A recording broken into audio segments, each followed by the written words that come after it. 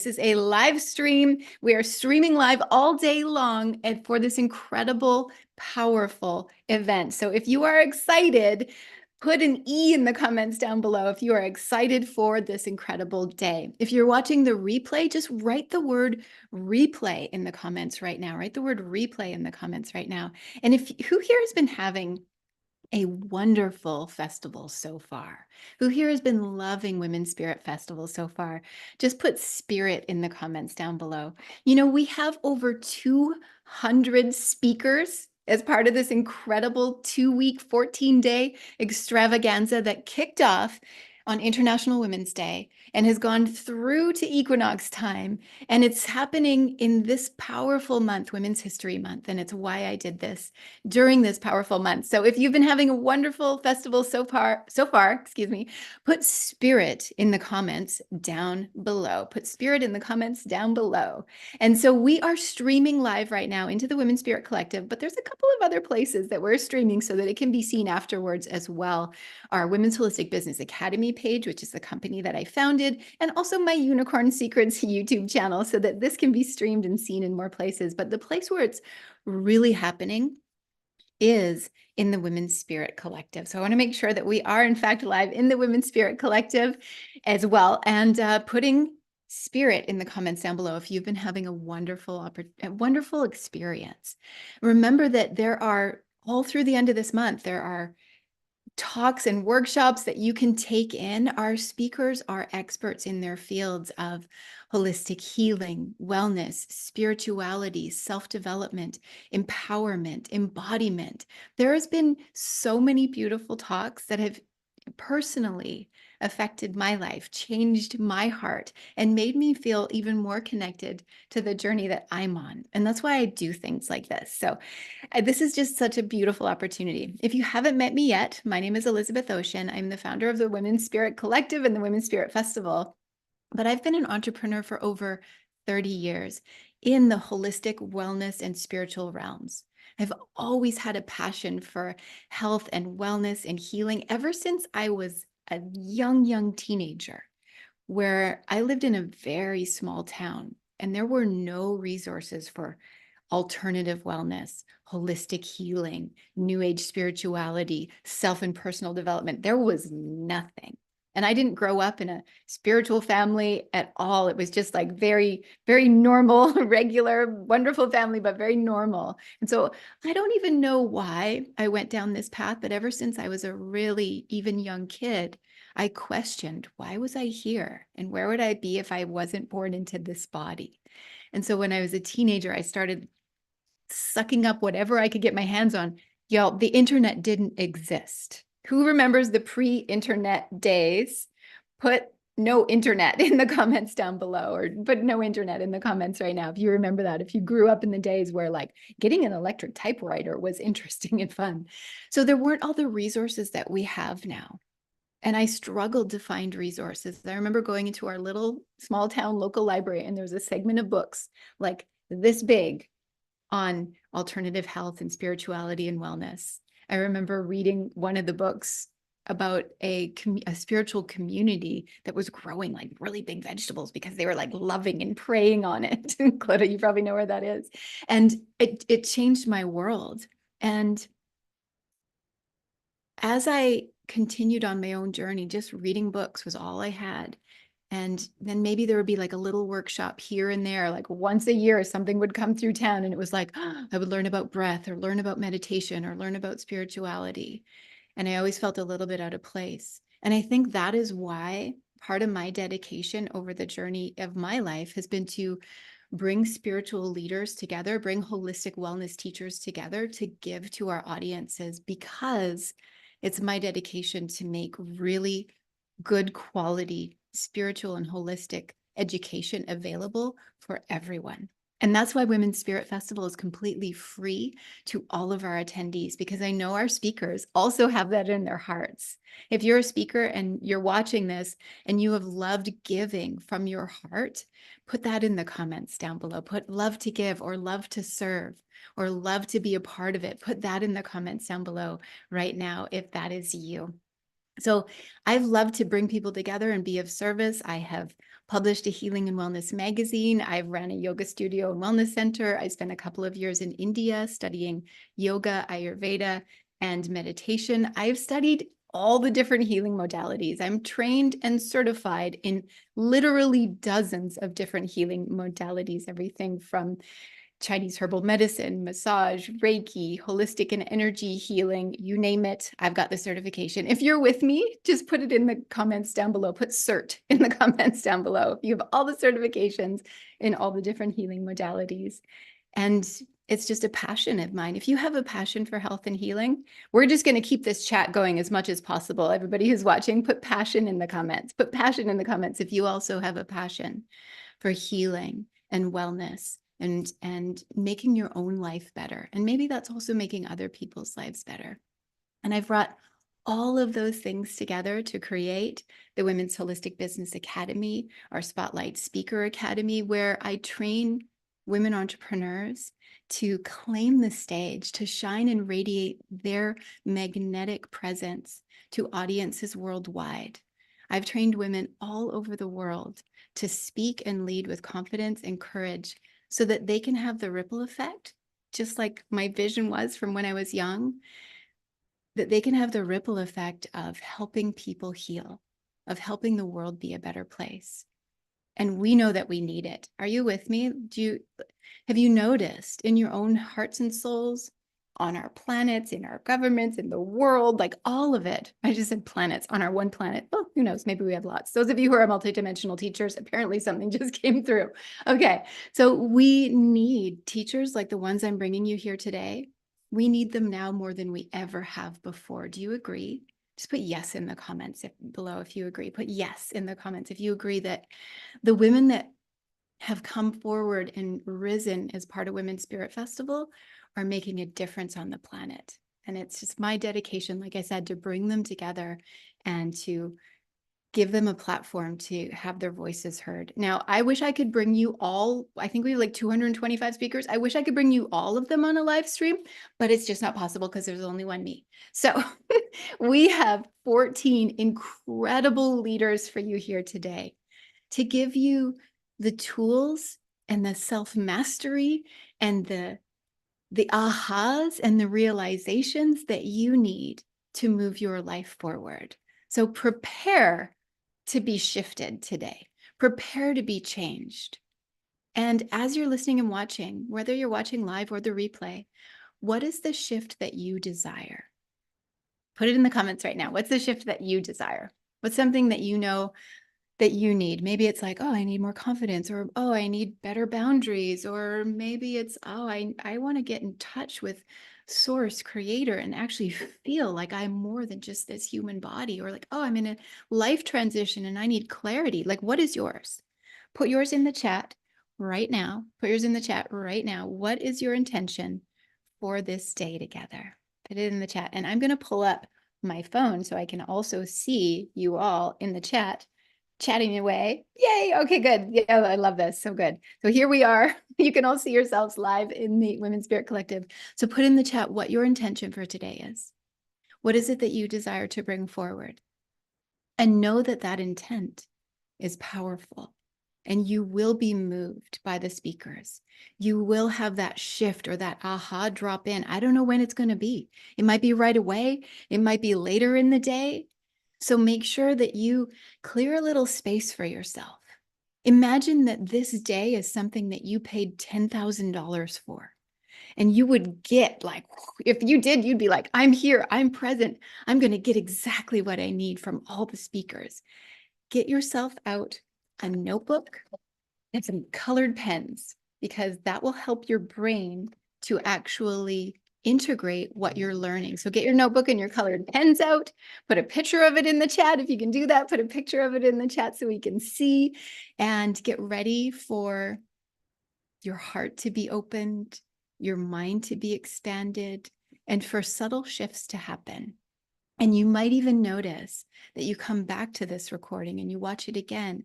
You might even notice, those of you who are watching on a replay, that you're like, "Ooh, I got to pause that, go back and write down," because our speakers are amazing. Maybe Lisa or Clodagh or Josie said something that really shifted your life, or maybe Tamara or Carolee just like gave you a nugget of wisdom that locked in for something. So it's really, really powerful that you are all here today.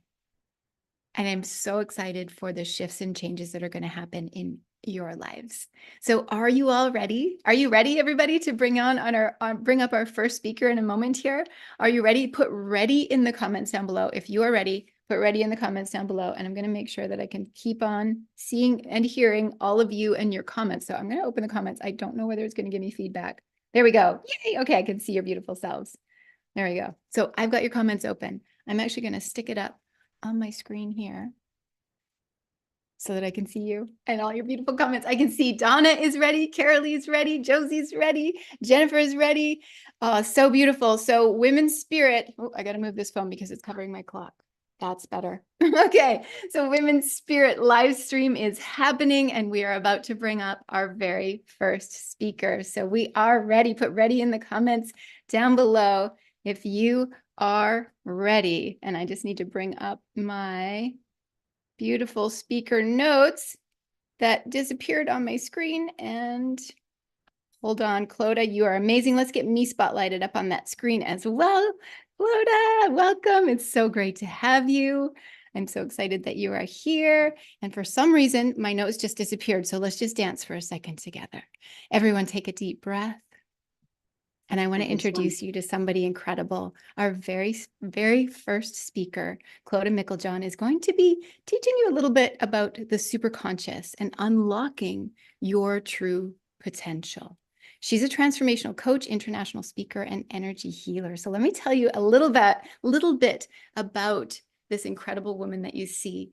Clodagh is a transformational coach, like I said, international speaker, energy healer, who empowers women to unlock their potential by activating their intuition and overcoming energetic blocks so that they can live their best, most fulfilling lives. Who likes the sound of that? Put a heart in the comments down below right now.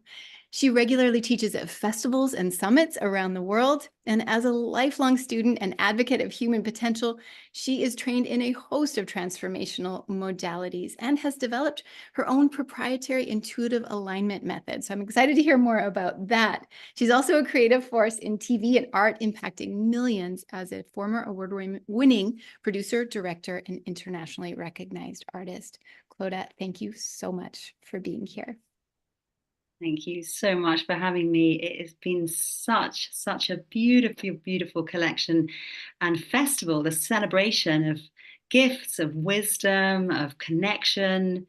Really, really wonderful. I just love the vision and the fact that you brought it all to life. So thank you for having me here. Oh, you're so welcome. And thank you for kicking off the Women's Spirit live stream. It's going to be powerful. So I told everybody a little bit about you, but why don't you go ahead and tell everybody a little bit about what you're up to in the world? What are you most excited about your work for? Oh, that's an open question. Well, the way that I see, I mean, this festival has just been absolutely, as you say, on the perfect timing for what we're all sensing in the world. You know, most of us that are here, I think we're all united in this need. We see the need for women to really reclaim our feminine gifts and really to share these in the world in whatever way we are called to express ourselves. You know, because we all understand the earth needs rebalance, and what that's going to take is really a rise in women's leadership and in feminine ways of doing things, feminine values. So I really stand for this, you know, I stand for this.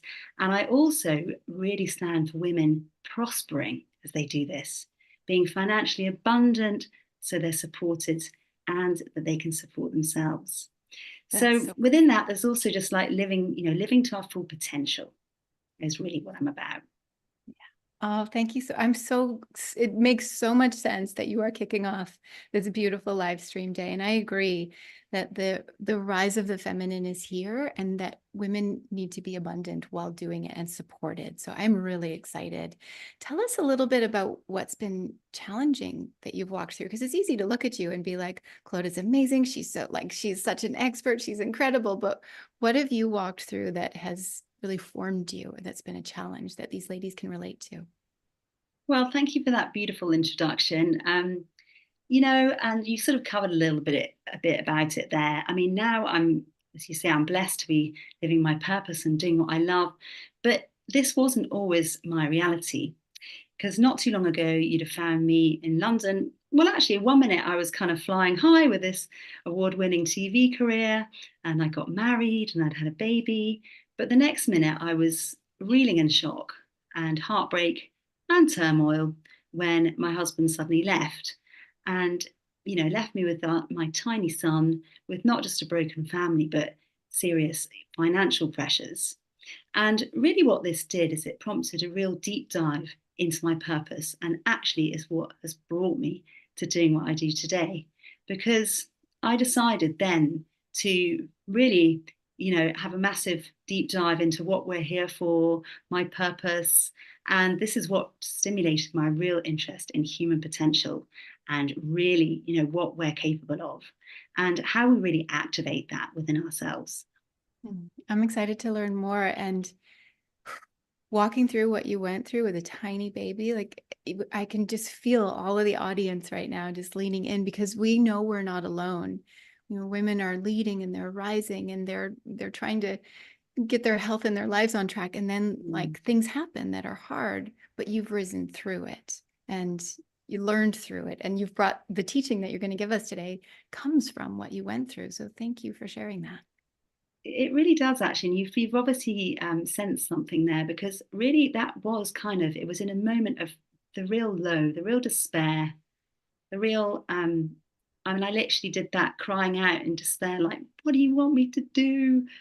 Because I was trying all the things. I was trying to fix my life, and I was trying to pick up the pieces, and I was trying to do all the things, and still working. And actually, what was so interesting about this, it was in that moment that I realised instead of trying to like put it back together and fix what was broken, I had an intuitive knowing. I actually heard, live your life, be free. And really, that just made me start thinking, am I free? No, I'm not. I'm trapped. I'm keeping myself trapped in this form of a nightmare. And actually, this was like a moment of empowerment where I actually decided I had the possibility to create something new. And that's why I'm so passionate about, as I said, human potential. That's why I'm so passionate about people activating their creativity and their intuition, because this is really what we're here to do is we're here to create and listen to what we're being called to create.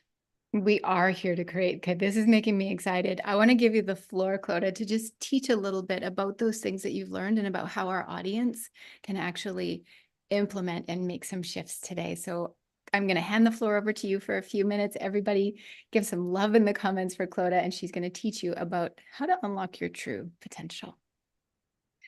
Well, it's a tricky thing to try and fit into 5 minutes. But what I really would love to share with all of you beautiful women who are here today, my main message may not be that different, but it really is to honor those intuitive callings. Now, we've just talked about this, and I appreciate in this beautiful collective, I may well be preaching to the converted, but your intuitive callings are so important. Your desires are so important. They come from the cosmos. Desirees means from the stars. And, we've all been talking about we're part of this paradigm shift, the way the world is changing so fast. And we're also discovering so much about our universe and how everything is connected. So, my unique take on intuition is perhaps that I blend the science and the spirituality. And I love the discoveries of quantum physics and neuroscience, but really what I love about it is that it's now backing up spiritual and ancient wisdom.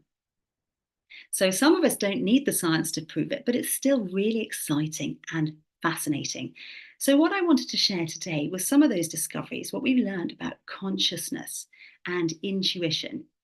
And firstly, we've really learned that we've got three aspects of consciousness. This is a way of understanding the expansiveness more easily. Firstly, we've got our conscious analytical mind. the logical mind that's great at solving problems. And secondly, you'll probably have an understanding of your unconscious, the realm of automatic bodily functions, behaviors, and deeply ingrained beliefs, which are below, obviously, our conscious awareness. But you may well have also had at least a sense of something more, your higher awareness, what I call your superconscious, which is the most expansive part of who you are as an energetic being. It's absolutely vast compared with your body and your mind. So, this part of you is a field of information which is connected to all that is. And this is what you sense when you activate your intuition. So, my little takeaway is to unlock your full potential, you really need to activate this most expansive part of you. You need to tune into those intuitive callings which come from your superconscious awareness. And also, this is where my work comes in. To create what you want with ease and flow, is you really need to try and find alignment between all three: your conscious mind, your unconscious, and your superconscious. Because when they're aligned and working in harmony, this is the key to real creative power. And then you can experience the success and the impact and everything that comes from that. Now, what's so amazing is that your superconscious is not just the seat of your intuition, but it can also be a powerful tool to melt away that resistance from your conscious and unconscious. And that is what my intuitive alignment method is all about. I have a feeling that perhaps I have spoken enough, or can I take you briefly through the process? What I'm just excited about what you're speaking about. You could take us briefly through the process, but we want to make sure that we get your gift to the audience out as well Oh, and have a chance to wrap up. So of course. maybe if they want more of your intuitive alignment process, they're going to have to get your gift and follow up with you. You could tell them just a little, well, let's go into what's next. So you've created this incredible process. You have, Mm. can you all see this? Clodagh has created magic and miracles out of what felt like a hard moment. And you are just a shining, beautiful star. So thank you for bringing this forward. Why don't we go ahead and talk about what you've got for our audience today? Well, I would actually really love to invite the audience to all you wonderful women, to my Facebook group. And I will drop the link. I'm not going to be coordinated enough to drop it in the chat right now, as Elizabeth Tech Queen suggested. Um, but I will drop that in the chat, because in that group, I will invite you to a super conscious magic workshop.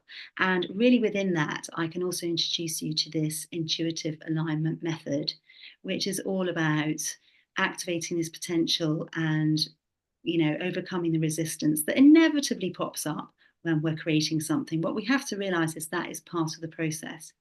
So, yeah, the Facebook group, and also within that, I will drop a link to, I've got a video series which goes over the process, which is 5 secrets to unlock your intuition and magical manifestation powers.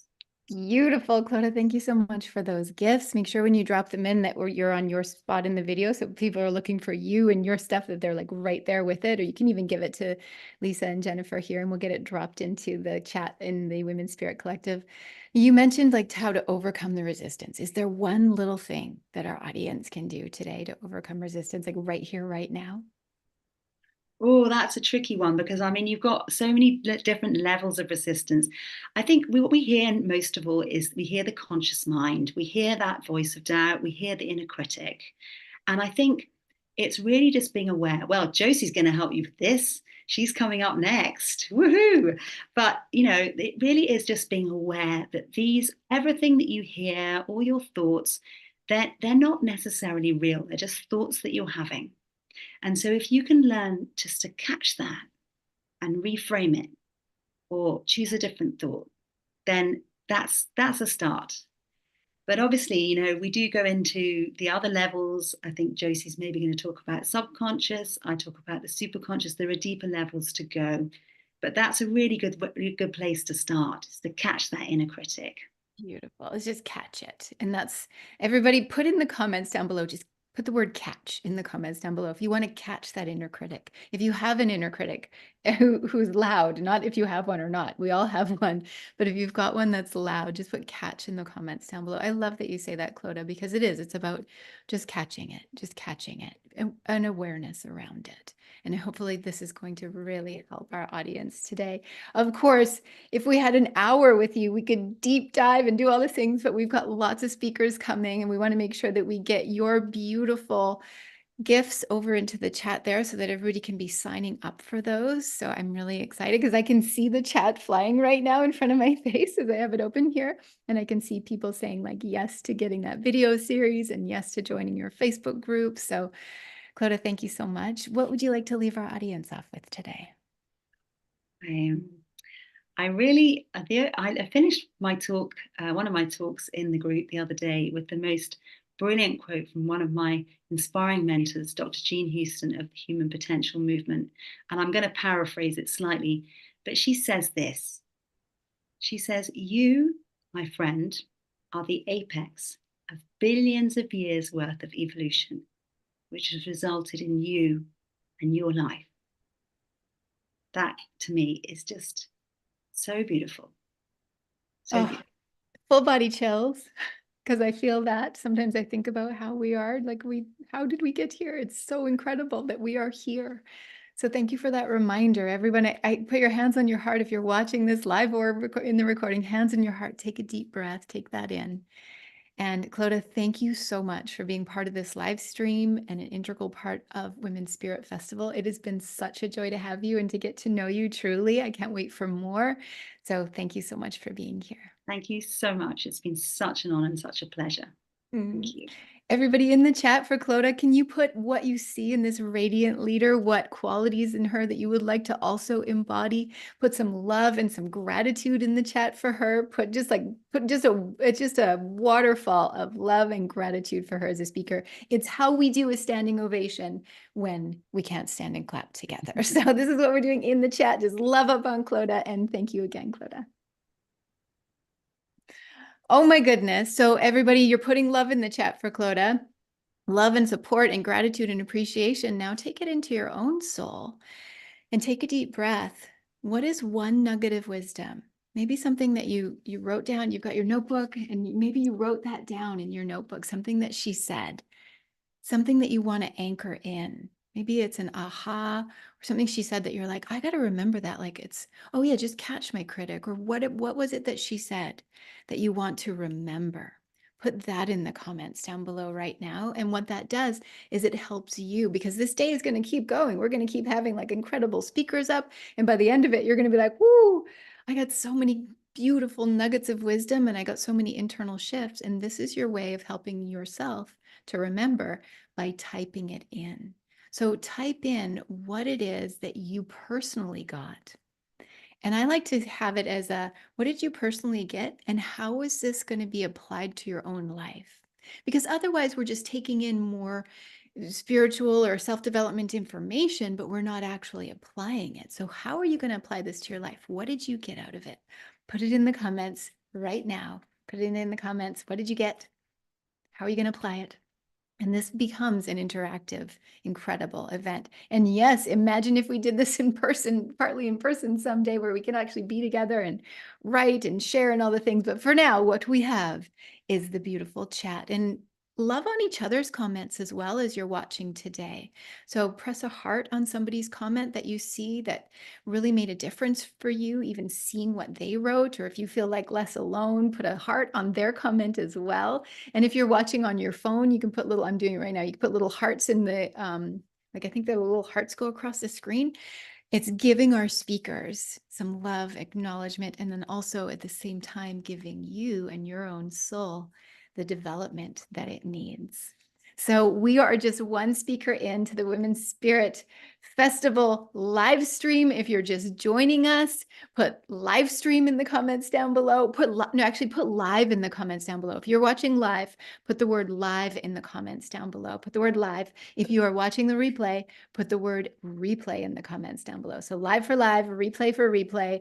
And this event, some of you are watching the replay days after or even a week after and just really taking in the power of these beautiful speakers. So yes, I can see lots of you watching live. Jola, Carolee, Katharina, beautiful. Josie and Clodagh are up there as well. So we're just going to keep on going. Are you all ready for another speaker? I suggest if you are watching here with me in between speakers, maybe you do a little shoulder roll, maybe you do a little stretch, maybe you do a little like look out your window and get your eyes off your screen for a moment, take a deep breath. And it's just a way of refreshing in between each speaker. Maybe you even do a little bounce or a wiggle in your chair and you get refreshed in between each speaker.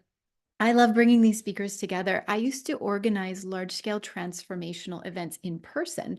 Now we do them online and in person, but I organized a lot of different festivals, summits, and conferences in person. It was one of my favorite things to do.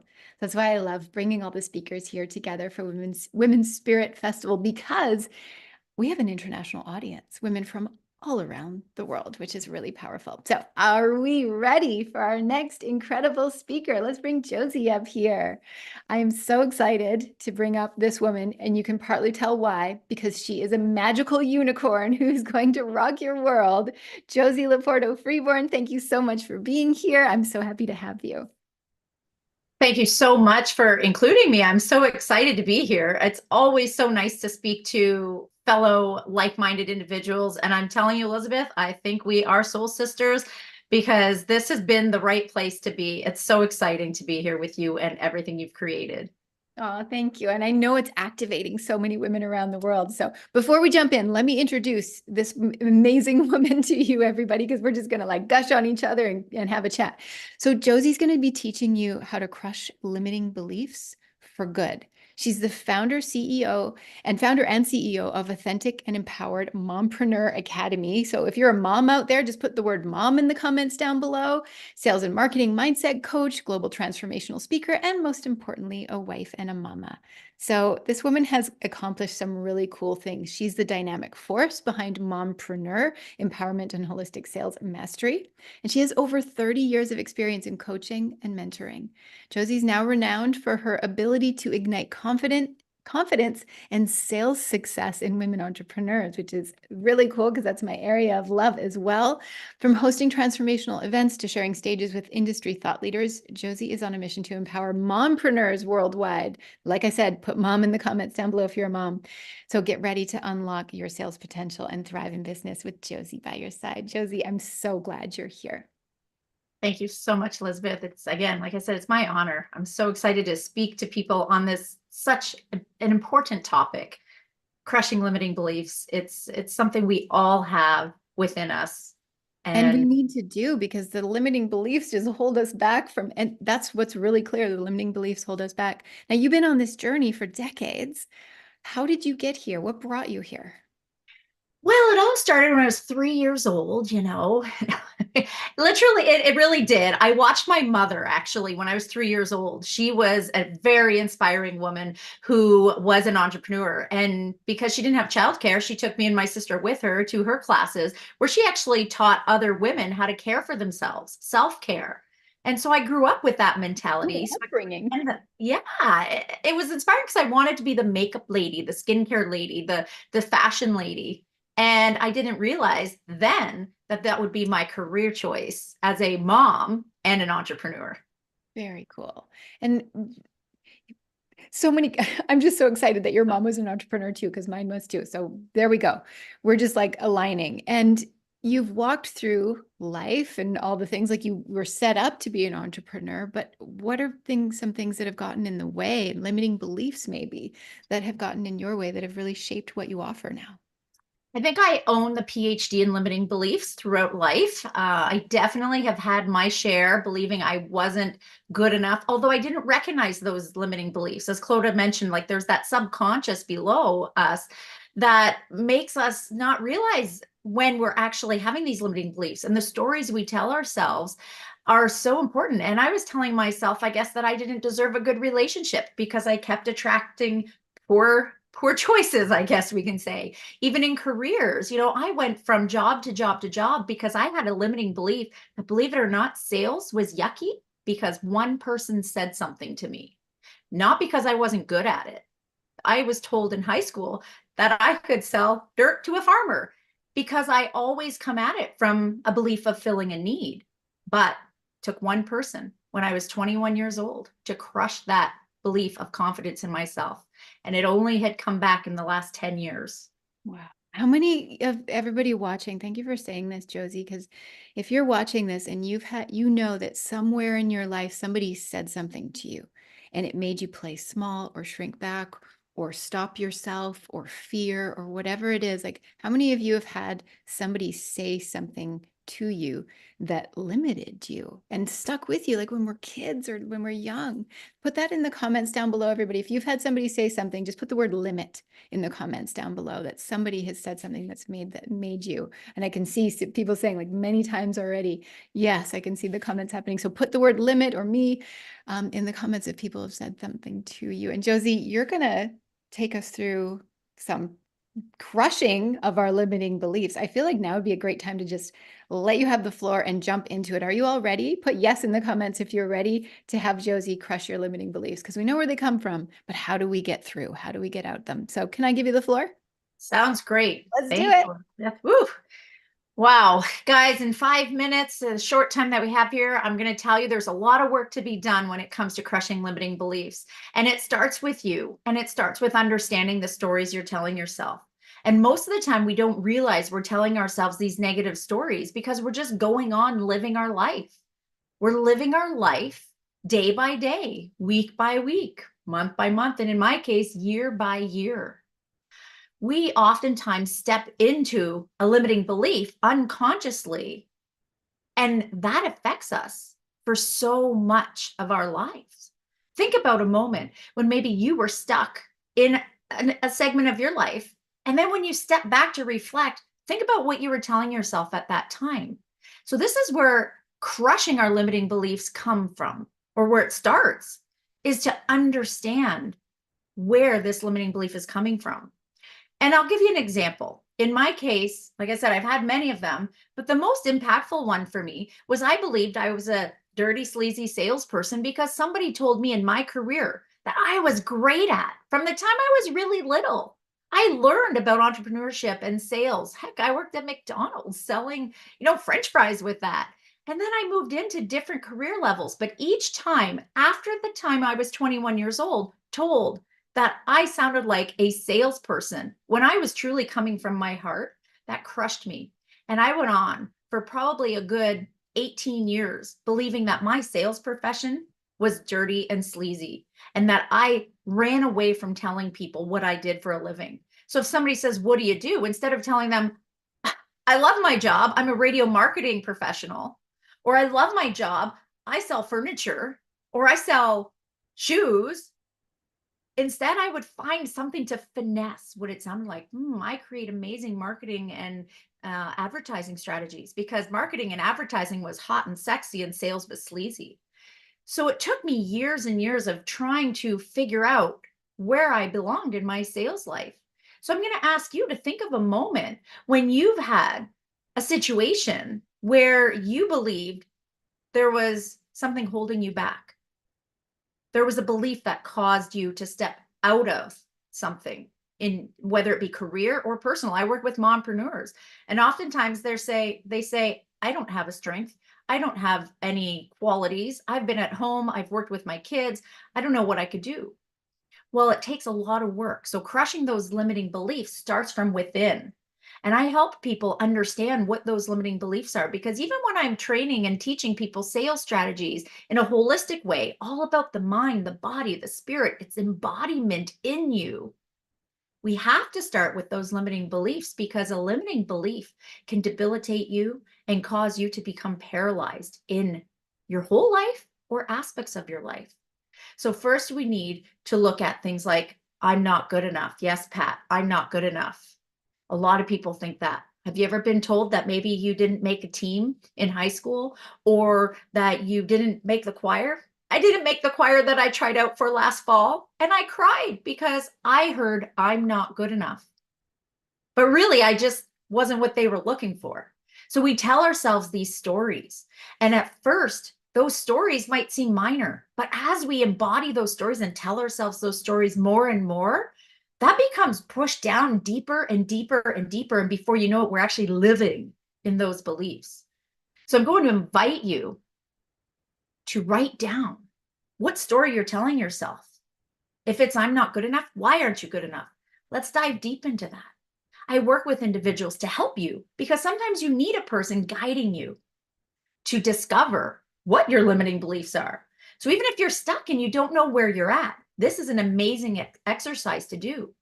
And then I walk my listeners, my viewers, my clients, anybody who's in my community through an amazing activity. And in this brief time that I have left here, I want to share it with you very quickly. But there's a lot of work that we can work through.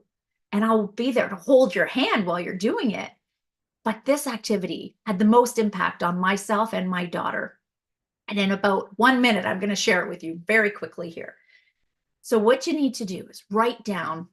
Yes, I'm going to tell you what you need to do. Write down what your beliefs are about a particular scenario. My daughter's case, she's 11 years old. She hated school. I hate school. For those of you who heard my talk, you heard that story. I hate school. I don't like school. I hate math.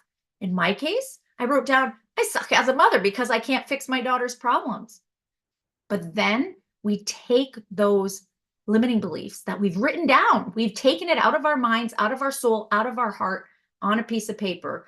And then we take that limiting belief and write on another piece of paper the opposite of that in a positive way. So if my daughter's saying, I don't like school, she could say, school challenges me. That's positive. Or she can say, I love school.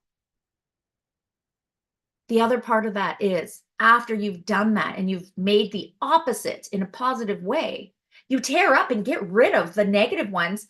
And this is what one of my clients calls the burning exercise.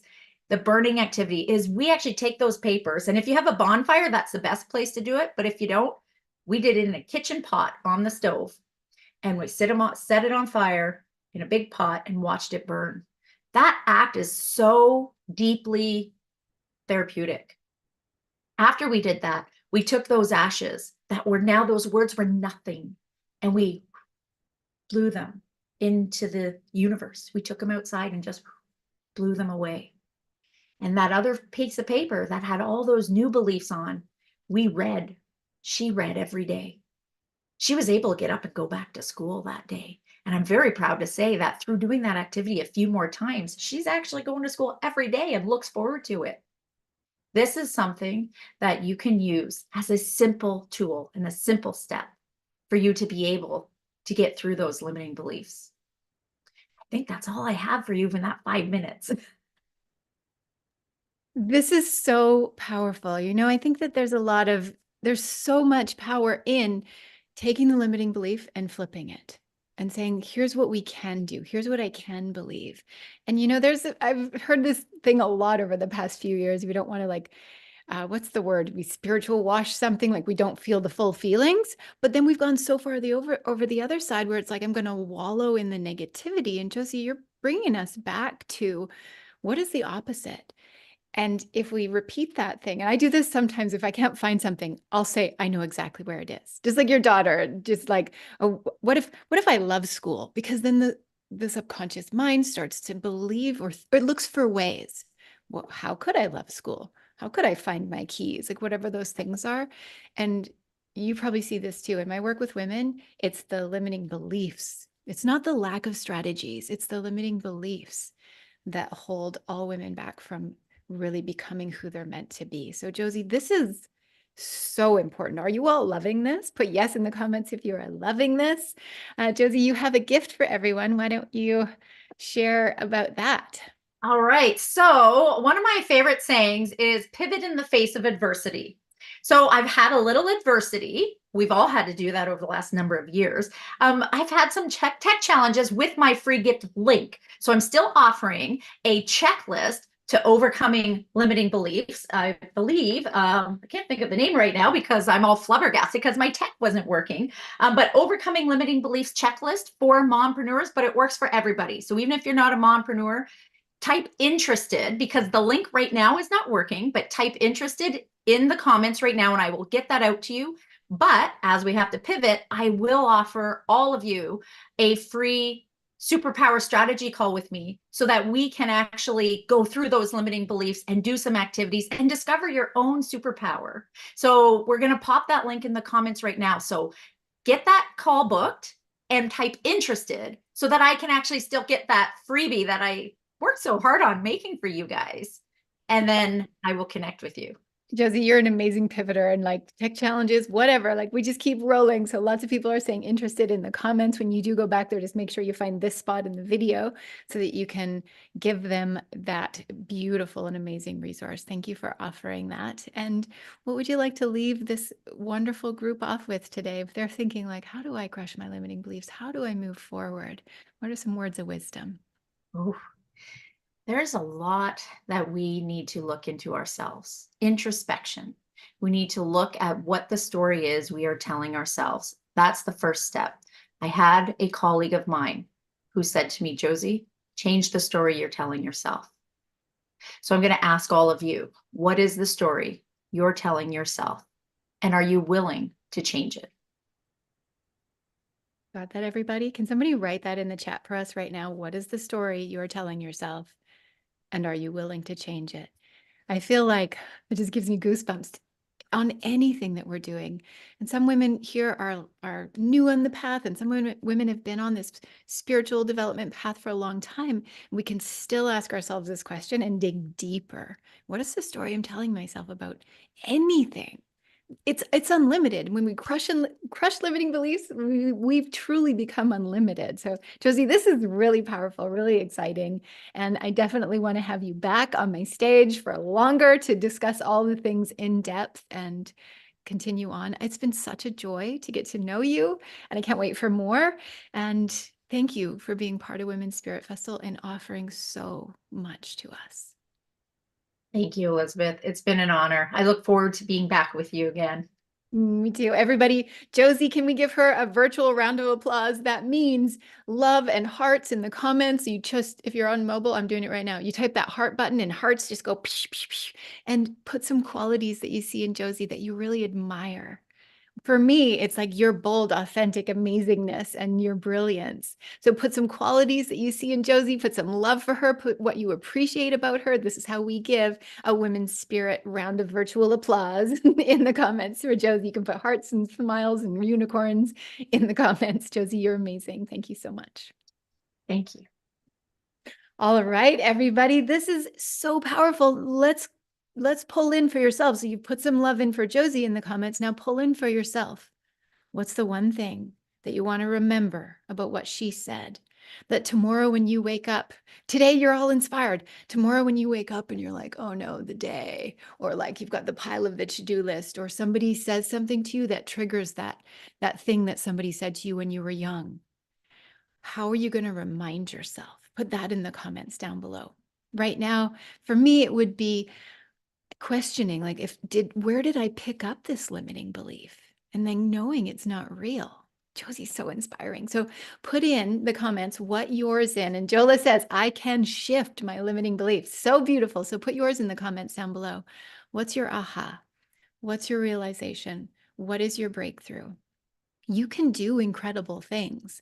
And it's all, you can see it's really cool that this day has started this way, and we didn't plan it this way, but it's all here. It's all in this space of your potential and your possibility. And sometimes it's challenging to move through and to go like, well, if I just think it and believe it, that does that mean I can do amazing things? But I've got so much weight of like expectations and guilt and trauma and all the things. All these teachers and speakers here today are going to help you with all those pieces, but know that it starts with you, everybody.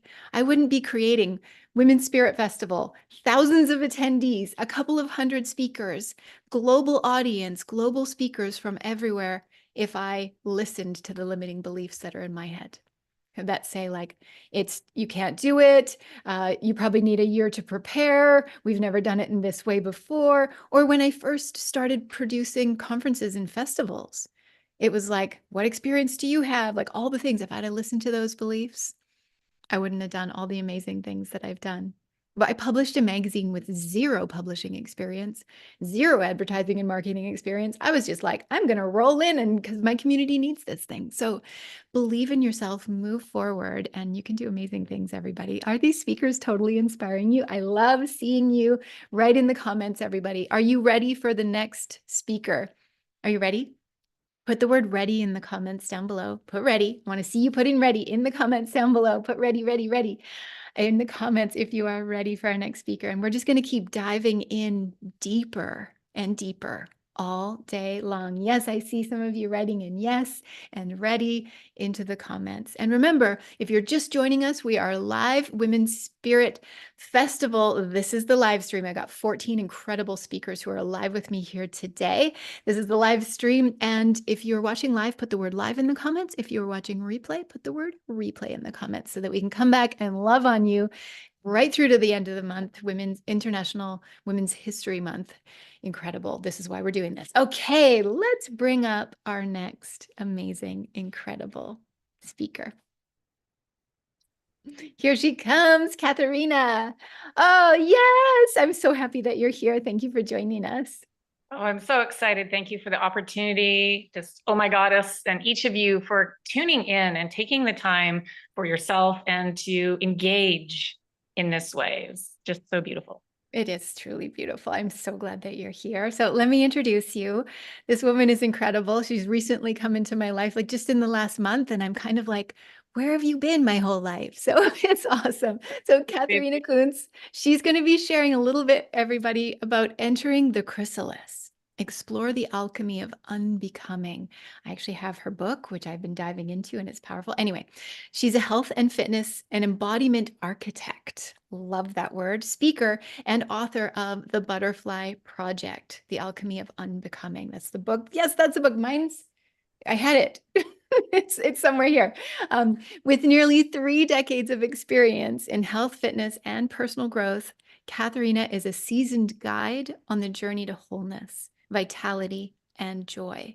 Her unique approach integrates whole body nutrition, embodied movement, immersive ritual experiences, and transformative meditation. So ladies, you are in for a big treat right now. Katharina, thank you so much again for being here. Truly an honor. So good. Let's dive in. It's one thing for me to tell everybody about you, but why don't you tell everyone, like, what is it that you do? What do you love about the work that you do, and how did you come to do it? Good question. I'm really passionate about exploring and getting curious about what it really means to live in this embodied experience. Because let's face it, no one has, no one is, no one ever gets to be you. And when this landed for me, and I mean, like, I'm going to be 53 next month, and this just landed for me in the last year of like really taking that in, of like, what does that really mean to fully embody all of me? And that means, like, for those of you who have partners out there, you'll probably recognize that the things that you love about your partner, there are those things that brought you together, and there's those things that drive you crazy about them, but you don't get one without the other. Those quirks and those idiosyncrasies are part of the whole experience, and you can't separate them. And so when we can start to do that with ourselves, and we can start to explore ourselves from that way and embrace all of the imperfections, the perfectly imperfect aspects of what we are, and then we can dive into different experiences of that. So I've been a personal trainer for almost 30 years. So the physical body has been the avenue through which I've accessed the whole body experience. And so whole body nutrition is really looking at how do I fuel myself, not only physically, but also with my thoughts. and with how I align that with how I want to feel. As I move in my body, am I exploring the ways that I want to engage and strengthen my body so that I can do all the things that I want to do? It's not just about how I appear in the number on a scale, right? I start to explore a different way, a different realm. And so this has really been a big piece of how I've evolved in the fitness and nutrition world. And now I do these ritual experiences for women. I live in Kelowna, and they're called the deep ecology of the feminine, like bringing in nature, bringing in our deep inner nature and tuning in and accessing that delicious, juicy, potent, flourishingness that brings us together as women. Juicy, potent flourishingness. Exactly. And I love that you're bringing us back to this, because as women, sometimes we get so busy or so trained or so caught up that we forget our own aliveness, and you bring us back to that. And this process is powerful. And you've been through some challenges that have taught you and informed you. And even your ability to lead women is because of the challenges that you've been through. Can you speak to those a little bit? Yeah, so I have been through eating disorders and really that body shame. And that's one thing. I did a whole course on body shame and really understanding that it doesn't discriminate, that somebody could look at me and say, well, what do you know about body shame? Like, look at you. And it's like, but I live inside of me, just like you live inside of you, and how we can stop comparing ourselves. And so then I went through this whole long fertility journey while also simultaneously going through a cancer scare with this mole inside of my eyeball. And I talk about it in my book as my come through, because really it's so easy to let these, what I call these chrysalis moments, to really take us down, and that we start to, through that perception of the experience that we went through, is what creates these limiting beliefs, as Jyoti was talking about. And so how do we, rather than get caught into a limiting belief, how do we open and expand into possibility? And so through all of the challenges that I went through, and with navigating the infertility, navigating the cancer scare, navigating, and it went on for, years, right? Bringing the magic in, bringing in a possibility, and not allowing this to take me down, not allowing this to dim my light, not allowing this to define me. And life has a lot to offer. There are the ups and downs. And just as when we are in that low time, to know that the sun rises on the other side, to know that we have all come through hard times. And I'm not comparing my hard time to anybody else's hard time.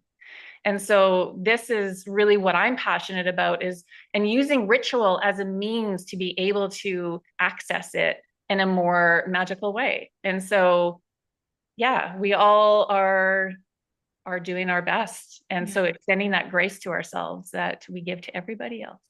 Thank you. And everybody's walking through a journey. I love that you put it that way. And there have been challenges that I've been personally walking through in my health. And Catherine and I were out for a walk maybe a month ago, and you said something to me. It's how, I'm going to totally paraphrase, but here's how I took it. It's who I be through the challenge, like how I approach it. It doesn't have to take me down.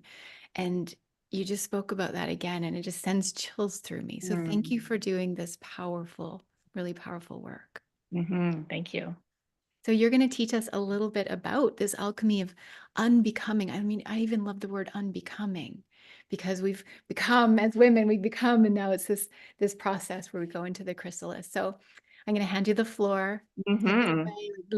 Pour your magic onto these ladies, and I'll see you. Beautiful. Thank you.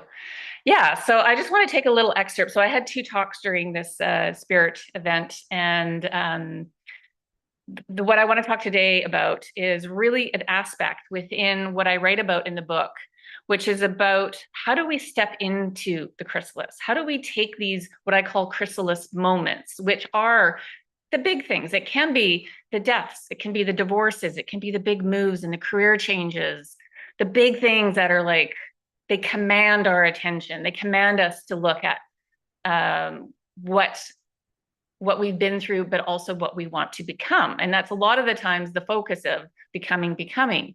However, where I find some of this potency, just like we're witnessing right now in spring, is that we're starting to witness this life coming through, that this is despite the death and decay that has been going on all winter, we can still blossom and bloom.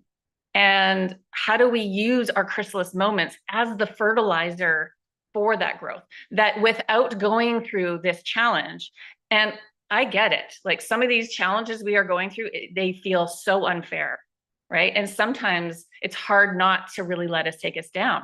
But instead of taking us out, why don't we allow ourselves to just enter the chrysalis, to allow ourselves to fall apart, get a little messy, get a little gooey, like the caterpillar needs to dissolve, to consciously, in the ways that I'm talking about here, how do we consciously unbecome what is no longer serving us, which we are not taking with us in the next becoming, as we begin to embody the version of the self that we are wanting to experience more of, out of that curiosity of what does it really mean for me to be Katharina? I haven't pushed the edge on this yet. So how do I use this? How do I use this challenge that I've been through? And how do I use that as alchemy, right? And that alchemy of choosing to unbecome becomes the juice for where I'm emerging into. And in that emerging, in that embodiment, this is my question for you. So how would you be sleeping? How would you be getting up in the morning? What's your routine? How would you be fueling your body? How would you be moving? What would you be listening to? Who would you be talking to? What kind of languaging would you have? What kind of things are you going to learn? What are you excited about? And if you were already the version of the self that you're wanting to experience more of, and how do you start to do that now? How do you bring that in now? Right? And how do we get out of the mindset of, I just don't want anymore, right? And it's okay to start out in that space of, I just don't want to be overweight anymore. I just don't want to be financially struggling anymore. I just don't want to be alone anymore. I just don't, like, all of those things. And how do we shift that into, oh, the freedom too, that this allows, if I can shift my perspective into, oh, imagine if I could have the energy and the strength to, climb this mountain, or what if I could really understand myself and fully love myself, that in any relationship that I'm in, I feel whole, and that I get to share and bring in more of who I am through this connection and relationship. And so shifting the mindset, bringing that freedom from into the freedom to, and then as we begin to emerge, like, we're going to push up against our past conditioning, like the caterpillar or the butterfly in the cocoon needs to push up against the chrysalis in order to come out.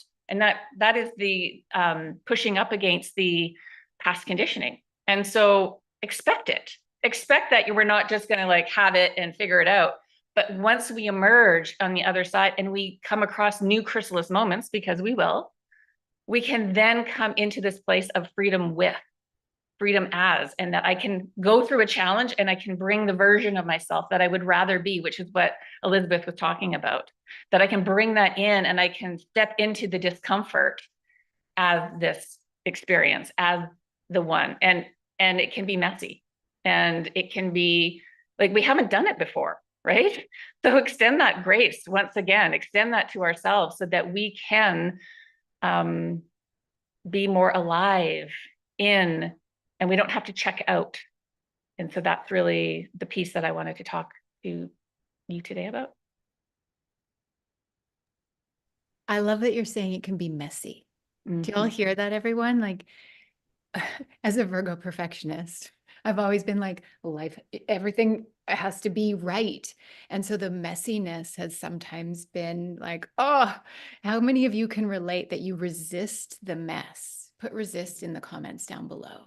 But what Katharina, I hear you saying is like, the gooey breaking down is part of it. And we're all going to go through challenges. Like, life is not going to be free. You call them a chrysalis moment.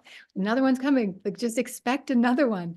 And they're going to be gooey. So if you're willing to embrace the goo, everybody, put goo in the comments down below. I love the metaphor of the butterfly too, because it unbecomes from the caterpillar, if we're using the right phrasing, but from the little wormy caterpillar, it completely turns to liquid. There is no caterpillar anymore. And so the metaphor is really good. So I've seen people say in the comments that they're in the goo. So this is good. And maybe some of you are in the moment right now and you're in the goo. Mm-hmm. Katharina, this is really, really powerful. So thank you. What have you got for the audience that they can use to move forward with? Yeah, so I'm sharing right now in the link what you can access for. I have two offers because I had two talks. So one is the Explore Your Unique Body Temple Blueprint. It's a masterclass and a web and an ebook.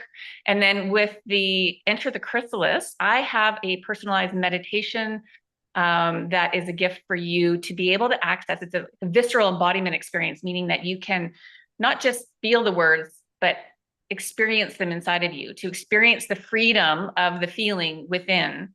And so that's my gift to you. But I'm going to add another gift for those of you who are listening on this one, is that if you purchase the book, The Butterfly Project, The Alchemy of Unbecoming, you can get it on Amazon. And if you send me a copy of your receipt, I am going to create a personal ritual meditation for you to help you to navigate your own chrysalis challenge or your chrysalis moment into the other side, to access, to be able to transform and shift.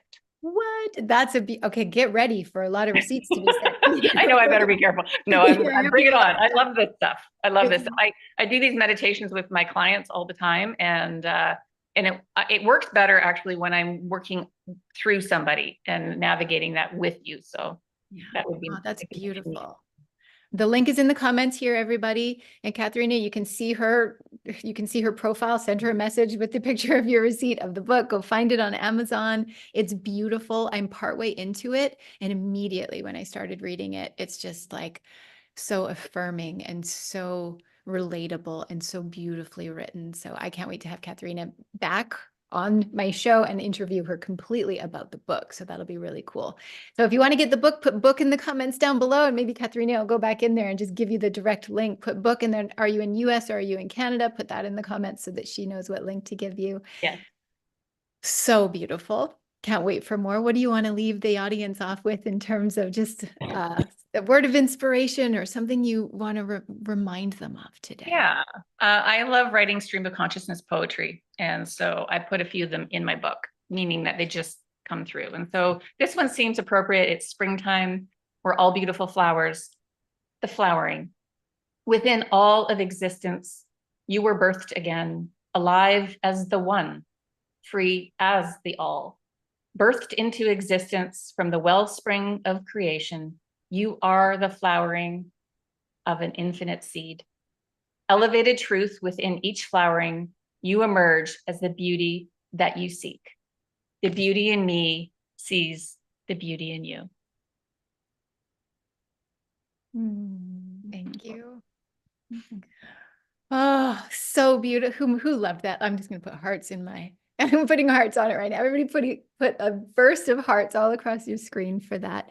That and more is in the book. Katharina, thank you so much for being part of Women's Spirit Festival. It's been such a joy having you. I'm so glad you're on the live stream today.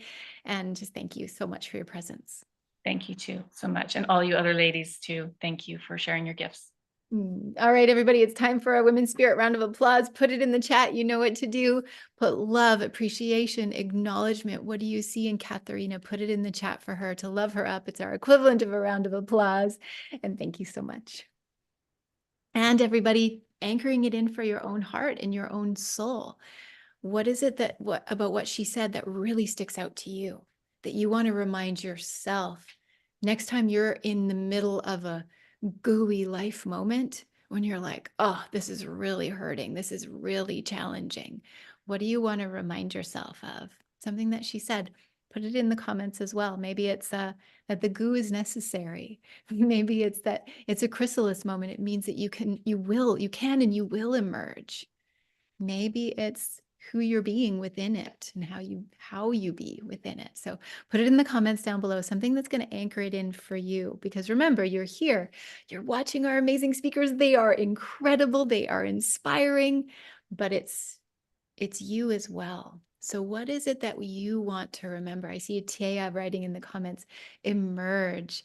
Tamara says the goo is necessary and will always emerge. It's so true. So keep writing in the comments, everybody. What is it? Oh, Jennifer says life is messy. Yes, it is. Keep putting in the comments, because what it does is it's forming a community all of you who are writing in the comments, you see each other and then put hearts on each other's comments. It's forming a community. And we here who are live, if you're live, put live in the comments down below. All of us here who are live are setting a template for those of you who are with us watching a replay and having a moment where you're feeling like, I'm alone, but oh no, I'm surrounded. So we're setting the template that you are surrounded in community and support, even when you're watching the replay. And the beautiful thing I love about doing this into the Women's Spirit Collective on Facebook is that any of the speakers, you can see them right here typing in, they're going to be going back into the comments and chatting with you, is that you can instantly start messaging them. There's not like oh, the speakers are up on some stage and they're untouchable. They are leaders who are here to help you all. So reach out to them, send them private messages. And by the way, speakers, check your chats, like check your, what is it, like the little spam filters that come up for your private messages, because some of these ladies might not be friends with you yet, and they might be trying to get through to you to get your book or get your resources. So this is why I love doing Women's Spirit Festival in the way that we've done it. And this community that we have in the Women's Spirit Collective will continue on, and it will continue to grow. So I'm very, very excited about it, and excited about just hearing the speakers talk about the journeys that we all go through, and the what's the plural for chrysalis? The chrysalide that we are in together collectively. And we've been in one, I believe we've been in one collectively over the past few years as well. And I feel that we are emerging. And it's why Women's Spirit Festival exists, is because we are emerging and we need women's voices to rise up, to be heard, and to create a change, to create a true ROI. ROI, people think of as like return on investment, but the true ROI is ripple of impact. To create a true ripple of impact that these women, the ones here today, and all the other couple of hundred amazing leaders who have been offering at the festival. So put ROI in the comments down below if you agree. Oh, Katharina says chrysalides. Chrysalides? I don't know how I'm pronouncing it. That's the plural. Lisa says we're breaking through to the other side. Yes, we are. All right, everybody, are you ready for another powerful speaker? Put the word power in the comments down below if you're ready for another powerful speaker to drop some power into your body to get you ready for your next level, because maybe it's superpower. Maybe it's superpower that we're bringing up. So are we ready for our next speaker, Tamara? Yes, everybody. Give her some love on the screen. So that's pressing your little heart button. Tamara, thank you so much for being here. Tamara Zoner is an award-winning keynote speaker and happiness trainer. I'll introduce her in a moment, but thank you so much for being here, Tamara. Thank you, Elizabeth, and I love those hearts, so send them on through. The hearts, yes. I can see your brand new soul sister, Lisa Eddy, putting hearts in the comments down below. I'm hooking you guys up. Okay, so Tamara's about to teach you that self-love is your superpower.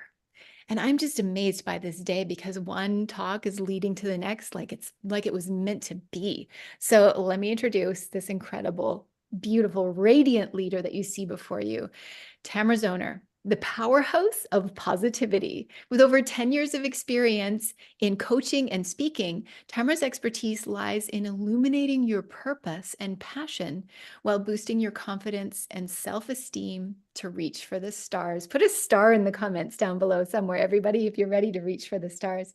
With her knack for turning negativity into authentic positivity, she's your go-to guru for practical tools to reshape your mindset to help you achieve greater success in every area of your life. Thank you so much, Tamara, for being here. Thank you, Elizabeth. It's an honor. So happy. Yeah, this event is incredible, and I'm so glad that you're part of it. It's one thing for me to introduce you, but tell everybody a little bit about what it is that you do. You're part of it. One thing for me to introduce you, but tell everybody a little bit about. Got a little feedback on the line. Let's get you unmuted again. Okay, wait, there we go. Let's try that again. Sorry, everybody, we had a little feedback on the line. Go for it. All right. So what I do is I help people really cultivate deep relationships, deep loving relationships with themselves and then others, so that they can create a life they love. And I do it through the tools and habits of happiness. And self-love is one of those habits. I personally love happiness. I do. We've been just like, I've desired for the positive because I also have a part of me that's like scared and it can go down a negative road. So I really like love the positive. So I love that you're doing this. Now, speaking of like the other roads, I'm sure you always haven't been happy. People could look at you and be like, of course you're happy. You're gorgeous. You're amazing. But what have you walked through that has challenged your happiness and brought you to this work? Yeah, that those experiences that are a little darker are the reason why I do this work and know how vital it is for us. So 12 years ago, I was in an abusive, controlling, toxic marriage and found myself really quite desperately unhappy. And I was yelling at my children who were very young at the time, and I just didn't know who I was anymore. I didn't know this woman coming out of my mouth. And yeah, I could remember being happy before. And so I started delving into mentorship, reading books, following teachers, really learning everything I could. And because I don't do things halfway, I jumped into a life coaching certification and law of attraction certification, and eventually came across the tools that are my favorite to teach still today about purpose and the skills of happiness. And day by day, week by week, like some of us have said, life began to unfold, and I emerged from my chrysalis to be this woman today. And it's too good to keep it to myself. So now I get to teach this full time, online and in person. And it's just such a beautiful life. And it came from the goo.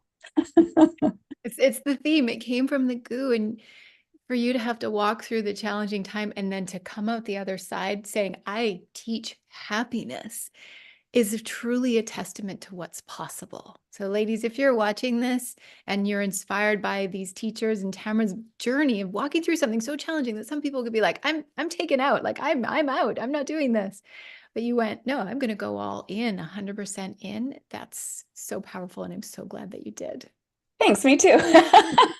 It works. I'm going to hand you the floor so that you can teach everybody a little bit more about self-love and the superpower being self-love. And I'm sure our audience was going to just love this so much. Awesome. Thank you so much, Elizabeth. I love to start my talks, even if they're super short, with a question. How many of you, and you can raise your hand or drop a me in the comments, have a tendency to put others before yourself? Your kids, your partner, your clients, even your mom, your church, whatever. Raise your hands. And it might seem like that's the right way to be, and you were probably raised that way. And that's okay. Permission granted from this moment on to put yourself first from now on. And I'm going to share with you why it's so important. First, I want to debunk the myth that self-care is selfish. It is not.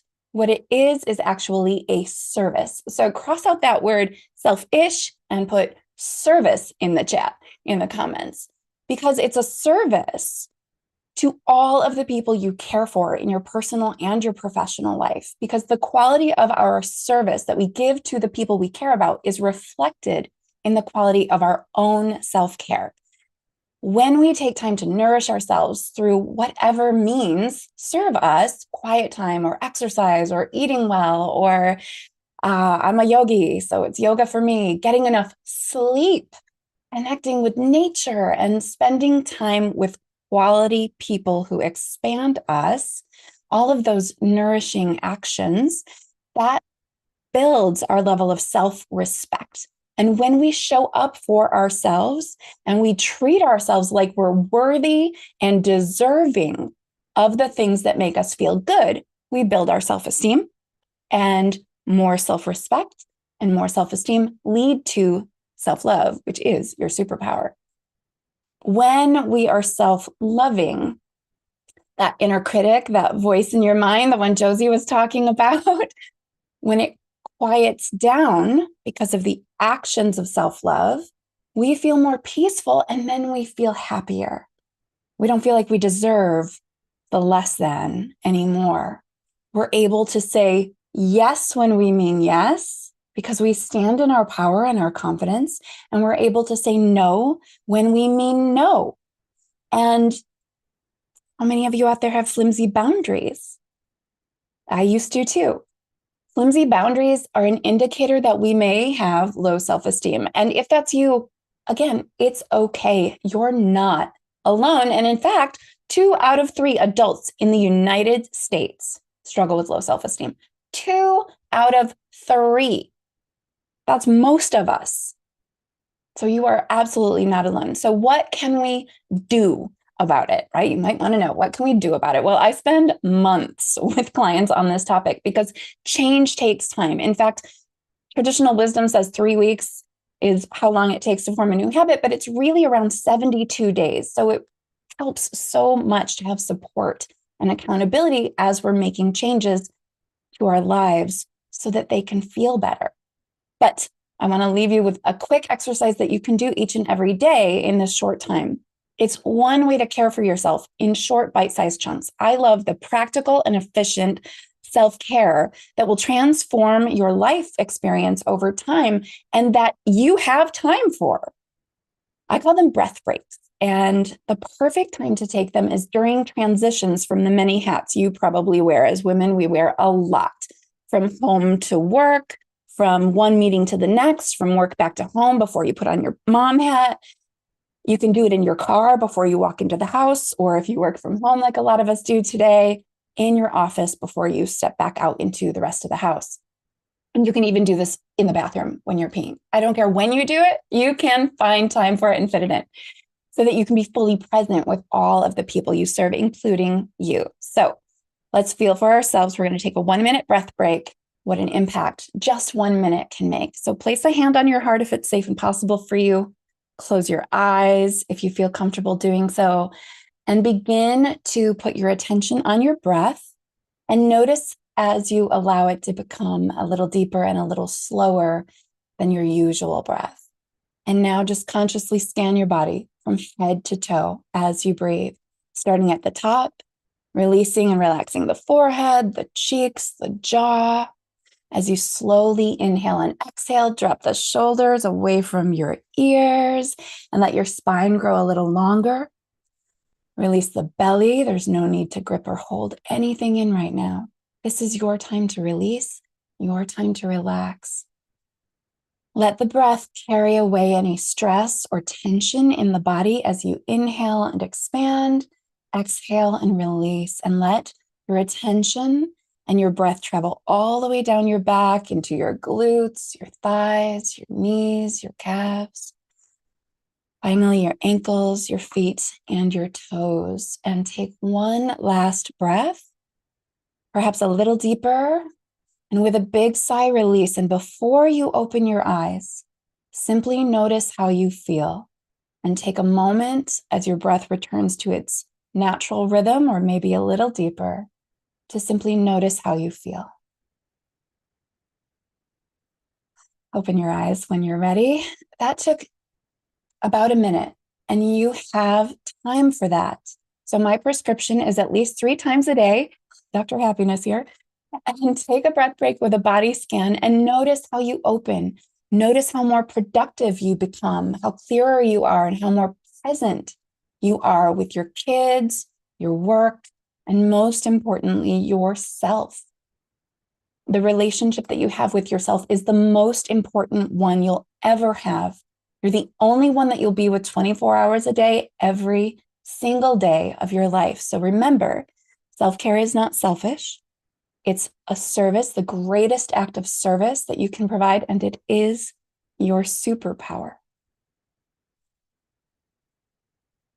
Self-care is my superpower. Yes. Did you all notice it? How did you all feel in that 1-minute body scan? Put it in the comments down below right now, and hopefully you did it.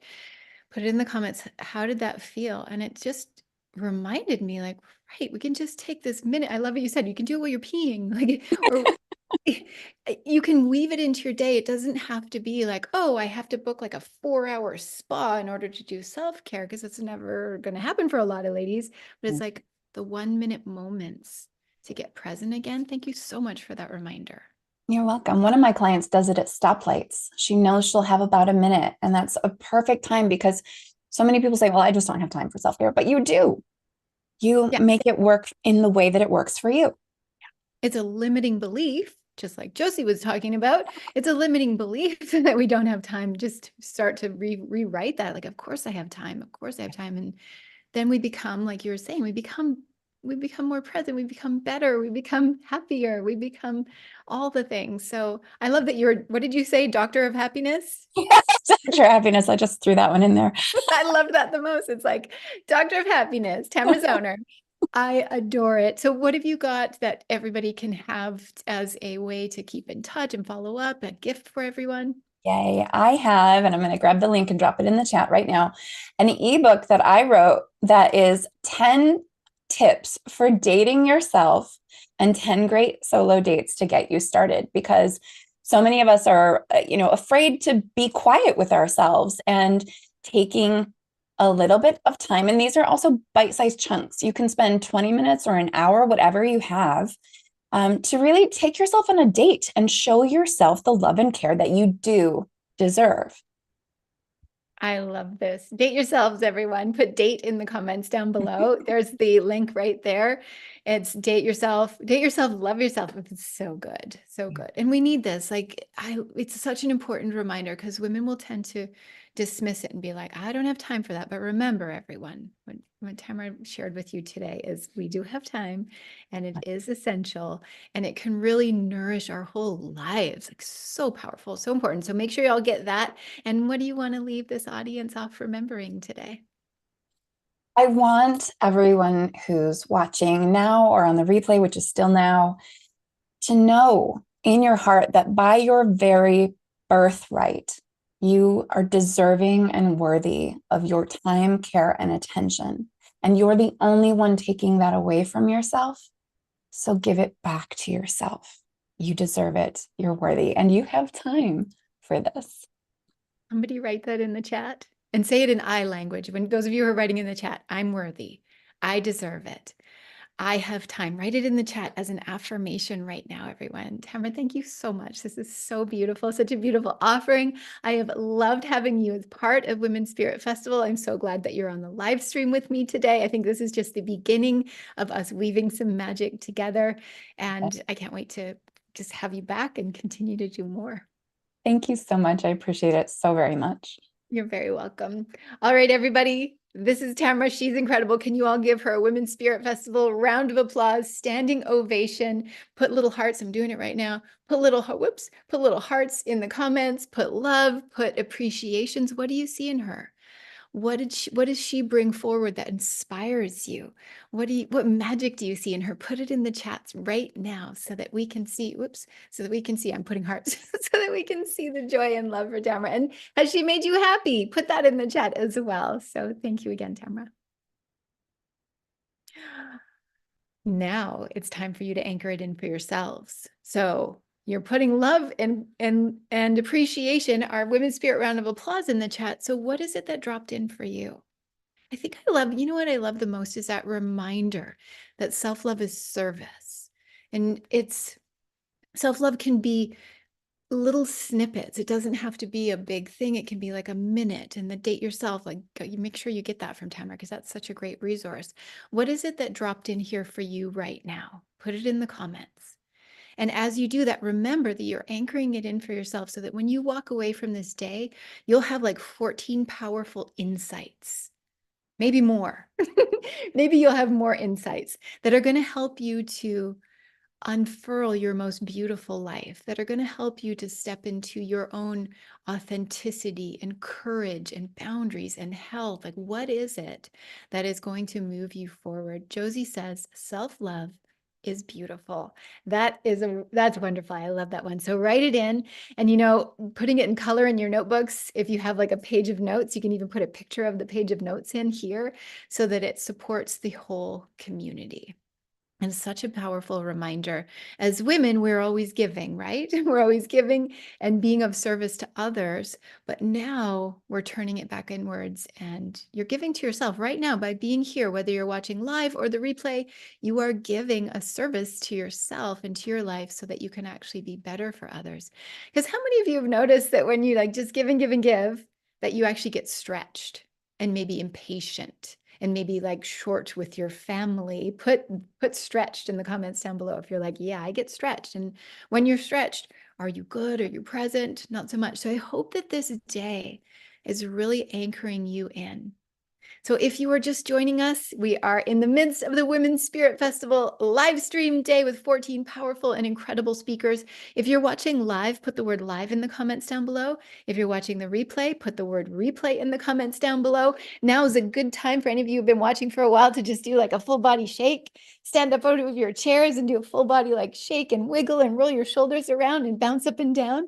Because if you're watching a screen, it's important that you self-care yourself. Take a deep breath in and blow it out and go, ah, so that you can just refresh.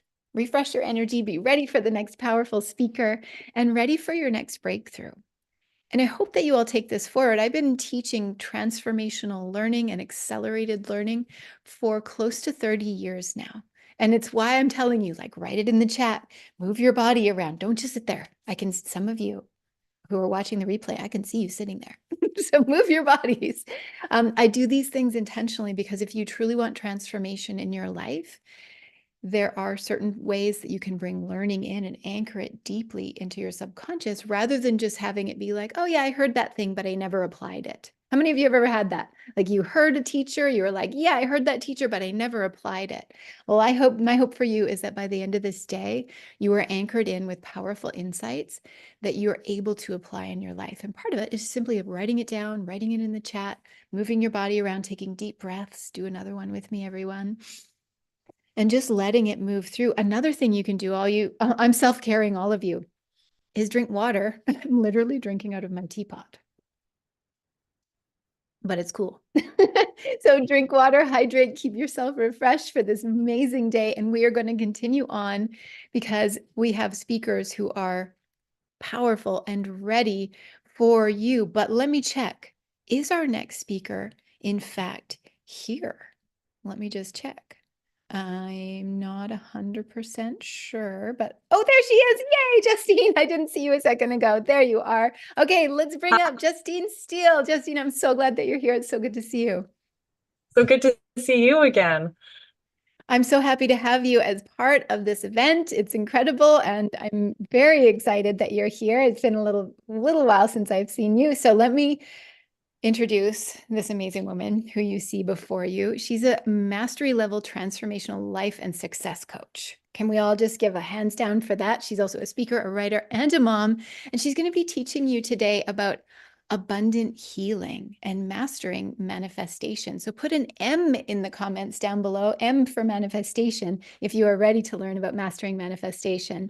Let me tell you a little bit more about her, because her mission is to guide soul-centered women and entrepreneurs on a journey of inner transformation, enabling them to experience greater joy, fulfillment, and success in their lives. So you are all in for another treat here with Justine. Again, thank you, Justine. Thanks for being here.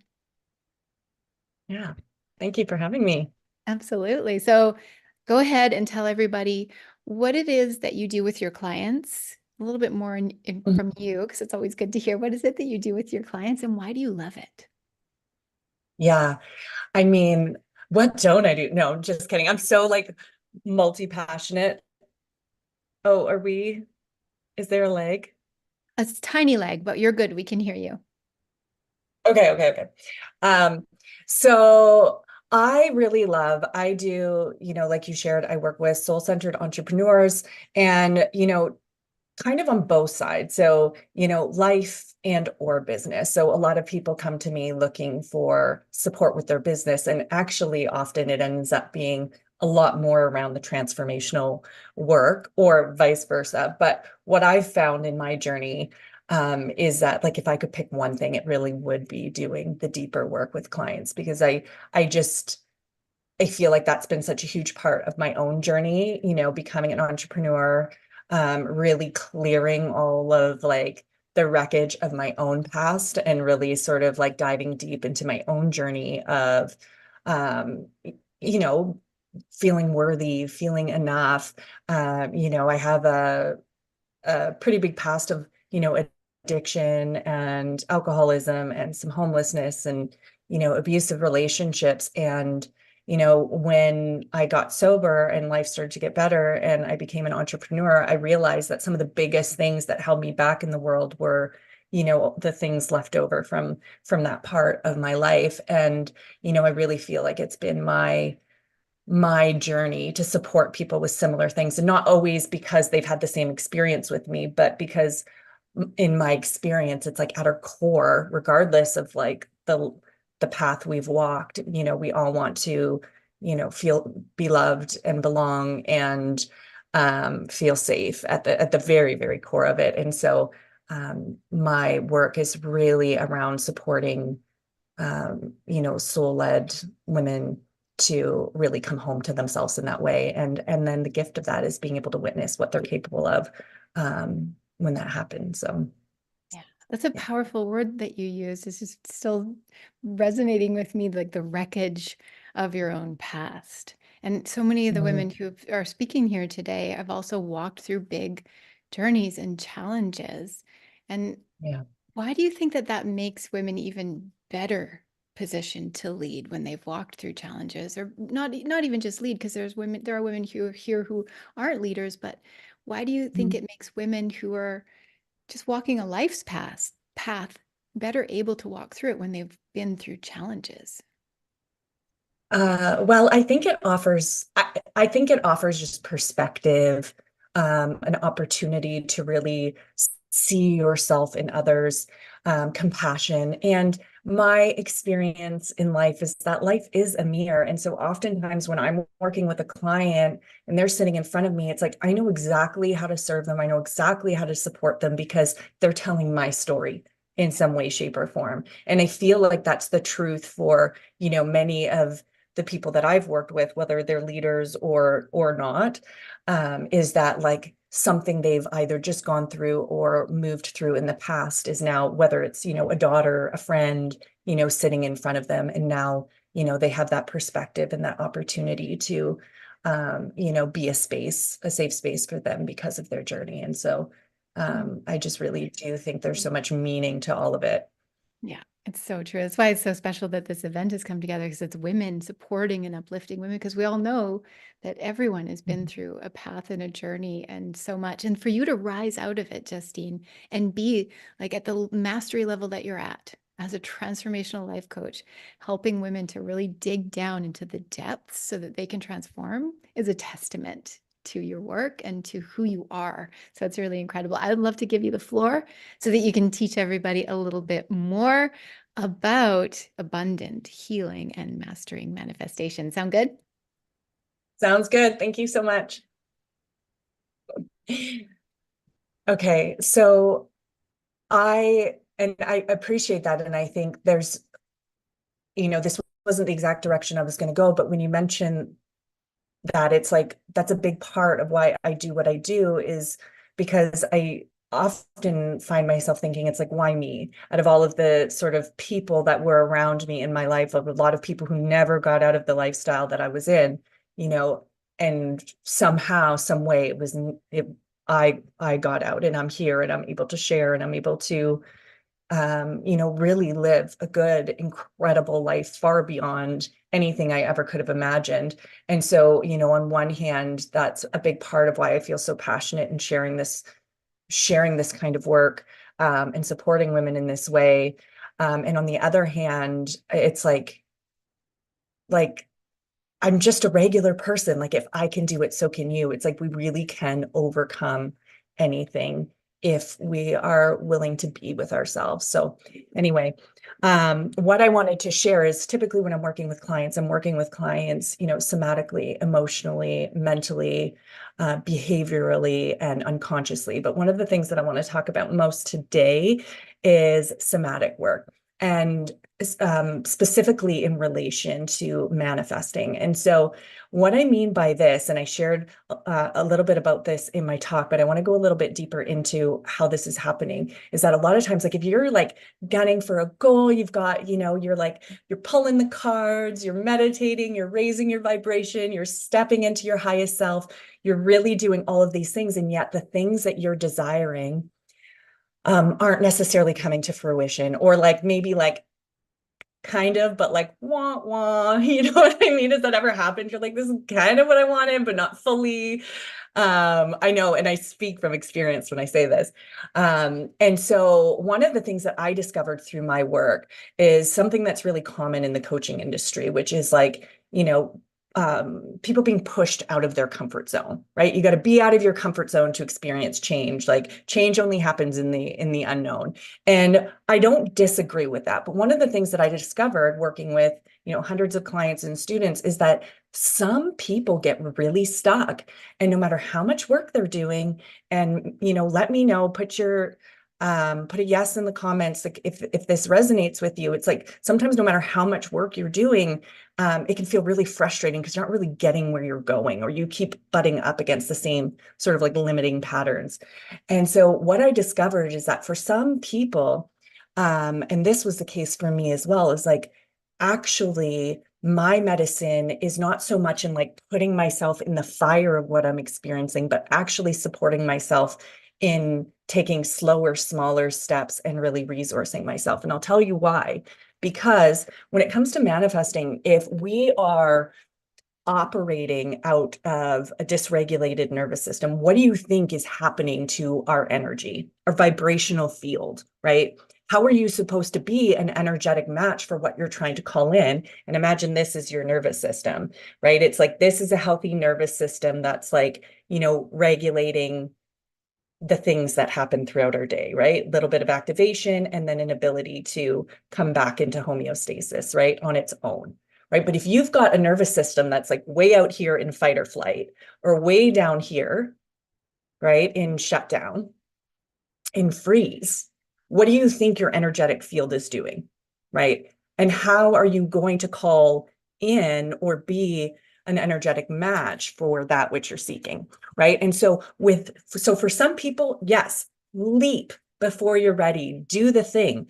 And if you find you're consistently getting stuck, perhaps the approach for you is more about, how can I really support my nervous system in becoming more regulated, right? And for me, I mean, a lot of people use the term healing. I used it in my talk, but really what this is learning to be not just with the parts of us that are activated. It's like, yes, be with the fear. Yes, be with the upset, be with the sensation of not enoughness, right? But sometimes that's enough to put us into actual shutdown or more activation, right?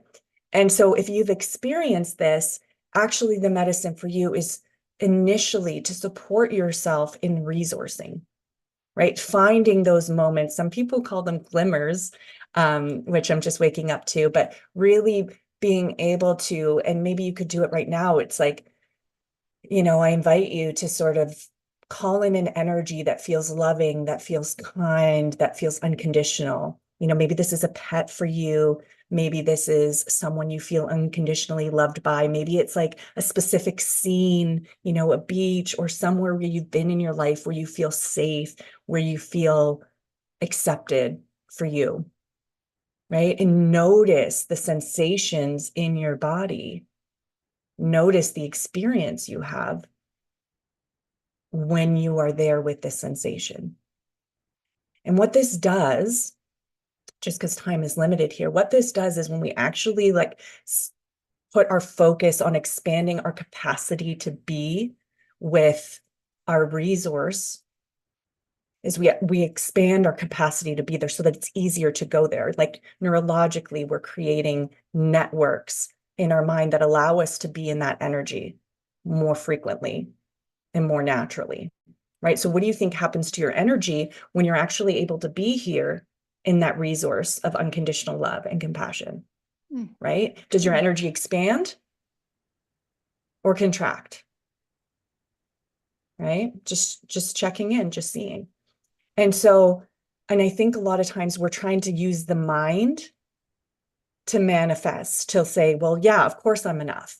But if we have this unconscious programming running in our somatic body, right, telling us that we're not, right, our vibration isn't matching. So, and this is really profound for myself and for people who continuously get stuck. So hopefully that serves you. Very profound. Like I love this model that you're bringing here. And the word resource, can you all just put that word in the comments right now? Resource, because it's so powerful to remember as we're regulating our own nervous systems. I love that you're bringing it into this work, because we talk about the not enoughness, and now you're Mm. relating it to the nervous system. And I'm like, oh my gosh, I need an hour with you so we can dive into this topic even deeper. So I'll definitely bring you back. Put the word resource in the comments down below if you know this. This is so powerful.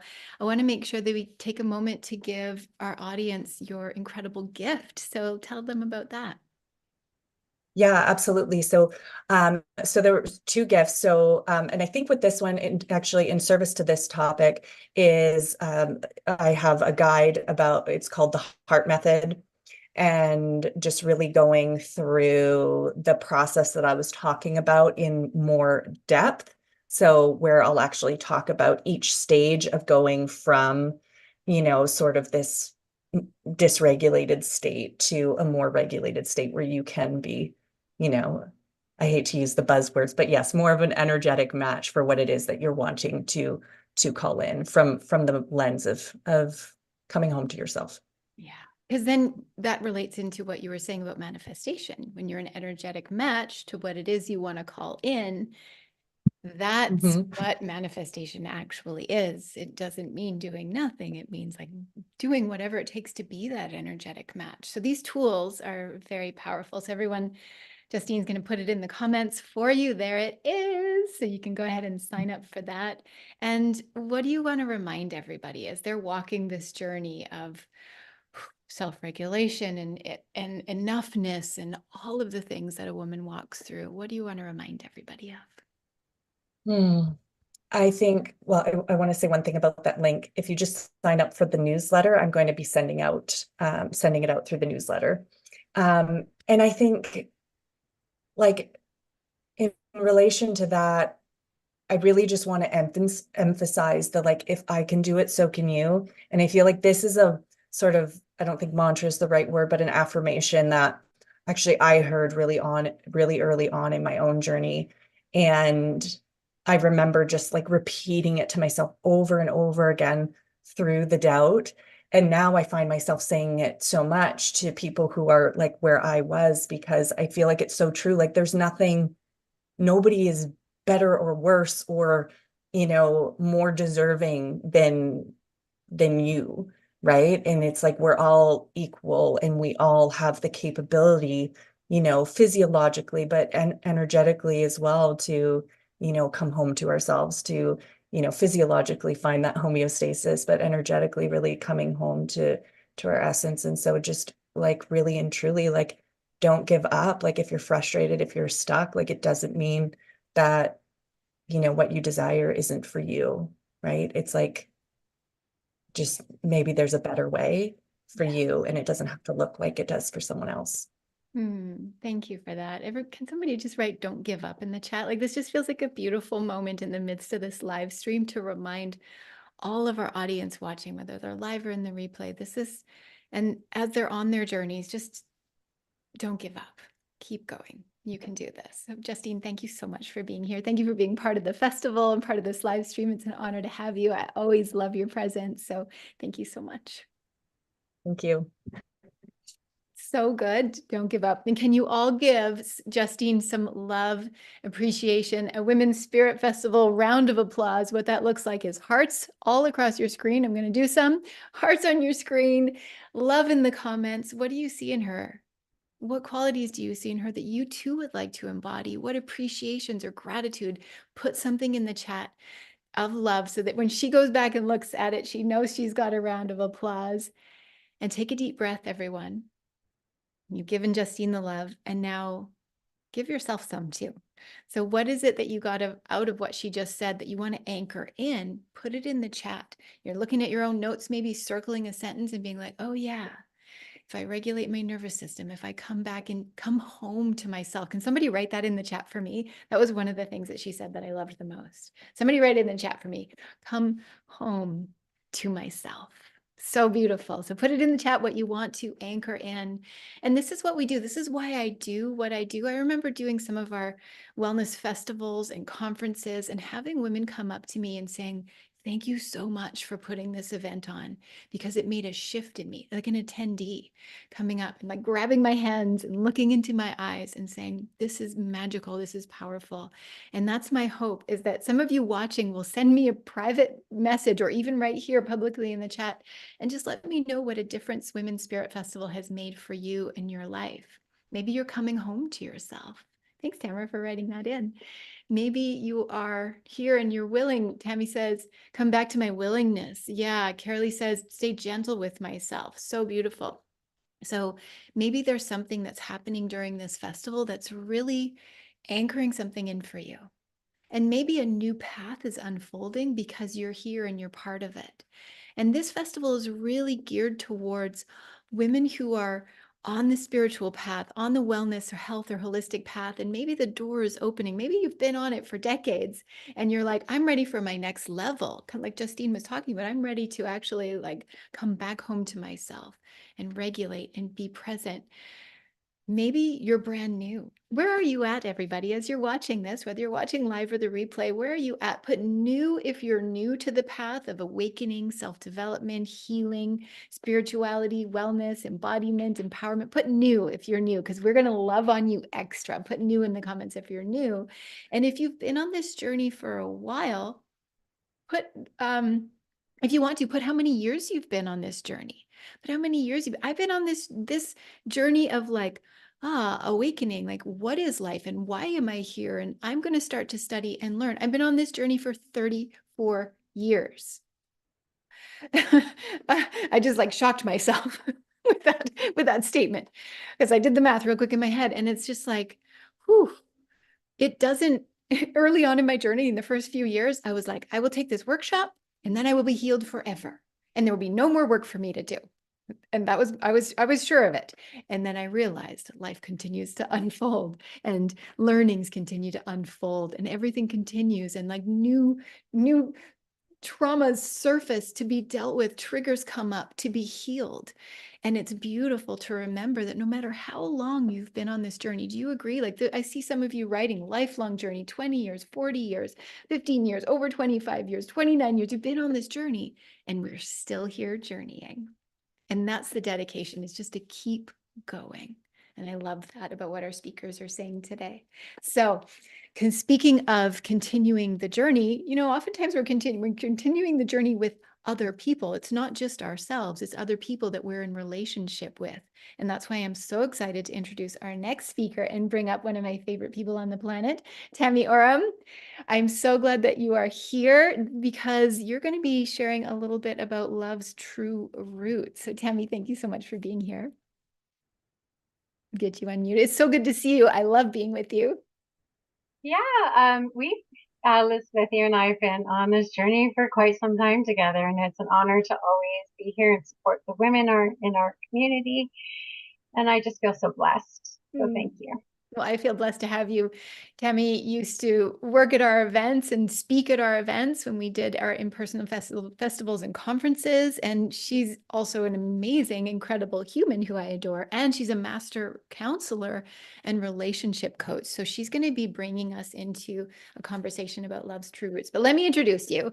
Like I said, she's a renowned relationship coach and master therapeutic counselor based in Kamloops, BC, Canada, and has over 15 years of experience. Tammy has dedicated her career to helping individuals and communities strengthen their relationships and overcome personal challenges. You can see relationships are really at the heart of this. She's been happily married to her husband, Glenn, for 34 years.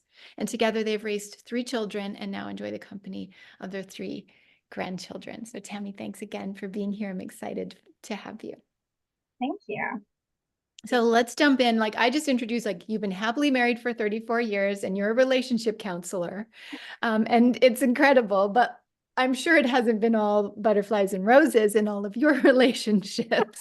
So go ahead and share, like, what is it that really sparks you to want to share about relationships with people, and maybe share a little bit about the realities too. Yeah, so a little bit of my background, a little bit about my story is that I've always been that observer. I've always been watching people, watching connections, their behavior, their words. And it really started probably about the age of 6 or 7, which I didn't realize was not normal. Um, it was just, it has always been a part of me. And what I was observing is that if like the mom wasn't happy for whichever personal reasons, then the dad didn't seem to be happy, and then the children would by default not be happy, or there'd be bickering and there'd be arguing and everything, and it just felt really icky. And I wanted to change that. So that's really my mission, is to help others get out of the icky, if that makes sense, and go more with flow and have fun and adventures together. So that's kind of what brought me to this field. And I decided in grade 8 that this was what I was going to do. Wow. That's really special that you knew that this is what you were going to do. And you, like me, like, have always been kind of an observer. I think that's why we get along. And like all of our leaders and speakers here, we're just like those people who are highly sensitive and observe and can help people. That's why I brought you all up here. So powerful to have you here helping people. I love that you knew that that's what you wanted to do. And in your work with people, like, what is it that you love the most, particularly about relationships? What do you love helping people with relationships in? What I love most is, and I'll talk a little bit more about this, is the willingness. And I think I wrote that in, like in Justine's talk, the willingness to do the work, the willingness to show up, the willingness to be vulnerable. And that just makes my heart so thrilled when I'm working with people, whether they're individuals or whether they're couples, that they're willing to, be vulnerable, share intimate details, and be coached, right? Kind of set aside a pride, ego, or stubbornness, and practice. Because what I ask people, and I know Justine also commented, is the uncomfortableness. And this is what I share with people: is it is uncomfortable at the beginning. And if we keep practicing with these tools, eventually you're going to find your own flow. So it's the little sparkles, it's the glimmers of hope and connection that I see in people's faces. And when they're like high-fiving each other, that's what's so special. And sometimes that's all we need, is that little glimmer of hope, because it can Absolutely. feel like, when, especially in relationships, when they're like butting heads and all of it, it's like, whew, it can feel like it's really hard. Now, have you ever walked through anything hard in yourself that has really helped you to be with your clients even deeper? Oh, absolutely. And I don't know anyone on this planet who has not faced obstacles. And whether that was growing up in a family home that wasn't really, a match for our personality, conducive to our will, whether it is through death, through incidents, through illness, and the human spirit of always coming together, always that connection, support. Um, we've gone through a lot. We've been together for almost 38 years, and we've had the ups and the downs. Had a company, and we closed that down, went back to the workforce, was not congruent with me. Uh, Going back to school, and I moved to Kelowna, and my husband and 3 kids stayed here in Kamloops. And so just the commute and the dedication of all of my family, my husband, my kids, the extended family, everyone chipped in to support me on my journey to fulfill this goal. And that is to help other couples learn that you don't have to throw it all away. You take those golden nuggets through every obstacle, through every challenge, and what did we learn from them together? And that's, I think, a really good, I don't know, good. Gives me goosebumps when you say you don't have to throw it all away, because relationships go through challenges. And, our network is women typically like 40, 45 plus. And I feel like that's when relationships go through a lot of challenges. And I just love what you said. Can somebody write that in? You don't have to throw it all away, whatever it is. You don't have to throw it all away. So that's beautiful. And I want to hand you the floor so you can teach us a little bit more about Love's True Roots. Does that sound like a good idea? Sure, thank you. Let's do it. Okay. All right. So what I was thinking about sharing today with you all is just 3 kind of main points that come up almost daily in my office here behind me. So what I some of those little nuggets that I've learned over the years of doing this is you have to love yourself more than the relationship. You have to love yourself more than your spouse, more than your children. And I get so much pushback on this because, that whole saying is that you can't pour from an empty cup. And this is where I find more females go, is that they're in overwhelm, they're burnt out, they're really struggling with self-agency, self-identity, because they're just so nurturing and so loving and so kind and so giving, compassionate. I can go on and on and on about all the values of being a female, specifically, not entirety. So what I look for is our holistic health. And I do this with both partners, whether it's a male partner or a female partner, or I do this with everyone, is I really want to concentrate on your holistic health. And when we say holistic health, what we're meaning is your physiology, so your bio, your psychosocial, so your mental and emotional, your social health, which is our belonging, where do I fit in, who loves me, who has my back, and our spiritual health, which is our belief systems. And I know that we've been speaking a lot these last several days about our spiritual health. And that could be, if you have a religious practice, that could be God, it can be source, universe, it could be just that knowing, because we all have the intuition of our knowing, our sense of being, where, I don't know, the flow. I just keep saying flow because that's really important to me right now. It's also really important to you as an individual, getting very clear on your values, on your goals. What is it that you value most? Is it honesty? Is it justice? Is it integrity? Is it compassion? The list goes on. And in my program, we actually really look at values and whether our values match up with our partners, because that's really important.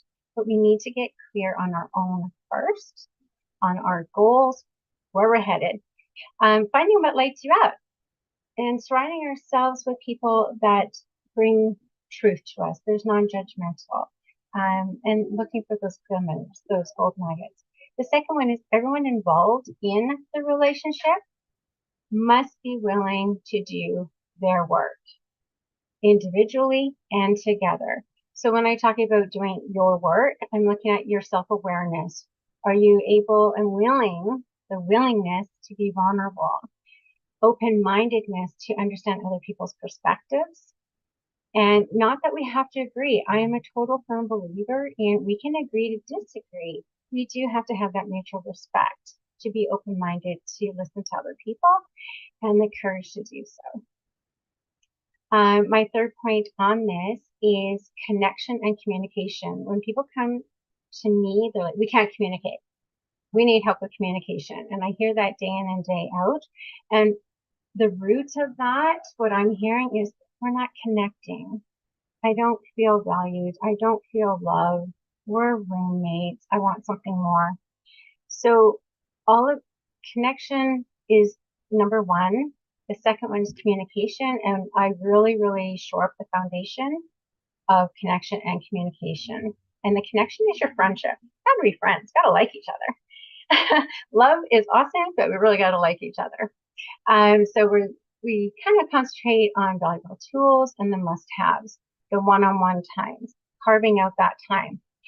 Daily check-ins, I call them the bookends of the day. How we start our day and how we end our day are vital to our belonging, connection, our love, our heart center. I like to work on rituals and traditions. How do you say goodbye in the morning? Or if we're leaving town, how do we greet each other? How do we spend holidays together? All of these things. It could be hosting a family dinner once a month, something like that, to always keep connection. And most importantly, I'm going to say having fun, making those memories, because at the end of the day, at the end of our lives, that's what's going to matter the most is, did I have fun? Did I have those connections? How are the people around me? How does my heart feel? Like all of these things are what truly matter. And I like to work with couples and individuals to get to this point. So that's kind of what I bring to the table. Those are the 3 points, 3 kind of takeaways. So love yourself more. Everyone involved must be willing to do their work. And the key components is connection and communication. I love that you just said have fun. Like it's so important, like in the memories that you create together, because life can get busy. Like you said, like people are just like, oh, we're roommates or that, and it's life can get busy. And Stephen and I have started doing end of day check-ins every day. Every day. Totally transformed our connection. It's Okay? really beautiful. I also love that you said in the beginning, put yourself first. Put yourself, like you have to be first, because if you're not there, there's no relationship. So powerful. Everybody put in which of the things that Tammy said do you love the most, like are gonna, that maybe you're gonna put into your relationship. Put it in, whether you're in one now or whether it's your next relationship. Put one of those in. And you have a gift for us, so why don't you jump into that? Sure. So there's a couple. It'll be in the comments. You can 10 hot tips to reignite the spark in your relationship. Yeah, just some simple, easy to follow things that we may not always remember to do. It's kind of like a nice little checklist.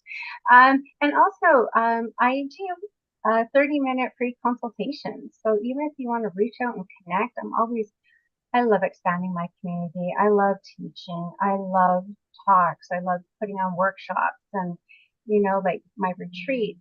And it's all about the connection. And I can't say that enough, is that when our hearts are connected, we can do so many things. We can go so far. It's so true. Connection really matters. I feel like it matters to me more now than it ever did, and it always has. And I love that you're bringing this in and talking about it.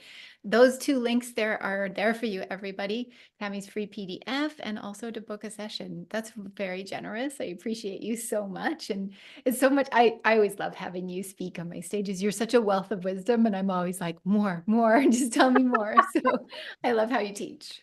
Mhm. So what do you want And to I leave? also, Oh, go ahead. and I just want to put a shout out for you and Stephen. I absolutely love your couples in cars, your talks.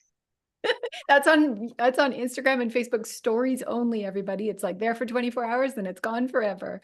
Yeah, we started doing a weekly show together, like a proper weekly show. We sit in these chairs sometimes, or sometimes we're in the hot tub, but the couples in cars is hilarious. And having a project to do together, like, we work together. He helps me run my business. He's like, not just helps me run my business, he runs his department and the things that he works on, and is always, you met us in the early days when he would come and help me with my festival and be Yeah. this cute dude who was hanging out. And it's cool to work on things together and have fun projects together. Like we do we just get ridiculous when we're doing our show. So I'm glad you like it. Yeah. And thank you and Glenn for being a beacon for us and for other couples as well, that like life is happening. Things like life has all of its up and downs. And what was it you said in the beginning? Like you don't have to throw it all away. You can stay together. You can nurture your relationship. So I'm excited to get your 10 tips, because somehow I've never got that before. So really good. Yeah. Perfect. Thanks, Dan. What do you want to leave everybody off with to remind them as they move forward in their relationships? A good takeaway is create a safe space in order to share. Be willing to listen. Yeah, those are really big. Be able to put away your own narrative, extremely hard, and be true and focused to your partner. And yeah, create that safe space for that vulnerability to happen, because that's where the magic. Safe space for vulnerability. Thank you so much for that. Thank you for being here, being part of the festival. I adore you. And everybody, can you give some love for Tammy? Give her a Women's Spirit Festival round of digital applause by putting hearts. I'm going to do some right now. Hearts and likes on loves on your screen. And also just acknowledgement in the chat for Tammy. What do you see in her? What do you like about what she said? And how did it affect your heart and your life? Because she's going to go into the chat and see all of it. So thank you so much again. And then everybody, what are you going to integrate and implement into your own lives as well? Here we go. What are you going to implement in your own life as to what she said? Is it maybe putting yourself first and weaving it? It's interesting today, we're weaving in this theme of self-love and self-care. And sometimes that can be poo-pooed, like, I don't have time for that. And it's like, you have to put yourself first so that your life is better, so that your relationships are better. So what is one thing that Tammy said that really stands out for you, that you would like to remind yourself next time you have a fight with your partner? Put it in the chat right now. And I love that too. Lou wrote in, have fun. Yeah, have fun with each other. Like, be goofy, have fun, go on adventures. Like, really make sure that you're booking things in. I'm sure Tammy would agree, like date nights or date adventures or things like that. Have fun together. So put it in the chat. I see somebody already wrote theirs in. Put it in the chat what yours is that you loved about what she said, so you can anchor it in before we bring out our next speaker in a few minutes here. Take a deep breath. And maybe do a little bit of like a little dance in your chair. If you're watching this, this is really good to do for those of you who are on your computers a lot. Just like roll your shoulders around, wiggle, twist, look out your window to get your eyes off your screen every once in a while, and you won't get Zoom fatigue. It won't be a thing because you'll be like, oh, or screen fatigue, because you're here for your greatest health. You're not just randomly scrolling. You are here and dedicated to living a life that is more abundant, that is more in flow, that is more immersed in your own values and happiness. Another thing that Tammy said that I loved is like, know your values. So powerful. So, yeah, presence, energy, like make sure you shake it off in between speakers. It's a great idea also to just take a deep breath in and then let it out with some sound. So whether you're watching live or in the replay, do that with me. Just inhale and then go, ah, and it's so good because it just relieves stress from your body. Do that in between speakers. Your family will think that you're great. I was going to say crazy, but they will think that you're great because they already know who you are. You're already a bit woo. Am I right? So I hope that you're enjoying this live stream. We are deep into this moment. And I always love the way the live stream weaves. It's just like, we don't plan out who's going to go at what times. Like, we put those into the schedule according to when the speakers are available. And then somehow there's this weaving magic that happens that is absolutely beautiful. So if you are just joining us, you are watching Women's Spirit Festival, the live stream, 14 incredible speakers sharing their absolute wisdom with you today to inspire you to move forward on the path. So if you're watching live, put live in the comments. And if you are watching replay, put replay in the comments. Live for live, replay for replay, put it in the comments so I know what you're up to and where you are in the and now I want to say another thing. Where are you in the world, everybody? So live, replay, and then tell me where you are, where you're joining from. That's just what came in.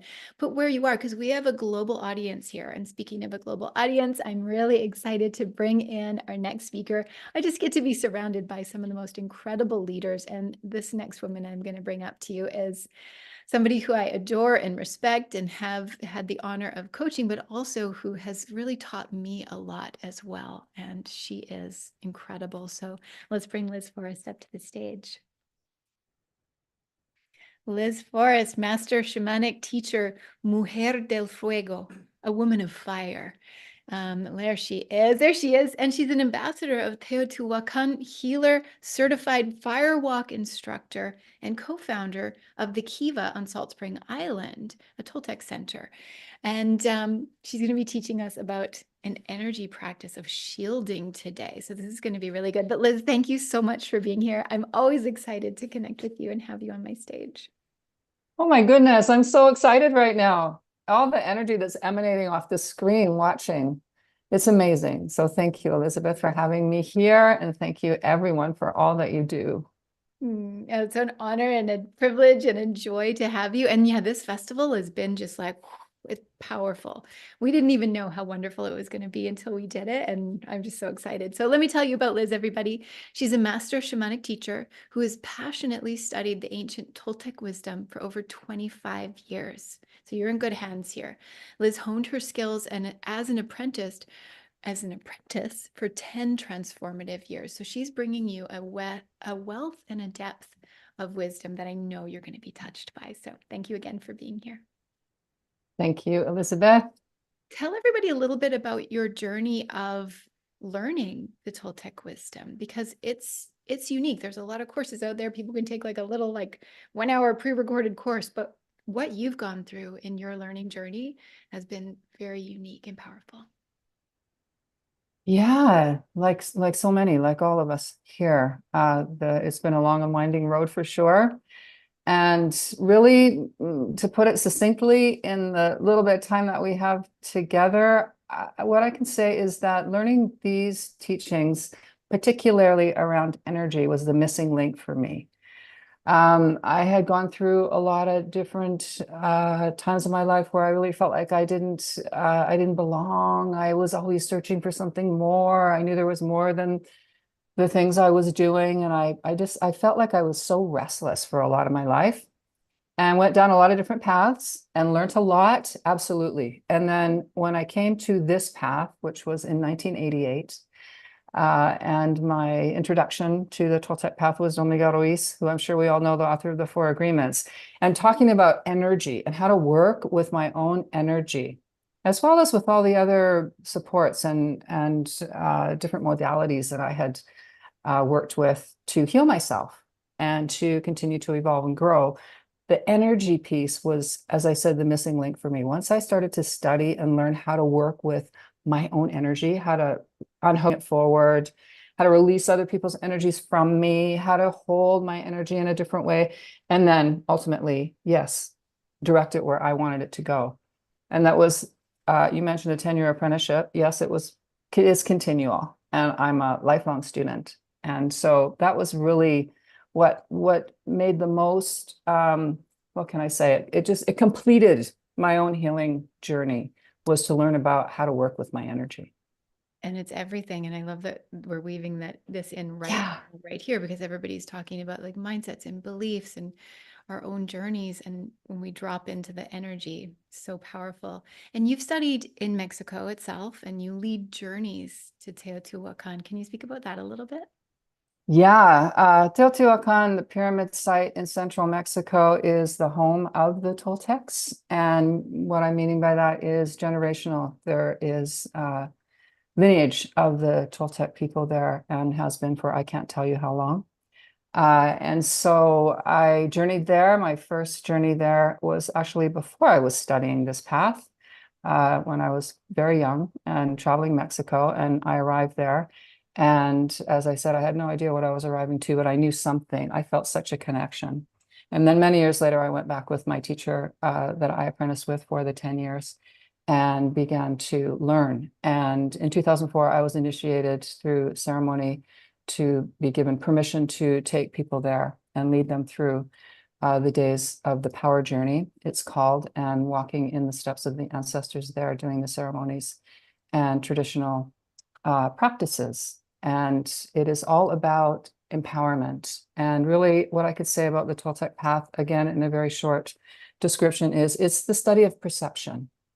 Yeah, it's the study of perception that just keeps deepening and deepening and deepening as far as you want to go with it. Yeah, it's extraordinary. And again, I'll quote Don Miguel Ruiz in a very early journey. He says that Teo, as we affectionately call it, is the heart chakra of our planet Earth. And that certainly has been my experience. What a powerful possibility. I'm just going to say this spontaneous. If you're interested in going on a power journey with Liz, write the word power journey in the comments, and she'll come back to you and get you details, because it is like just a remarkable and really special opportunity.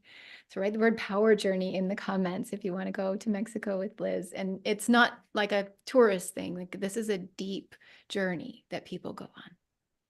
Thank you for that, Elizabeth. Yes, and my mentor, Don Valentin Cervantes, who has been teaching me for almost 30 years, he is a healer of his village and a traditional wisdom carrier, is a person that I continue to work with. And when the people come with me, they also get to meet him and be in his presence. And he is an amazing and very fun and compassionate individual. So that's something I will also pass on. Wonderful. So good. Okay, I want to hand the floor to you, because you're going to give everybody a practice of energy shielding and just drop everybody in even deeper here. So let's do this. I'll hand you the floor, and yeah, be immersed, everyone. Liz is an incredible teacher. Thank you again, Elizabeth. Hey, everybody.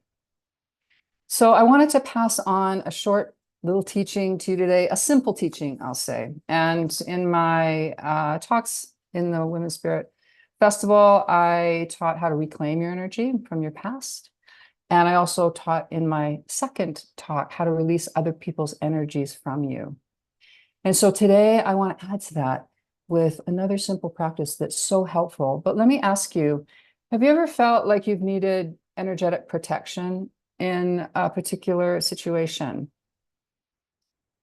Yeah, I know I certainly have. And this is also a really powerful and simple practice for those healers in our group here in our community that work one-on-one with people in different modalities to work with your energy in a little bit different way for protection. I called it shielding. It is that too. It's a way to protect your energy from merging with another person's energy as you do your work, or simply by being in a situation or an experience that you're feeling like you wanna pull your energy in a little closer to yourself. Yeah. So I'm gonna ask you can do this sitting or standing. Let me give you a little preface on it. So our energy egg, as we call it, energy field, different names for it, we know it expands and contracts. Yeah. And we can also have control over that, depending on our own intent and our own focus on how to move our energy. And so that's what this shielding protection practice I'm going to teach you is about. It's really helpful if we're feeling depleted or overwhelmed in any particular situation. Yeah. And so a natural way for our energy to move is up our back, over our head, and out over the front of us in this movement.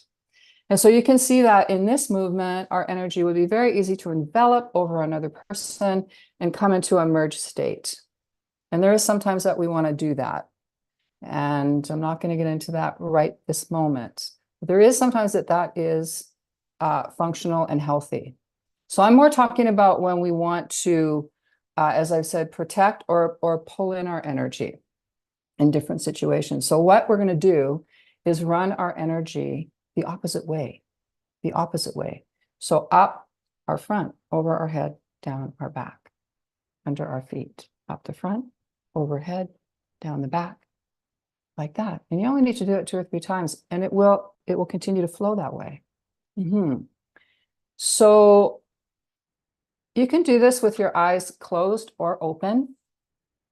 And to learn, let's do this together. You can actually use your hands just like I did. So you're setting your intent to shift the flow of your own energy. Up your front, over your head, down your back. You can do this with me if you like, or you can try it after. Let's do that again. Up the front, over your head, down the back of you, under your feet. Okay, another way to do it so that you can be more subtle. Perhaps if you're in a situation and you know you want to shift the flow of your own energy, you can do that. You can close your eyes or eyes open and visualize your own energy running up your front of your body, over your head, down your back, under your feet. You can work with a color. Be open to what comes to you intuitively. You can pulse the vision of your energy moving up your front, over your head, and down your back.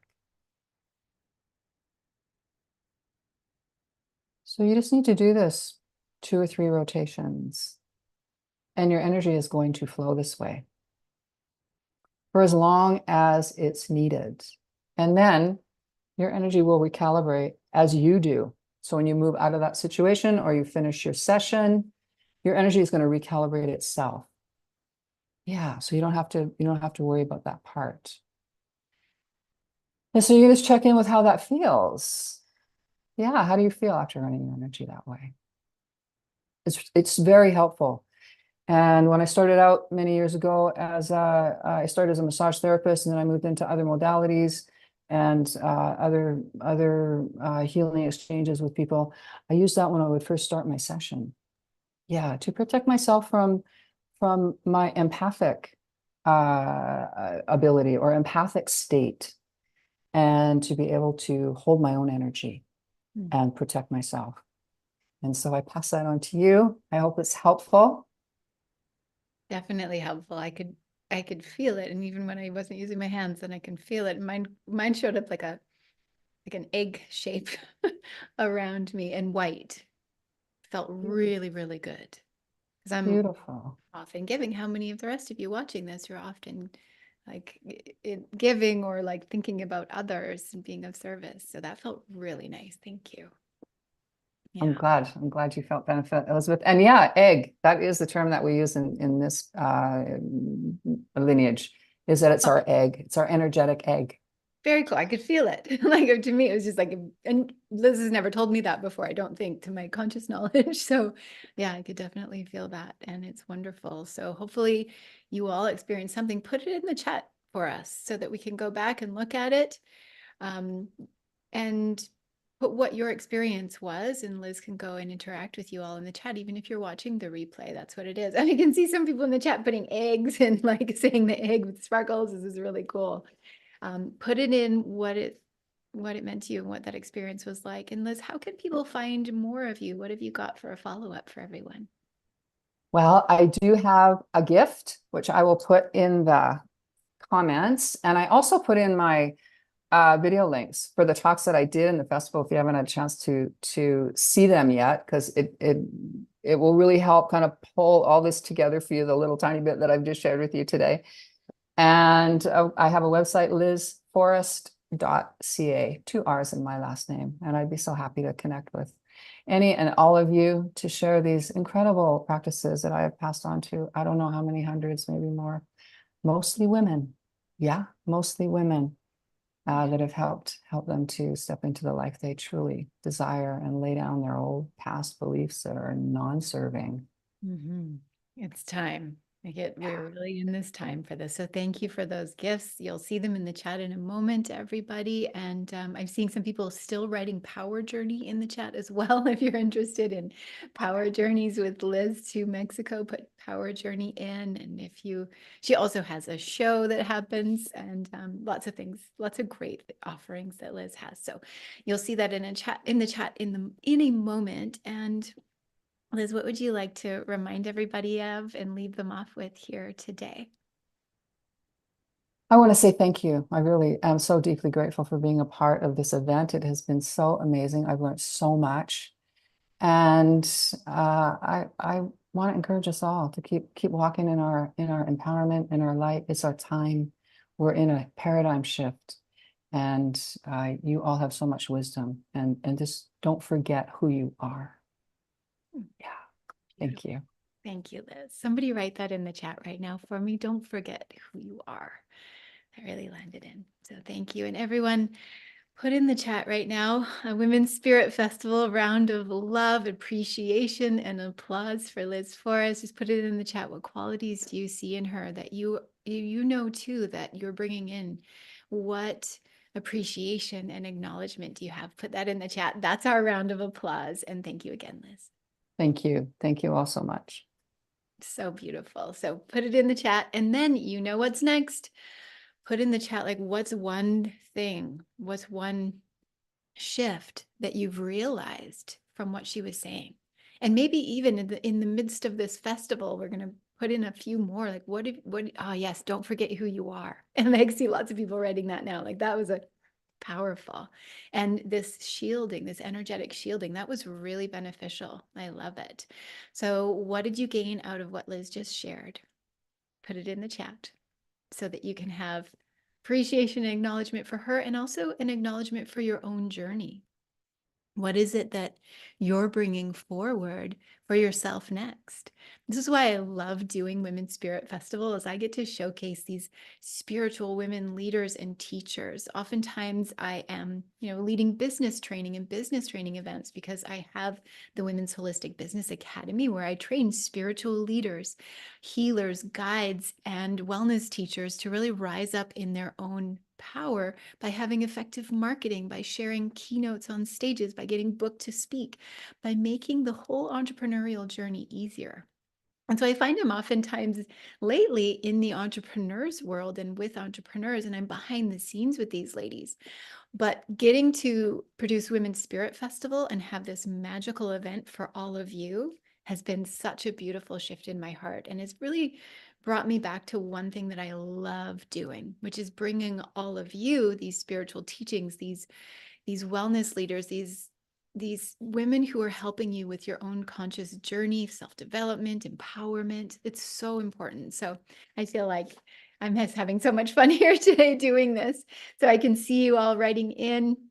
Yes, can see you all writing in. And remember, these teachers that you see up here today, they also have 2 talks that are inside the Women's Spirit Festival. So if you want more from them, there's like 40 minutes per teacher of just them on stage, because you're getting a gentle little taste today of their magic. So you can also see them in the Women's Spirit Festival. So you can go into the guides, you can go into the media and check the videos, or you can search their names and you can watch their full talks as well. So how many of you here have been watching a lot of talks? Put talks in the comments down below, and maybe put the number of talks you've watched. Maybe you've taken in like 10 or 20, or maybe some of you are like, oh yeah, I've taken in like 50 or 60 talks. It's truly, if we tried to do this event over a 14-day period and we brought you all these speakers and we did it in person, it would probably be like a $14,000 event. So you're so lucky, everybody, that you get to join this and take it in free. And this is our gift. Whoops, this is our gift to you.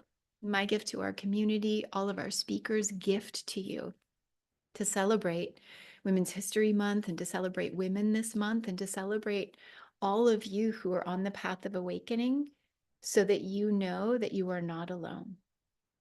I see some of you saying so many talks and only a few, and I want to watch more. And that's the beautiful thing about Women's Spirit Festival, is that it's continuing on. Even though our speakers are wrapping their talks this week, we're continuing to be in the Women's Spirit Collective up until the end of March, just loving on our speakers. And you can watch all the talks and enjoy all these workshops. And hopefully they give you the shift that you've been looking for.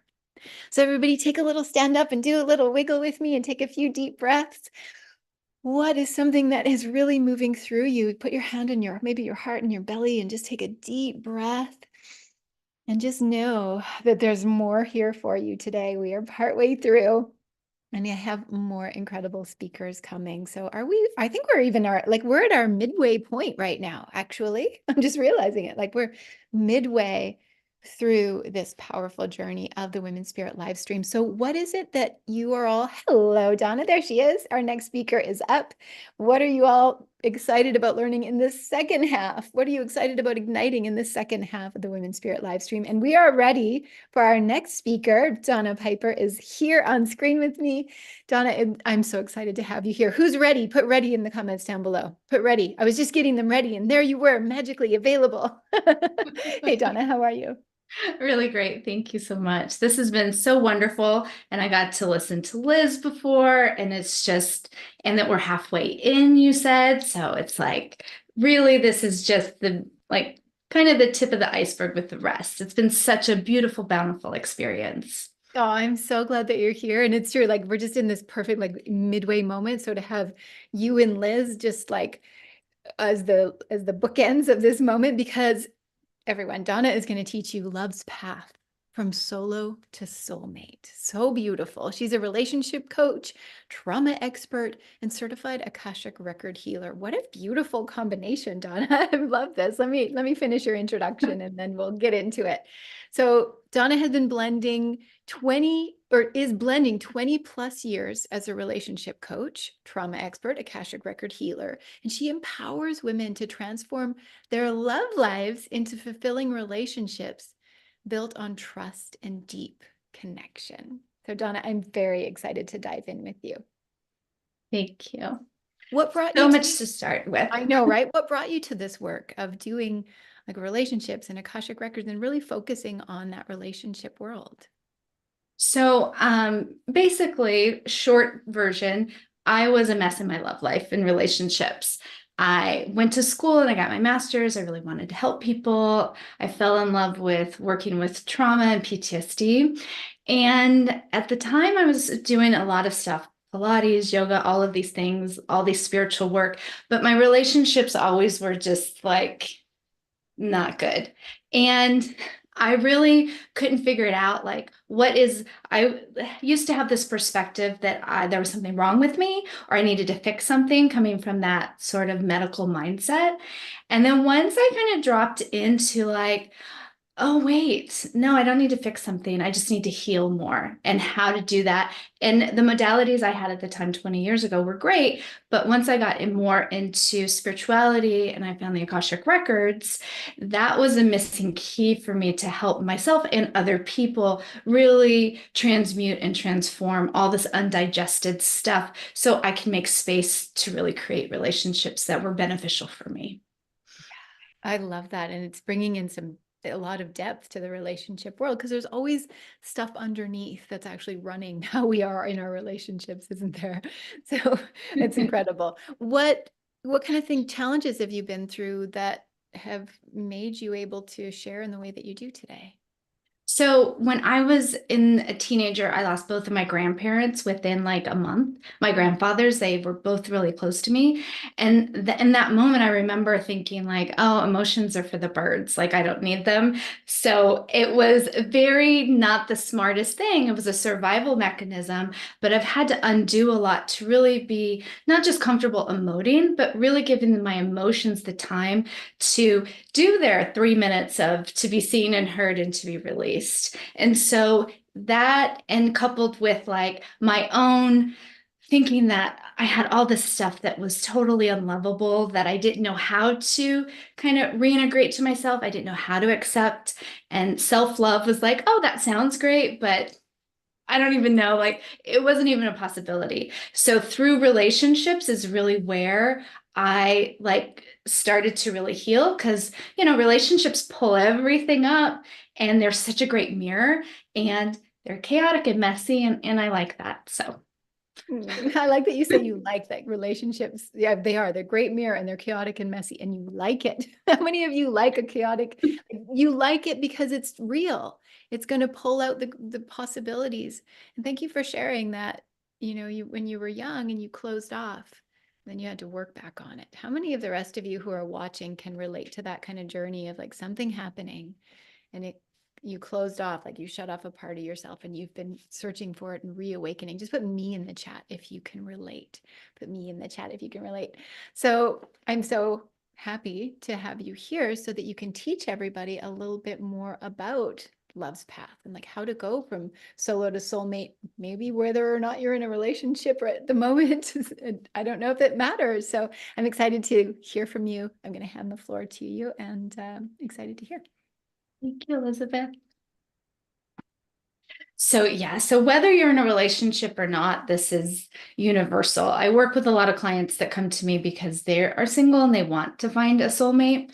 And you can look at my other talks about the Akashic Records and manifesting, and I'll drop the links in later. But what I really want to leave with you today in this time that we have together is really changing your perspective just a little bit about what relationships are and how they function for you.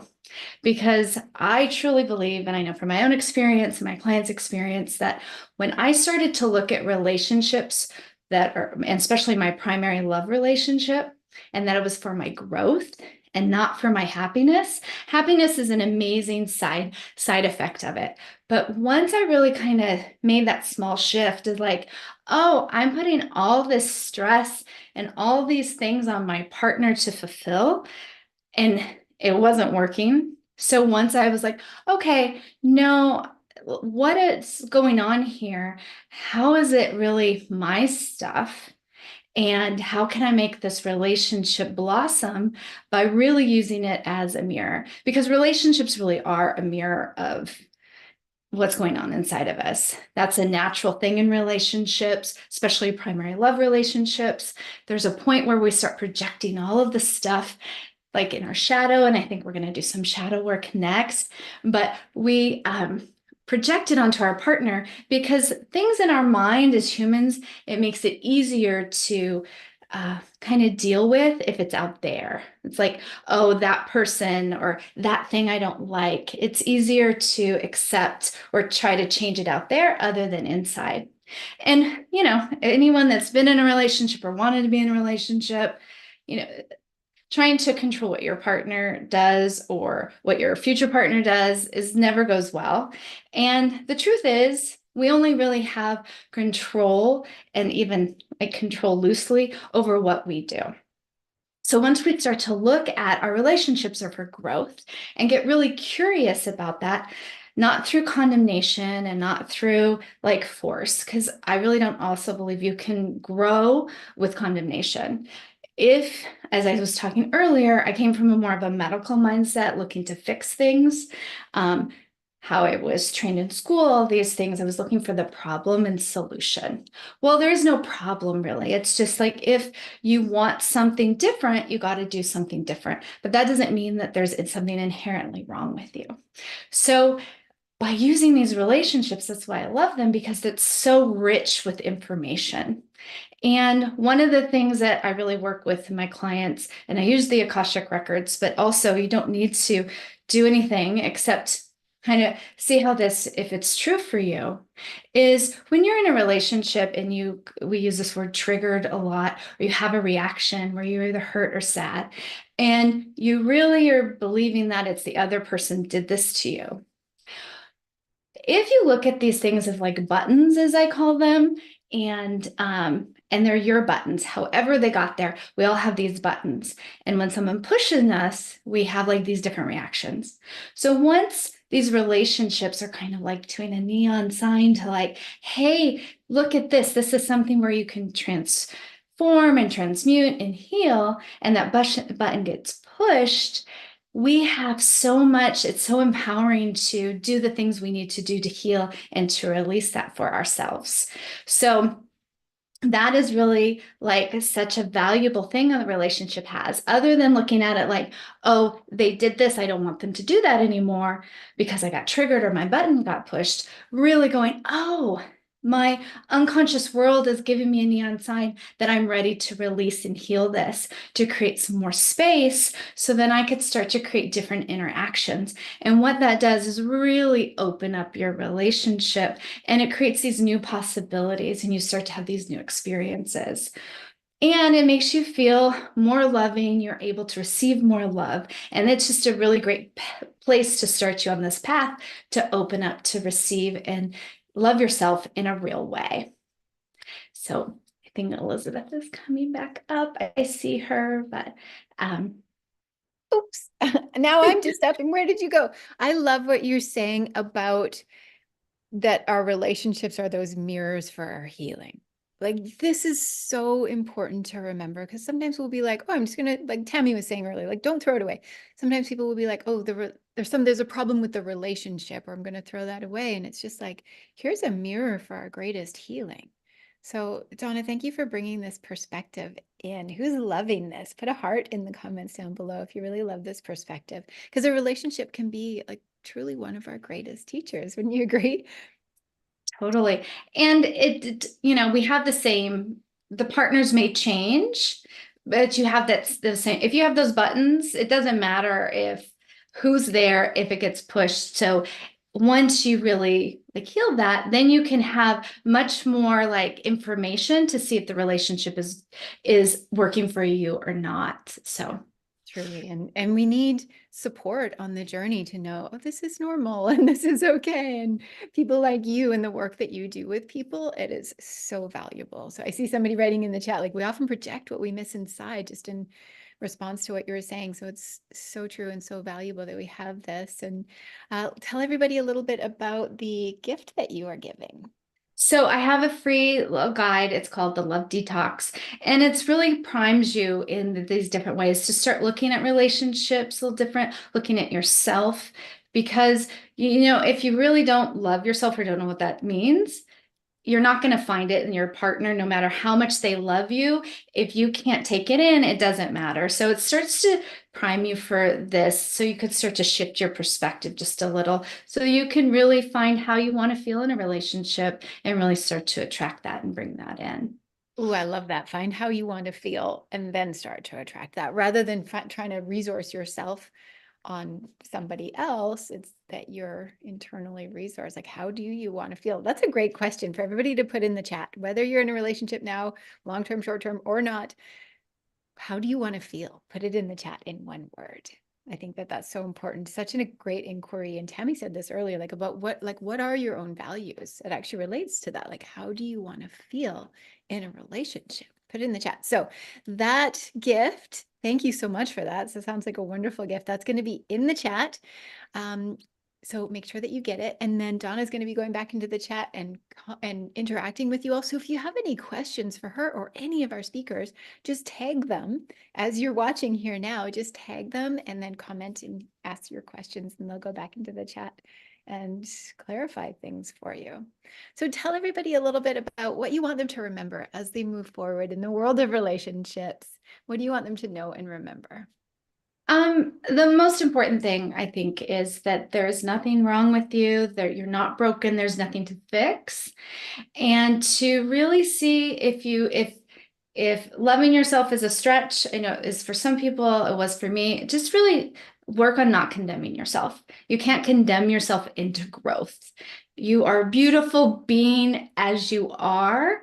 And the more you kind of ease yourself into that, the more confident you will and see your beauty. So it just really changes that. So there's nothing wrong with any of, if we want to improve, that's great. And I do a lot of healing work, but I don't look at people need to be healed. They just need to unlock their own healer, and getting support for that is really from someone, whether it's a therapist or a coach or someone that doesn't have any skin in the game, that's just a witness to it.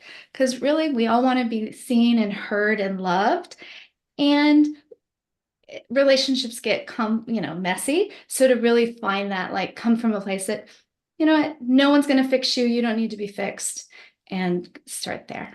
No one's going to fix you. Somebody write that down in the chat. No one's going to fix you. You don't need to be fixed. So you'd write it in me language, and no one's going to fix me. I don't need to be fixed. And like entering the relationship with that kind of feeling, then you're not looking outwards. And I love that you bring it into also, and all of our speakers are doing this, like it starts with you, like your own self-love and your own care for yourself. And something that you just said, Donna, that I totally loved is you can't condemn yourself into growth. Like you can't like force yourself or be mean to yourself and then expect yourself to be like a happier, healthier person and better in a relationship if you're busy being mean to yourself. Oh, so good. Okay, give us one final tip. How do we not be mean to ourselves?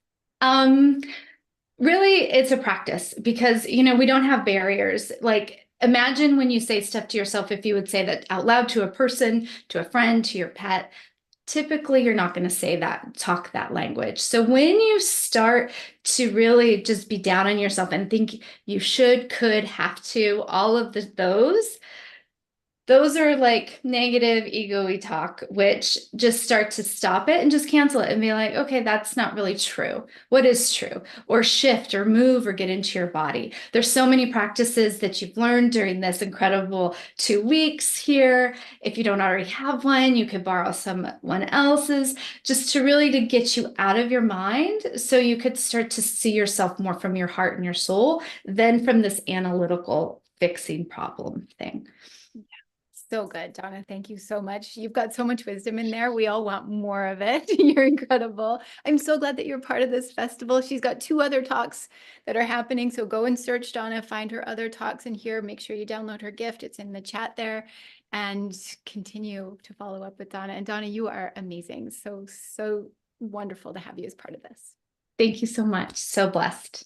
Everybody give Donna at Women's Spirit Festival a round of applause, which means all sorts of hearts on your screen, and love and appreciation and acknowledgement in the comments. What do you see in her? What do you acknowledge in her? What do you appreciate about her? Put it in the comments right now. I'm going to do it with you. I'm putting some hearts and love on the screen. I've got my phone like right there. And what are you taking in for yourself as well? So love and acknowledgement on our speakers, and then what's for you? Like what's one piece that's for you? Even if you're like, oh, I know this from whatever speakers might be saying, what is it that's for you that you can implement? Because what happens on the path of awakening and a spiritual consciousness, like opening journey, is that sometimes you will hear things, or you will think about things, or you will talk about things, or you'll watch a talk, and it'll be here in your head.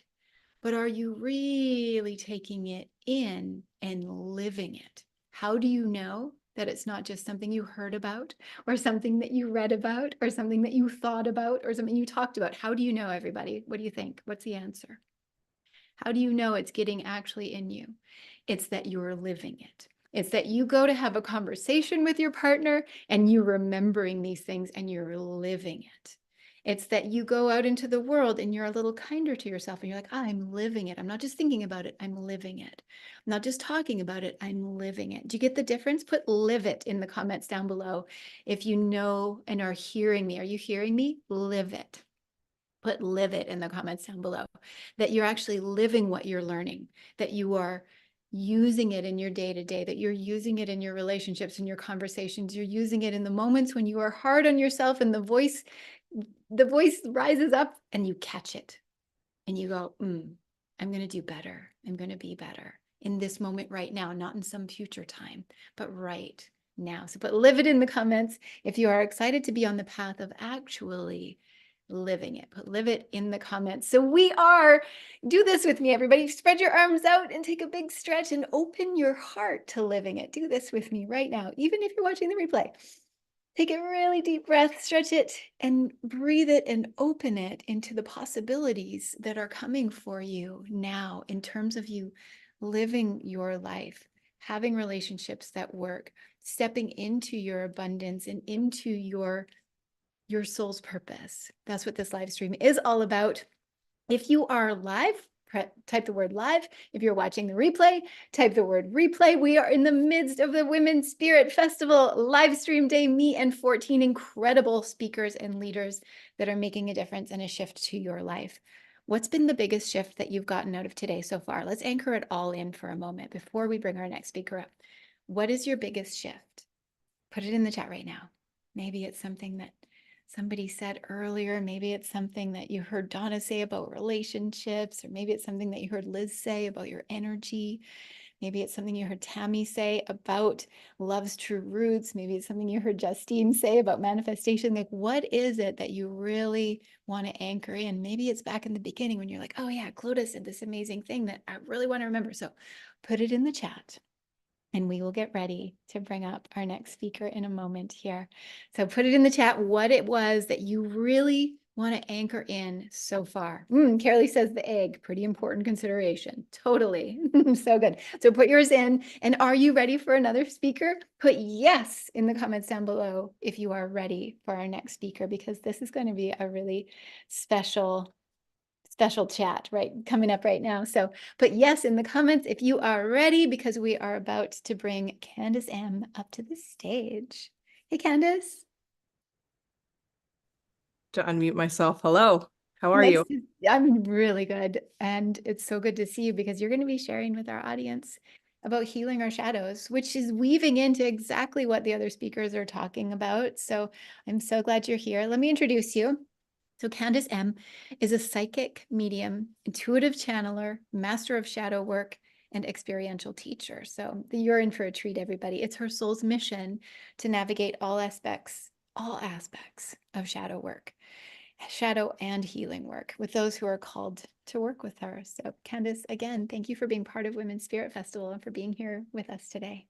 Yeah, thank you for having me. It's a great opportunity. There's been so many amazing speakers, and I've myself learned lots, which is my favorite thing to do in this life, is learn about everything that I can.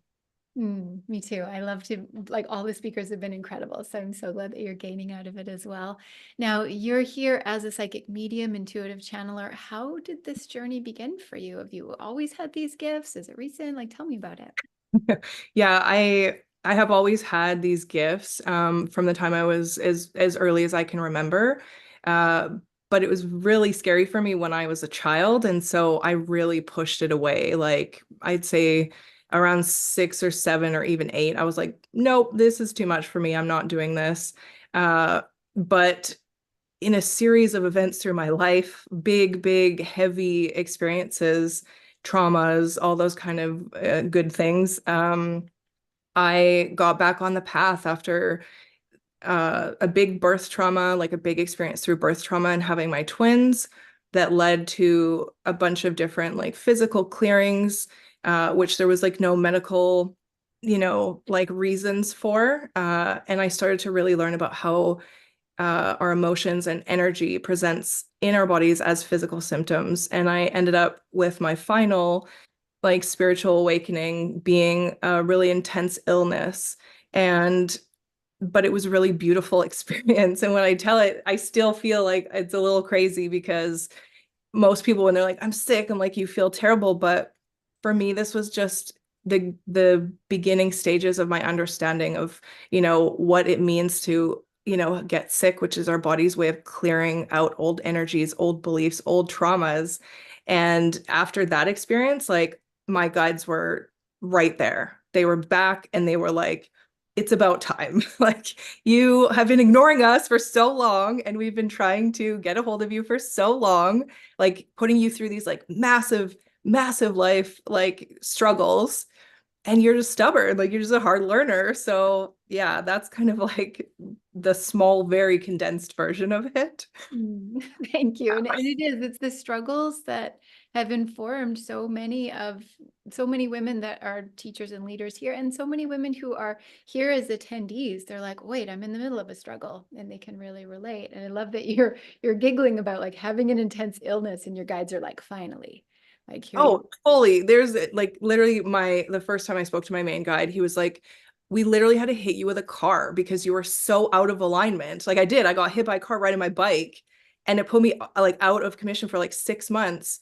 And that was literally the catalyst in that space to be like, I'm in a bad relationship and I'm in the wrong space and I'm not following. And I still didn't quite understand what my alignment was, but I knew that this was a sign. I was like, if you can't get a sign your sign, then getting hit by a car, like you're really missing it. So So yeah. how can people pay attention? Because there are things happening every day that are like the big, like, pay attention. How can they trust that it's like, did they get this injury or this illness because they just did? Or is it their guides like really trying to reach out to? How do they know? Well, I mean, it is my belief that that is the universe's way, God's way, like whichever word you would like to use, the energetics of, the universe, anything you want to use that is the way. And it starts with really just like tuning into your own feelings. And the more we can just look into ourselves and be like, what does this feel like when we experience something? And the reason why I love shadow work is because I honestly feel like it encompasses every single experience like we will ever have that feels heavy or negative. And as humans, we like to box things in of like, this is good and this is bad and this is like black and white. And we really love those boxes because it does create a sense of safety in a way. But in that safety, we're not actually trusting ourselves and trusting our inner worlds of like, what is this trying to say to me? Like, where is this leading me? And so, when I work with people, it's starting from just the basics of every single day life. You have a conversation with someone, you read something on social media, and you either like feel something negative or heavy, you have an emotional reaction to it, or you feel neutral, or maybe you resonate with it. It's like, oh, that's beautiful. Yes, like that speaks to my soul. And for me, in my opinion and my experience, you can pull those little tiny bits of energetic information every single day in anything that you're doing. Yeah, absolutely. And I love that you say that we want to put things in boxes and like, oh, it's negative, like don't pay attention to it. But tell everybody who doesn't know yet, because there are some people here who are new on the path. What is shadow work? Like paying attention to stuff. Well, I mean, shadow work, I'm genuinely, I don't like labels and terms, and I try to constantly not have them, but shadow work is just basically, the negative or heavy emotions like grief, sadness, anger, the things that we tend to push away and make it like it's not okay to feel these things in society, and especially women, don't be mad, like don't have emotions because it's too intense and it's too much. But like our emotions are beacons for like where we move in this world. They give us all the information that we need about any situation. So shadow work is just noticing those heavier, for me, everything is energy. Everything has a frequency. And so the energies of, anger or grief are just really heavy because they're really dense. And that's why people are like, I feel bad because it's heavier and it's dense. Yeah, So and it doesn't, it means it's just like pay attention. This is just like energy. So I love that you said your emotions are a beacon for you. So this is really powerful. they I give want you to give all you the the floor so that information. you can teach our ladies some stuff about healing our shadows, because Okay. I'm just like, oh my gosh, let me just hear more and listen more. So I'm going to hand the floor over to you, Candace, for a few minutes here, and you can teach everybody about healing the shadow. Okay. Thank you. Okay, so I think I already kind of talked about it a little bit, but for me, if you're just beginning this journey, and I mean, I love shadow work as well because you can start at any point. I still do my own shadow work. You know, I still have my own traumas and triggers that come up, you know, still with the birth trauma I experienced, you know, life things. I'm experiencing shadow work triggers right now, just speaking, because this has been a big fear of mine. You know, my guides have been calling me to like put myself out there, and you know, you have to tell your story, you have to get this message out there. And I'm like, no, I don't. No one wants to hear me. Like I have all this chatter in my head, and it's, you know, it does feel heavy. It feels scary. But if anything that I've learned is the most freedom that you will get is by walking through all of that heaviness and all of those hard things. Because when you get to the other side, you feel lighter and just more free, and you just have more space and capacity to really do and focus on the things that you love that bring you joy, because you've released these dense energies. So the beginning stages, if you're new, I still do these, like it just comes second nature to me now. But if you really want to be aware of it, when it comes to, you know, other people's thoughts, beliefs, opinions, like as things come at you, I give social media like examples all the time because I feel like there's millions of thoughts, beliefs, opinions at any given time. And so noticing your own internal reactions to those and what comes up for you inside, not in your mind necessarily, but like in your body. For me, and I think most people, that's where the energy presents itself, is in our body. So if you read something and you have no reaction to it all, you read something, you're like, okay, like that's just one aspect of like, you know, it doesn't affect you either way. The next thing could be like, it resonates with you. Somebody says something, you're like, wow, that really hit. It strikes a chord, but like a positive feeling, a light feeling. I get tingly often. I get like shivers through my whole body, and I'm like, oh, that feels so good. That is, yes, I understand that to be true. Internally, I know that to be true. And the shadow aspects of the reaction is when someone says something, and it doesn't even have to be to you. It literally could just be their opinion. Someone's speaking like, you know, I believe this or that, and immediately you feel some type of reaction to it. It's usually a knee-jerk response, you know, often like anger, or you know, you're just like, what? Like it stops you in your tracks energetically, internally. So, and those are like the negative feelings, and you know, the heaviness, the dense energy. And so for me, that is always a sign when I hear people and I see things, if immediately I'm like, what? And I get like my back up, I'm like, oh, okay. And I take a minute and like just tune in and be like, why? What is this saying? Because often we will, underneath all of that, we'll have a trauma, a trigger, or a story. Like we often, as humans, we create these stories, and that's like the head chatter with these emotions. We're like, oh, I feel upset about someone, you know, doing this. This must mean that I believe this about myself, you know, or we often project it too, like onto other people. We're like, well, yeah, obviously I was mad. They said something that made me mad, but healing your triggers gives you the freedom to really hear all different types of beliefs and thoughts and opinions and have no emotional reaction to it. You still get to have your beliefs. You still get to stand firmly in what you believe and what you think, but you allow other people to have that as well. And there's like such a freedom that comes from that. And so that is like my biggest desire and drive behind what I do and the way that I work with people, is I want them to experience that the way that I have. I want people to feel that freedom on the other side of it. And I also know how scary it can feel and lonely going through these emotions. And sometimes genuinely like thinking you're losing your mind because you're like, this is so intense. And having a witness and having somebody walk through them with you is it's about that human connection. We need that human connection. So if we can do it in such a way where we're still experiencing things for ourselves, we're tuning into our own selves, but we're allowing others to like witness that, the growth that happens from that, like in my own experience, is just that you can't compare anything to it. So yeah, there's so much to do with shadow work, and I'm go right from the basics of the, the initial feelings of looking at the things we don't like about ourselves into the deep ancestral like rage that can come up for women, but this is like lifetimes before, but you feel it. It's like when things happen politically, you feel it in your womb space often, and you're so mad. And, it's like, how do we process that? How do we work through that? Because it can be really intense. So, for me, it's just about building those connections with each other and just helping each other through it. So, Yeah. I yeah. love that you call it freedom, Candace, because it's like, otherwise, if we're not going through this stuff, if we're not actually paying attention to it, listening to it, we're not truly free. So I love that you use that word for it. And what would you say is the important piece about having guidance on the journey as you're going through all this stuff?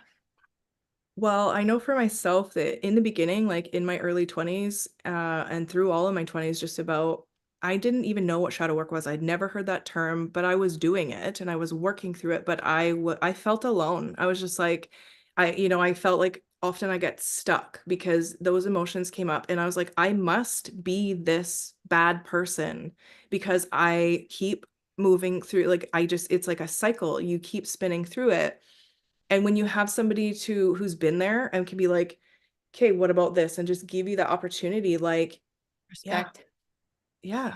Yeah. Like Choose a different it's, way, getting and help. we're designed as humans to have connection. Like, there's studies of like, babies of like, if they don't have that connection, like you literally can die from this. Like we Totally. need connection. This is part of humanity, like the connection that we have as humans. Working through this stuff, it's part of our humanness and part of our human experience. I'm so glad that you brought this into this particular live stream because it's a necessary part of the experience of awakening. So I love this. And do you have something that people can find you, follow up with you, and continue the journey with you? Yeah, I mean, I do have an ebook that is on its way. I didn't quite get it finished in time because my guides were Totally like, good. "Oh, do this." Well, how can people find it when it is done? How do you want them to connect with you? Well, I'm just gonna put in the chat just my website. Perfect. I have like different offerings that I have on my website for different things. I also do readings and different lengths of time because really my passion with the shadow work is also just helping others get to like their next best version of themselves. And sometimes that's just a reading where they're just like, I don't know where I'm going. What do the next 3 months look like? And I'll pull my guides in, their guides, read some cards with the energies. I read energy from the cards. But there's also if you go to the website, there's a link for a free guided meditation that I did. And it is also to do a shadow work. It's a very short, like easy way to start tuning into your body and noticing like the light and the dark aspects within your body energetically. And I still do this meditation myself. And it's really simple that once you listen to it a few times, like you can do it yourself and you can do it anywhere at any time when you have 5 minutes to yourself. And it's just a really good practice to get into because it's an easy way to clear that energy out of your body, even if you don't necessarily, a lot of times we don't know why we're upset or we feel bad, but it's this way we can just clear that out without even knowing the deeper roots of it, in that moment to help us move through it. Oh, wonderful. Thank you. So everybody, that's in the chat, Candace's website. You can follow up there, and there's an ebook coming, which is awesome as well. So Candace, thank you so much for bringing this in. What is a quick reminder that you want to leave everybody off here with, something that they can take forward into their lives right now? I would say like just that you're not alone. Like you're not alone in this world, and it can feel like that sometimes, but I promise you that you're not. Every situation that we go through, guaranteed at least one other person has experienced it. And not only are you not alone, you don't have to do this alone. You do not have to struggle through these heavy, intense feelings on your own. And I really believe it's our birthright to feel the freedom and the lightness that we are capable of as, these physical beings with this beautiful light inside of us on this planet. So Yeah. Thank you. Somebody write this in the chat. You are not alone and you do not have to do this alone. Write it in the chat right now. Everybody, even write it in I language. I am not alone and I do not have to do this alone. So powerful. I'm glad that you ended off with that, Candace. Thank you for being here with us. Thanks for being part of Women's Spirit Festival. I'm Thank you so so much. glad to have you. Can't wait to have you back again. And yeah, let's continue the magical journey. Everybody give Candace a round of Women's Spirit Festival digital applause. You know what to do. Thank Put you. love in the comments, appreciation. Thanks, Candace. Love, appreciation, acknowledgement for her. What do you see in her? What's something that about her essence that touched you, that made you go, this is so good. Like, thank you for being you, Candace, and coming forward and giving everybody permission, reminding us that we're not alone. Put it in the comments down below what you appreciate about her. That's your digital round of applause. Oh, and hearts. I'm going to put some in too. And then what is it that she said that really stuck out to you, that you want to remember? That you know on your journey of awakening, whether you are brand new on this path or whether you have been on the path for 20 years or 30 years, I'm putting little quotes because it's like we've been on the path. No matter how long you've been on this path, you are continuing to awaken. And that's something that's really been part of my journey, is that I just know, oh, it's not done. It's not this thing and done. And it's not, oh, I'm going to heal this trauma and then it's done. It is a continual unfolding. Can you relate? So, how do you feel right now in the midst of this wonderful event, this wonderful live stream? How are you feeling? What are you noticing? And what is coming through for you? I love it. Carolee says, feeling lighter. And Clodagh says, I see so much courage. Totally. So, are you ready to continue on in this magical journey? We are in the midst of the Women's Spirit Festival live stream day, 14 amazing speakers and me guiding you on your journey of awakening, empowerment, spirituality, health, wellness, healing, awakening and opening to what is possible in your life. So what is your intention for the rest of this live stream? Put it in the comments down below. Like, what is it that you want to wake up in yourself? And are you watching the replay or are you watching live? Put live if you're watching live, put replay if you're watching replay. That's live if you're live, replay if you're replay, because we know that over the next couple of weeks that there are a lot of you that are going to be watching the replay and tuning in and catching all of our incredible guests here today. So if you're watching on the replay, put replay in the comments down below so that we can make sure that you are seen, heard, and acknowledged, just like a lot of our speakers have been saying today. Like, it's important that you on your path, you know that you are not alone, you know you are seen, you know you are heard. And because when you do that, it is something that can really help and support you on your journey. So I'm excited because we are going to be bringing up our next speaker, who I am really excited about because it's going to be weaving in the joy of music and improvisation. So if you're ready for this, put a little music symbol in the comments down below if you have the ability to do that, or just put the word joy in the comments down below, because Carolee McDowell is going to infuse you all with joy. She's the instructor, coach, and owner of Canadian Online Guitar Lessons. How cool is that? And creative services. So how many of you are excited for joy, or put a music symbol? And she's also a guitarist, writer, and filmmaker. Carolee, thank you so much for being here. It's wonderful to be here, Elizabeth. I'm enjoying the festival so much. The women have such wisdom and they're just completely inspirational. Hearing about their journeys and what they've learned and passing along the wisdom is just really beautiful. Well, it's true. And I'm so glad that you're part of it, because everybody, listen up. This woman, who is like a humble, amazing woman, is a 15 times award-winning TV director, radio host, jazz guitarist, and composer, Polaris Music Prize juror.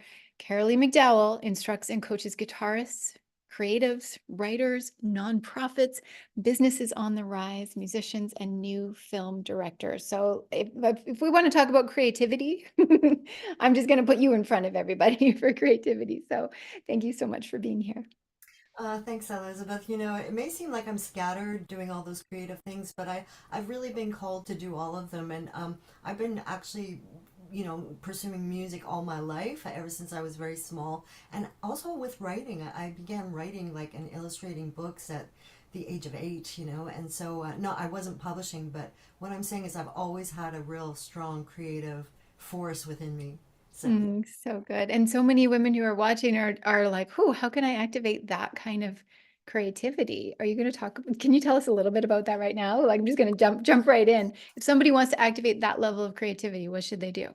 right, so my first talk for the festival was creative exploration, powerful positivity, and manifestation.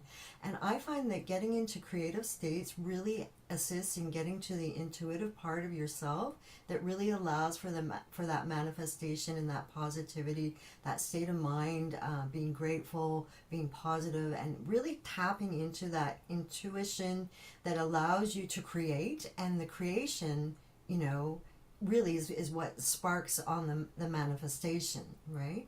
So I've created a whole toolkit of kind of steps, baby steps to empower people so that they can go through the process of all of that, from the journaling to the vision board to all the affirmations and actual practices that they can put in place to manifest. Because I kind of suddenly realized that part of the reason I joined you in this festival was because I realized I was manifesting, and I thought, well, I have to share this with people because, you know, I had just won the award for creative innovator in my city, with the Woman of Influence Awards, and then I had also risen to #1 in my city on Alignable, which is a business platform, a well-known business platform, and 20th in North America. And so I thought, well, what is it that I'm doing? And what it really is I'm tapping into my creativity and then manifesting it by putting it into action, and being receptive and open to possibilities and deviations from my journey, if it's not going to distract me too much or be too much of a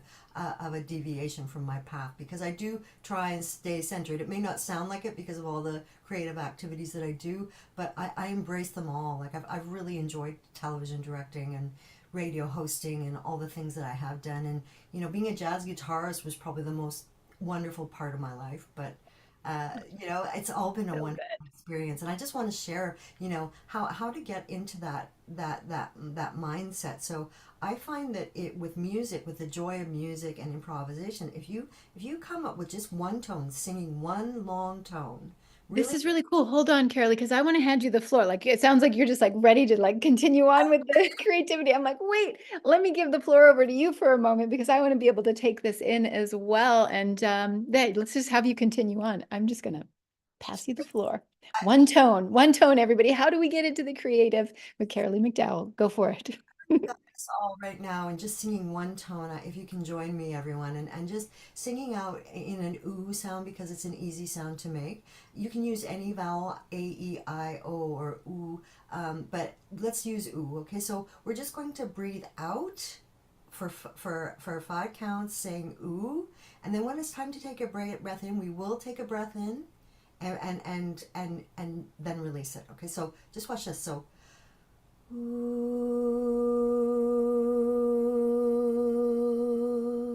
Breathe. Ooh.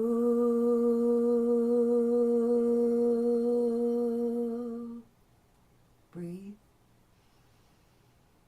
Release. Ooh.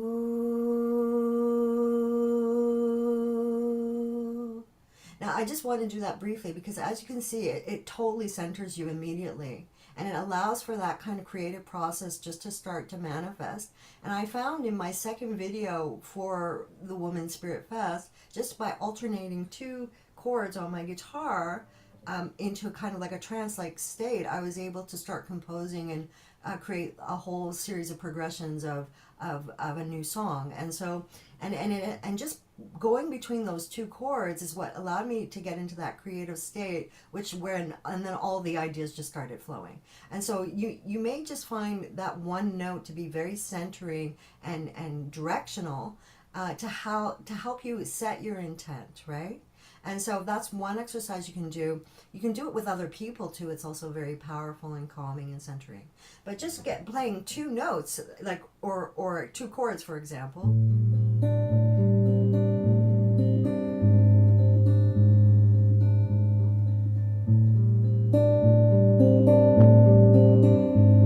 Now I was playing that chord progression, and I went into a kind of a state, an altered state, during one of my videos, and I just started writing. And you can see that process in my in my video, The Joy of Music and Improvisation. And so what I was doing was playing two chords, going from one chord then to the next, and then improvising on top of it. And then that led to further ideas and taking one small idea, slightly altering it, developing it, and then enhancing it a bit with details, and so on and so on. And in music, we often go with a palindrome, kind of like a climax where we're reaching a peak and then diminishing it and letting it subside. So you can think of that in your overall structure. But I just want to show you some suspended sounds with the A major here. So this is an A sus2.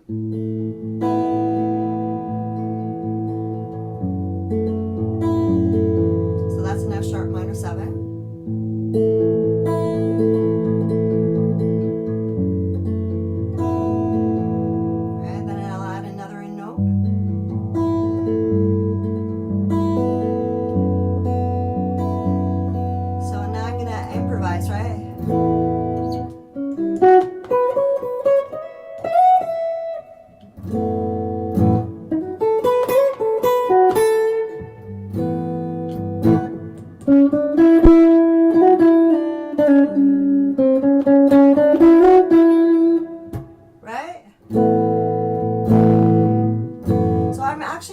Like that could be my first melody of a song, right? So what I've just written there could be a very strong melody if I choose to use that fragment and develop it. So it's just really getting into that mindset. And if you're not a musician, you can do it, like I said, with just one tone or a singing bowl if you have one. And the singing bowl is a really lovely tool to use. And you can breathe in heavily for 5 seconds.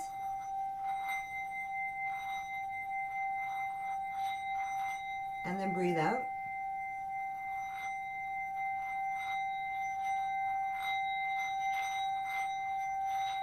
Breathe in.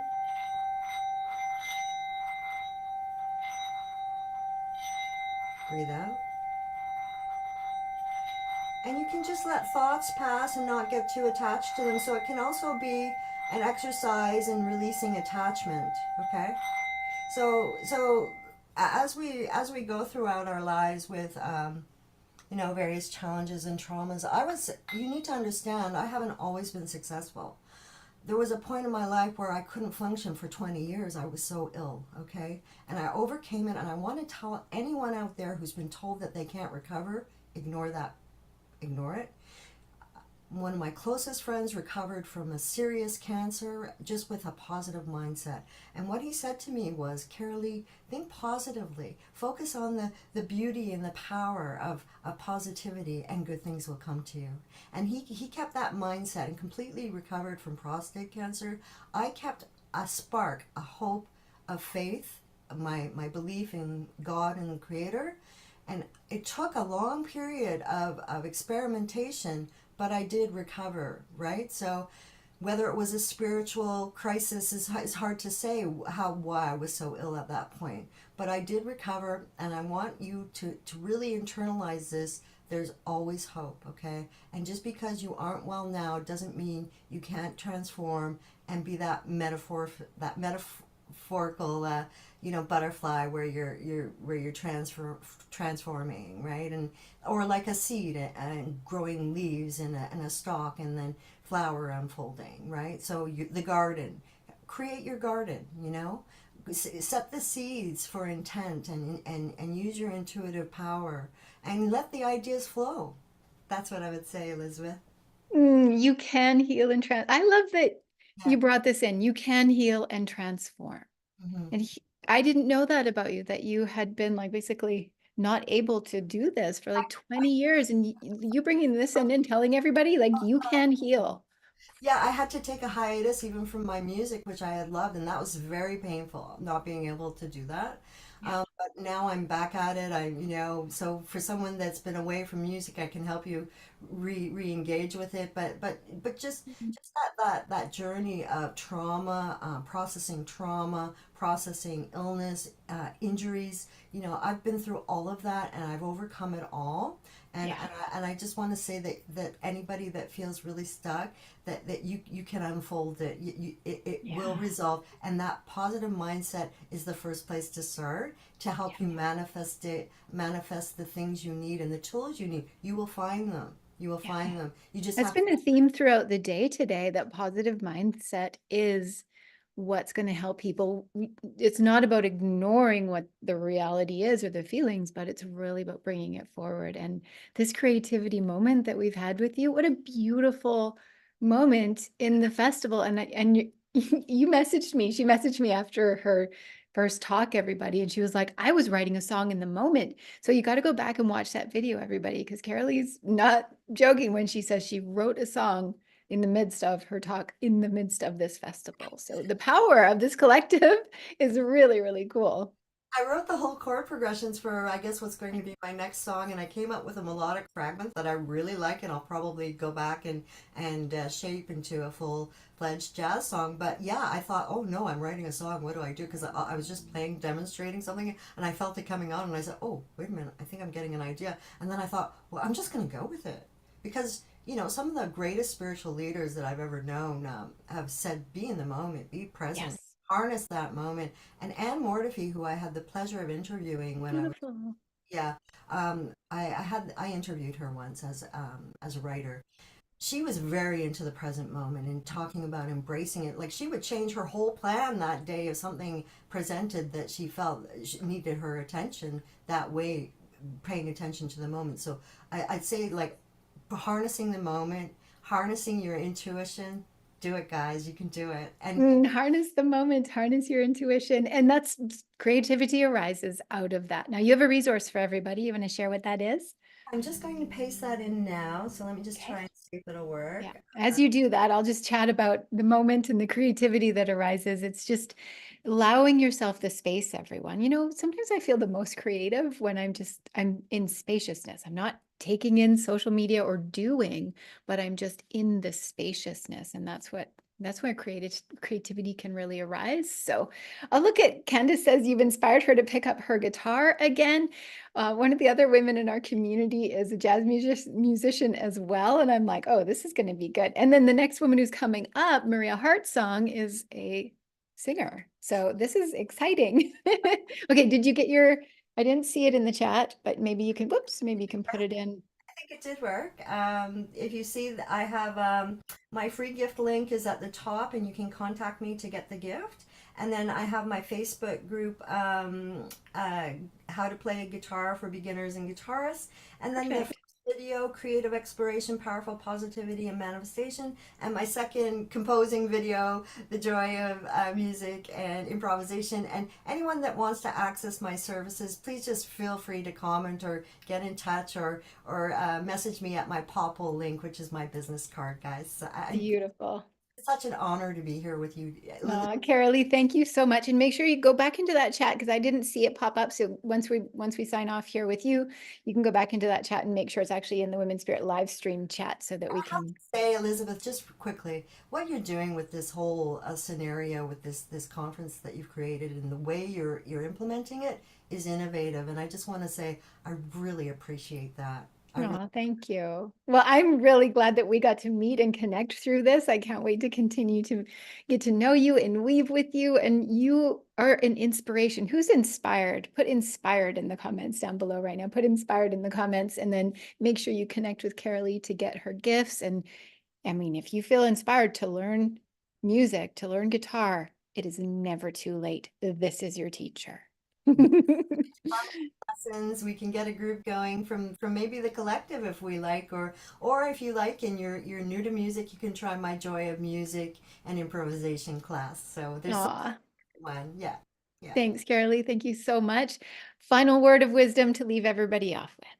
Well, I really want to highlight my early jazz mentors' words about keeping a positive mindset to manifest positivity within your life and to overcome all, because really the power of positivity really truly is is more powerful than anything. And of course, if you have a faith, you may kind of link it back to your spiritual practice. And if you don't have a faith and you're, an atheist or something like that, it's your higher power. It's that divine bliss and intuitive knowledge within yourself. So that's what I'm saying. That positivity and setting that mindset really helps you access that, and then the manifestation just starts to happen, and you start to step back and go, whoa, how is this? Even my fortune cookies are saying good things to me, so It's true. all this started was some happy fortune cookies saying you're going to get a happy message. Oh, good things are going to happen to you, and then it just all started happening. So it started with the fortune cookies. Started with the fortune cookies. Carolee, thank you so much again for taking part in this festival. I adore you, and we're just going to continue on. So everybody, give Carolee a giant round of applause, a standing ovation. Women's Spirit Festival online style. That means hearts on your screen, love in the chat. What do you appreciate? What do you acknowledge that you see in her? Like, what an inspiration to continue to walk through life's challenges and to come back to something that she's so passionate about, and to bring music here. And yeah, really, really powerful. I just want to sit here and listen to her play that guitar because it sounds so beautiful, like so incredibly beautiful. So there it is. There it is in the chat. You got it, Carolee. I love it. How many of you are loving this? I kind of feel inspired to unmute Carolee and have her play guitar while I do this. Do you want to do it? Here, I'm just going to unmute you. You can stay down there, but just in case Carolee wants to play while I chat with you all, it can happen. It's in the moment. So everyone take a deep breath. Expand your arms out, reach out wide. You're having a great experience today. Reach up tall, look up at the sky, stretch your arms out. Are you having a wonderful Women's Spirit Festival live stream day? Tell us where you're watching from. Exactly. See, it's so good. Tell us where you're watching from. Put it in the chat.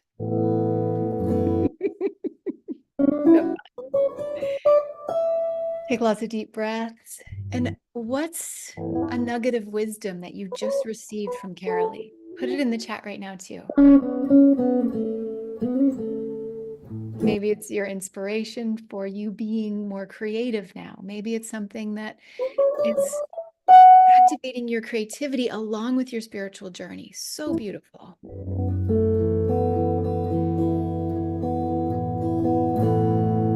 Yes. Okay. That was so beautiful. I just wanted to bring a little bit more music into that moment. So good. Thanks, Carolee. So who's ready? Yeah. Candace says it's never too late. Exactly. Tell us where you're watching from. Tell us what you're getting out of this. And if you're watching the replay, type the word replay in the comments down below so that our speakers can come back and continue to weave with you. It's been such a beautiful day so far, and we have more speakers. This is a Women's Spirit live stream. I am live with 14 incredible leaders who are helping you to activate your creativity. Learn to really tap into your values in your relationships. Remind yourself of the power of positive belief and mindset, paying attention to all the aspects of your awakening journey. So this is so powerful. Who's ready for our next speaker? Put ready in the comments down below if you are ready, because this happens to be like a moment in the festival where we are weaving in music, song, and creatives, because Maria Hartsong is an international speaker, singer, songwriter, purpose clarity coach, and musical manifesting mentor, founder of Maria Hartsong Activation and Coaching. She's going to be teaching you how to heal and create with your voice. How perfect is this? We didn't even plan it this way, but Maria, thank you so much for being here. Thank you. I think it was divinely orchestrated, all of this, actually. I agree. Absolutely. So let me introduce you properly and we'll get started. This woman is such a heart-centered, wonderful woman who I've known for years now, and I'm so glad I get a chance to bring you up. So Maria Hartsong is a passionate and intuitive heart song alchemist who holds sacred space for divine feminine leaders to rise in their brilliance, activating their hearts and stepping more deeply into their higher purpose. Sound good? Her zone of genius is to create high vibrational activating songs that helps the listener to transform. She has created hundreds of them. Isn't this cool? Like created like original songs for people. The first one that was released last year, Lighthouse, and maybe if we're lucky, we'll hear a snippet, reached all continents of the world within 2 weeks. Maria's highest joy is to empower women to use their voices consciously to heal and create. And she herself has manifested a luxurious retreat to Zanzibar, filled her coaching programs, and received big amounts of money by singing with intention. Isn't that sweet and amazing, Maria? Thank you so much for being here. Thank you for having me. This has been such a precious experience, this whole festival, and I'm so honored to be here on this live stream today with you. And perfect to come on after Carolee, because we have a lot in common. You do. I think that there's probably some weaving magic that can happen. So that's part of the joy of this festival, is that the speakers and leaders are actually networking and connecting and collaborating and creating alongside each other. So Maria, tell us a little bit more about what you do for people in the world and why it brings you so much joy. Well, music is like the essence of me, and it has been something that has actually saved my life twice. And I'm passionate about also reminding, especially women, that they are so powerful when they use their own voices with intention, and that we can heal with our voices and we can create consciously. So for me, even though I create songs, it has never been about singing and performing, although I am stepping into that now also. It has been more about this vibration that we create and how we can use that for our own benefit and for others. Yeah. And we create that vibration with our voices as leaders, whether we're singing or not. And you help women with leadership, and you've walked through some of your own challenges that have really informed who you are. Can you tell everybody a little bit about like what you've been through in life that has brought you here? Well, I'm a purpose clarity coach today. And in my 30s, I was really on purpose. I was training as a therapist. However, I came to a point where I started to uncover some deep-seated trauma that I wasn't ready to deal with at that point. So after that intense training, when I had a plan of starting my business and starting to support people, I was actually ending up in a deep depression. And it was in the midst of that life crisis where I actually didn't want to stay here, when I received this message from my soul that I have songs inside of me. And after some healing, coaching, support, the songs started to pour through. And yeah, it was really a powerful message of hope that I received through music.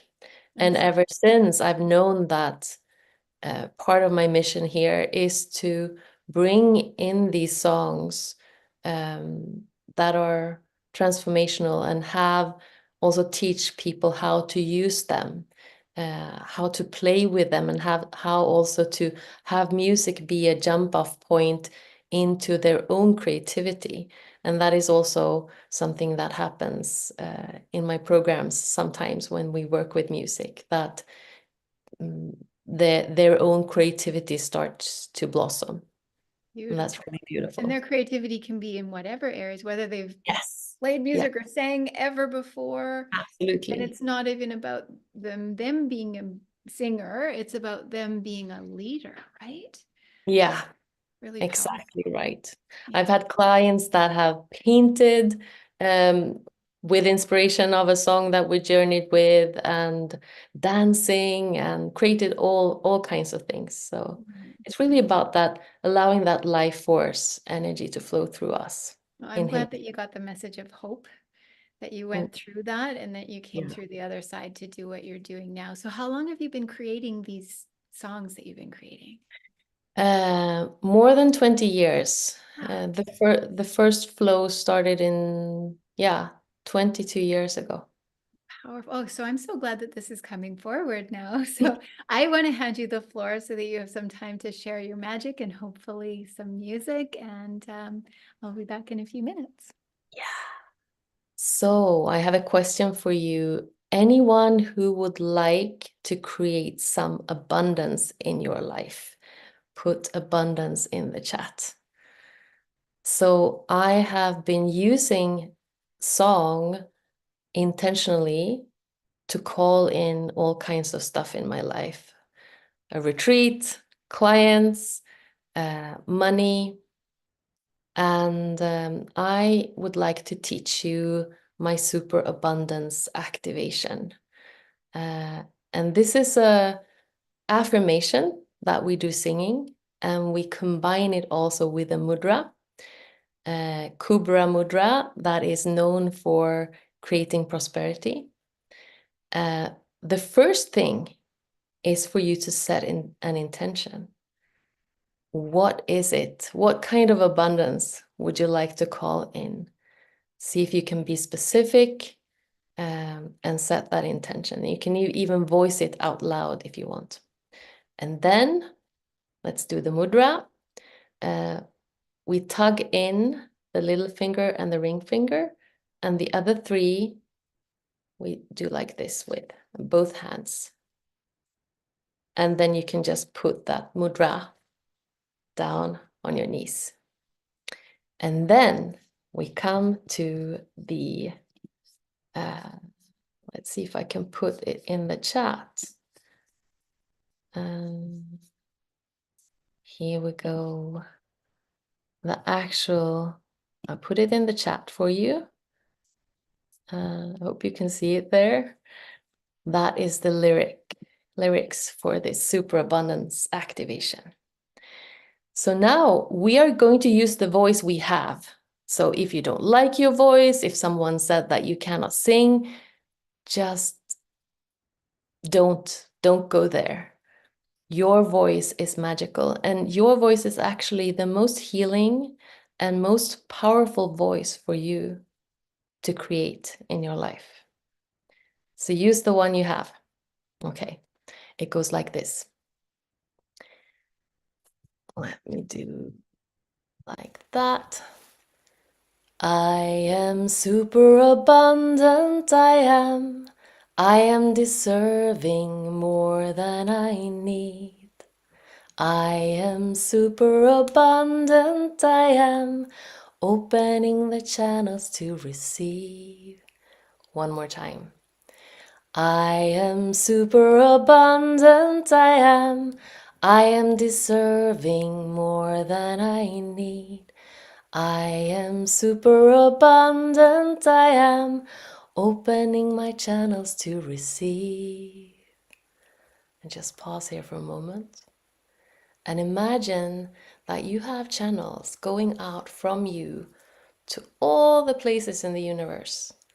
Imagine that you can clear them so they are pristine, golden, bright light. Just opening up these channels with intention. Okay, and let's continue. I am super abundant, I am super abundant, I am opening up to receive beyond my wildest dreams.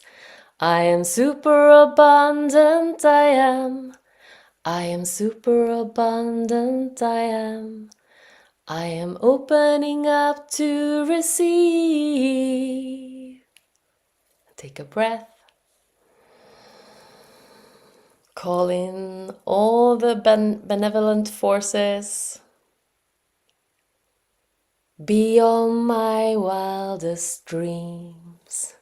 Beyond my wildest dreams. And just feel into your heart. How did that feel? You used your voice, you created a vibration, used your intention, and you probably, hopefully, raised your vibration. This activation is proven. I have used it. I used it just a month ago or so in my crowdfunding campaign. And the trick is to come into that magic zone of fully feeling whatever you want to call in, being here right now, having fun with it. And that's exactly what happened. I came into that magic zone, and half an hour later, I got a big donation in my crowdfunding campaign.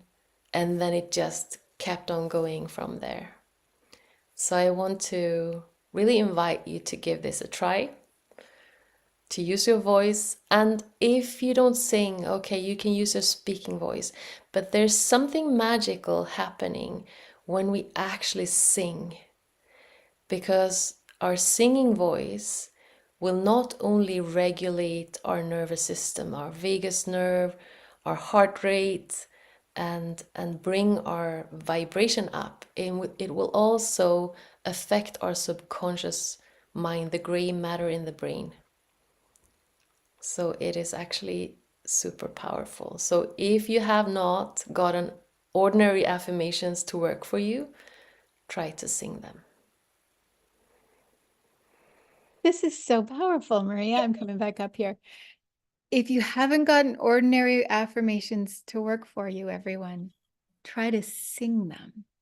And I mean, think about jingles. Like they're used in advertising because our brains remember them more and we hear them. Sometimes I'll get a song in my head and I'll ask myself, like, why do I have this particular song in my head right now? Not just like, oh, a song stuck in my head, but why this one? Like, what are the lines that are going through my head? And if they're ones that I want, then I'm like, okay, good. And if they're ones that I don't so much, I'm like, okay, let's switch it out for a different song.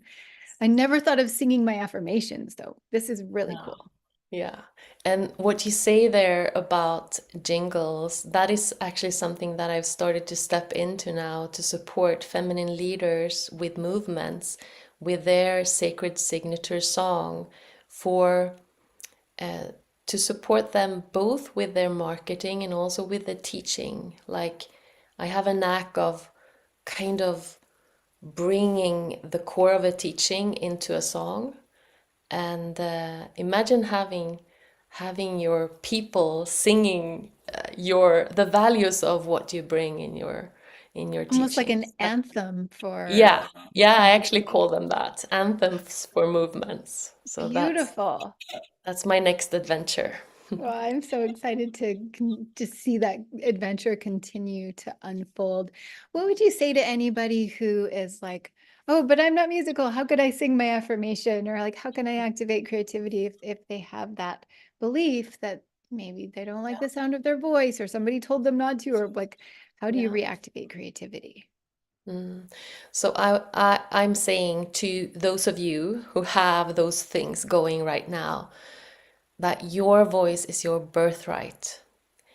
Through your voice, you can really bring in empowerment, calm, groundedness. You can create with your voice. So just throw away all those old stories about you not being able to sing. We have such an old paradigm way of being taught what music is. Everyone is musical. Everyone. It's our birthright. So use your voice. So good. And I'm so glad we had two people in a row, reminding us that this is our birthright to be creative and to even be musical. So Maria, you have a gift for our audience. Let's hear about that. Yeah, that is actually what we just went through, the superabundance activation. So I will post the link in the chat and you get a PDF and that recording and also some tips on how to use it in your everyday life if you want to bring in that abundance, whatever that might be. Beautiful. And let me know how it goes. And you Oh, can yeah. also, if you want, jump into my Facebook group because we are going to do a collective practice of this superabundance activation soon. Beautiful. So superabundance activation, it's in the comments. Everybody make sure that you go there and grab it. And Maria, I have a couple of extra minutes. Do you want to do Lighthouse? This is spontaneous. I'm asking her to sing on the spot. I don't know. You don't have to say yes. Yes, But I you can. can. Yes, I Yay, can I do love that you're saying yes.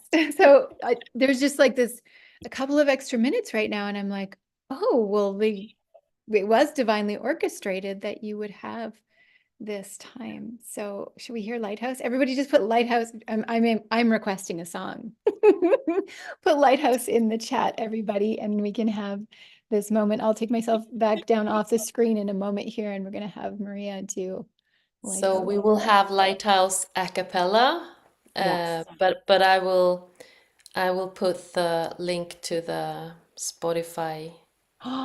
And if you all go on Spotify and watch it and follow her on Spotify, that's going to help as well. So go to Spotify and I hope that Lighthouse, because I've heard this, activates what you all need in order to really continue to bring your own gifts forward, in order to deepen into your journey and this journey that you've all been here with us in Women's Spirit Festival. So I'll pull myself back down and give you the stage for Lighthouse. How's that sound? Thank you. Beautiful.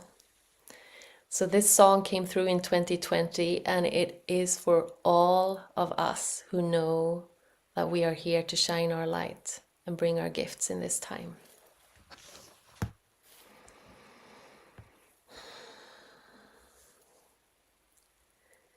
I'm devoted to this journey that is my life this time. I'm devoted to my heart to let my true light shine.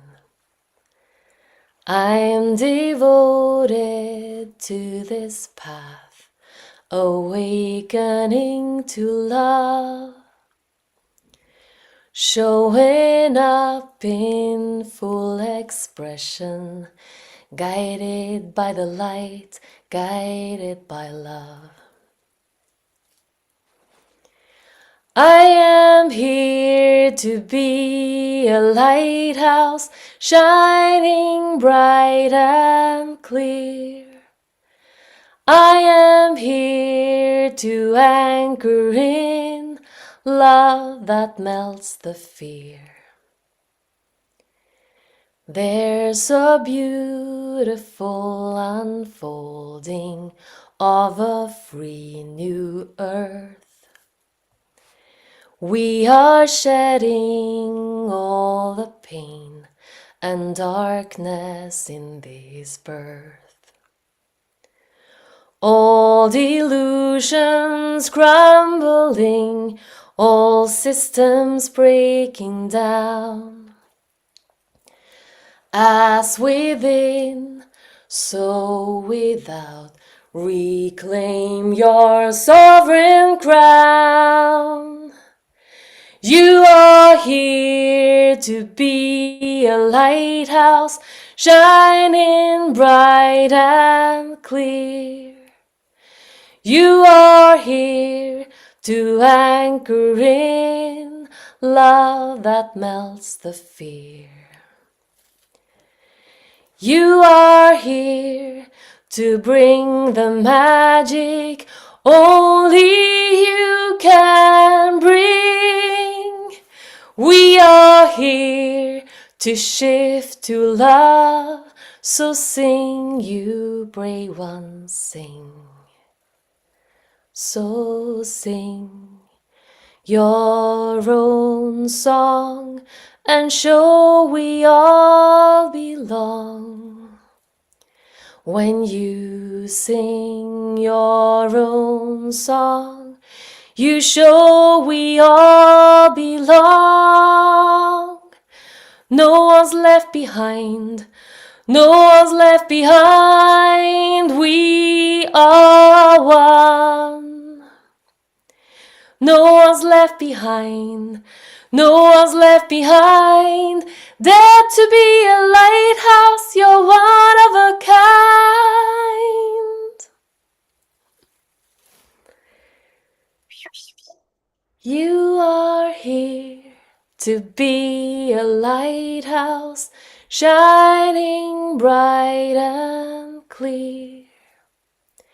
You are here to anchor in love that melts the fear.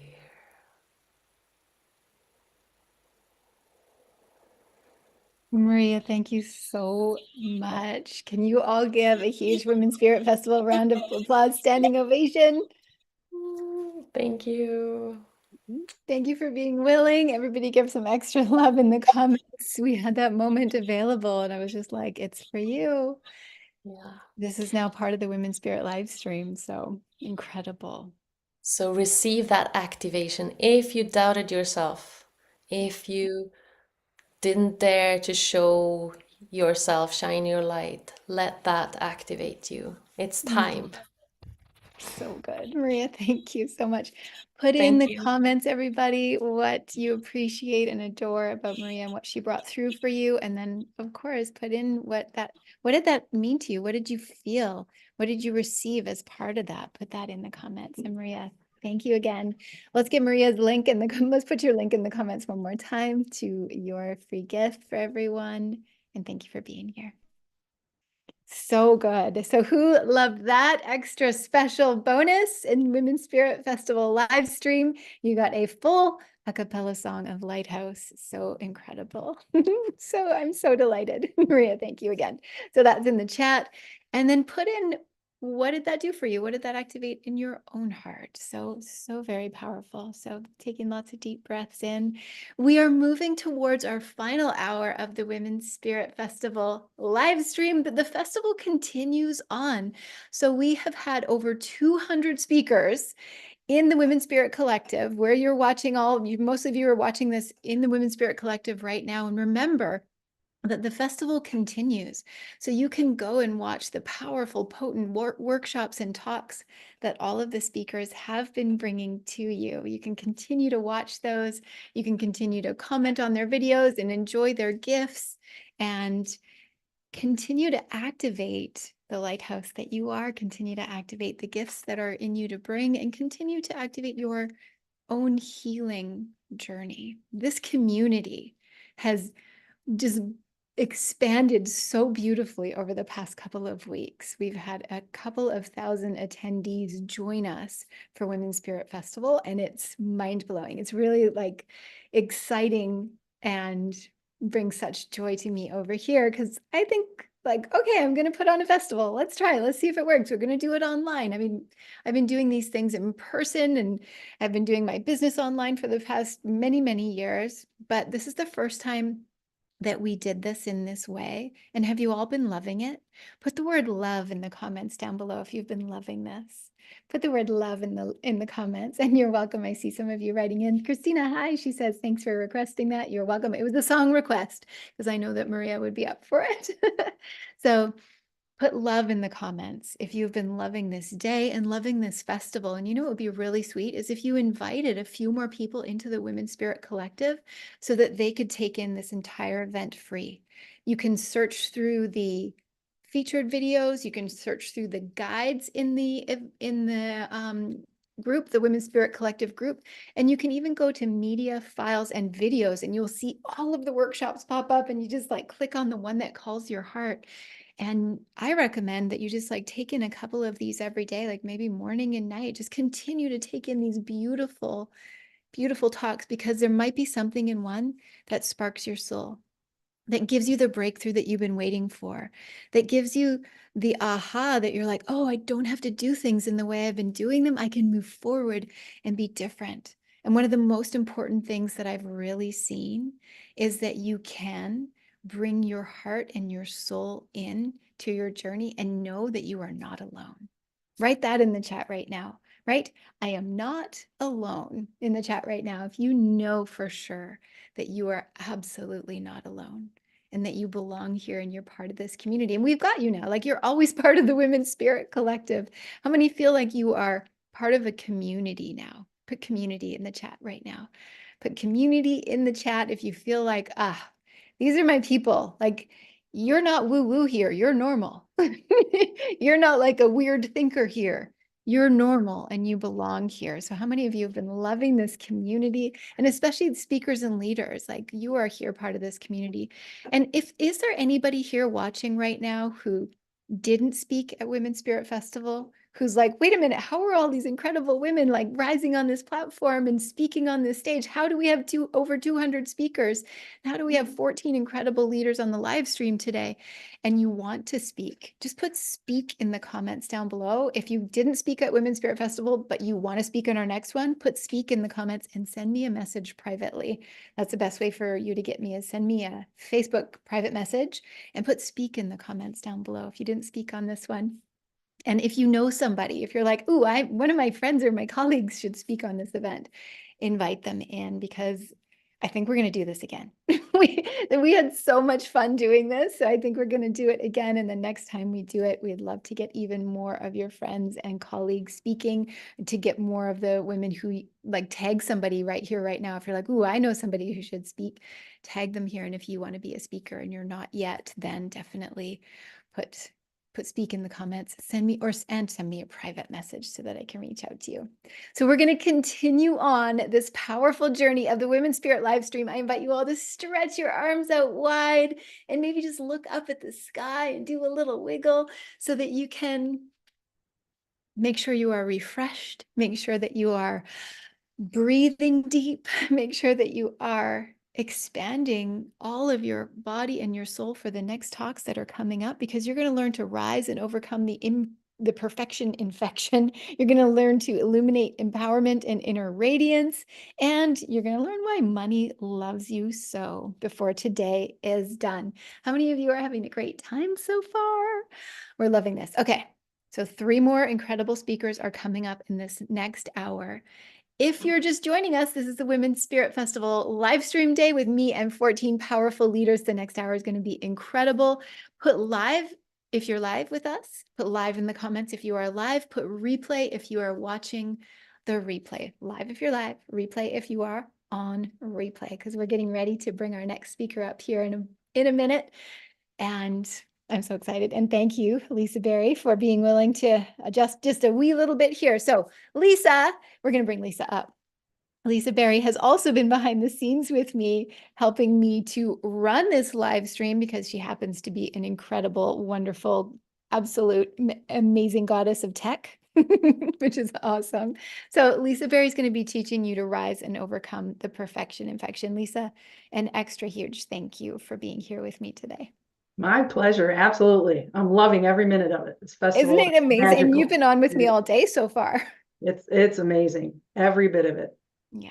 So let me introduce Lisa to you, everybody. Lisa is a coach and a speaker who leverages her 25 years as a leader in the tech industry to help leaders and entrepreneurs embrace their unique qualities and learn how to confidently become the best version of themselves. 25 years as a leader in the tech industry. And now she is helping leaders and entrepreneurs. It's so incredible, Lisa. Thank you for being here. Absolutely. My pleasure, Elizabeth. So tell us about your journey as a leader and as an entrepreneur. Absolutely. So I was not the leader, the speaker that I am today, way back when.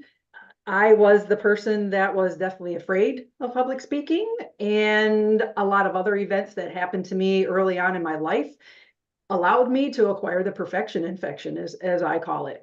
And it wasn't until about 2008 that I finally did some really big introspection and reflection and realized, something's got to change here. And guess what? It's me.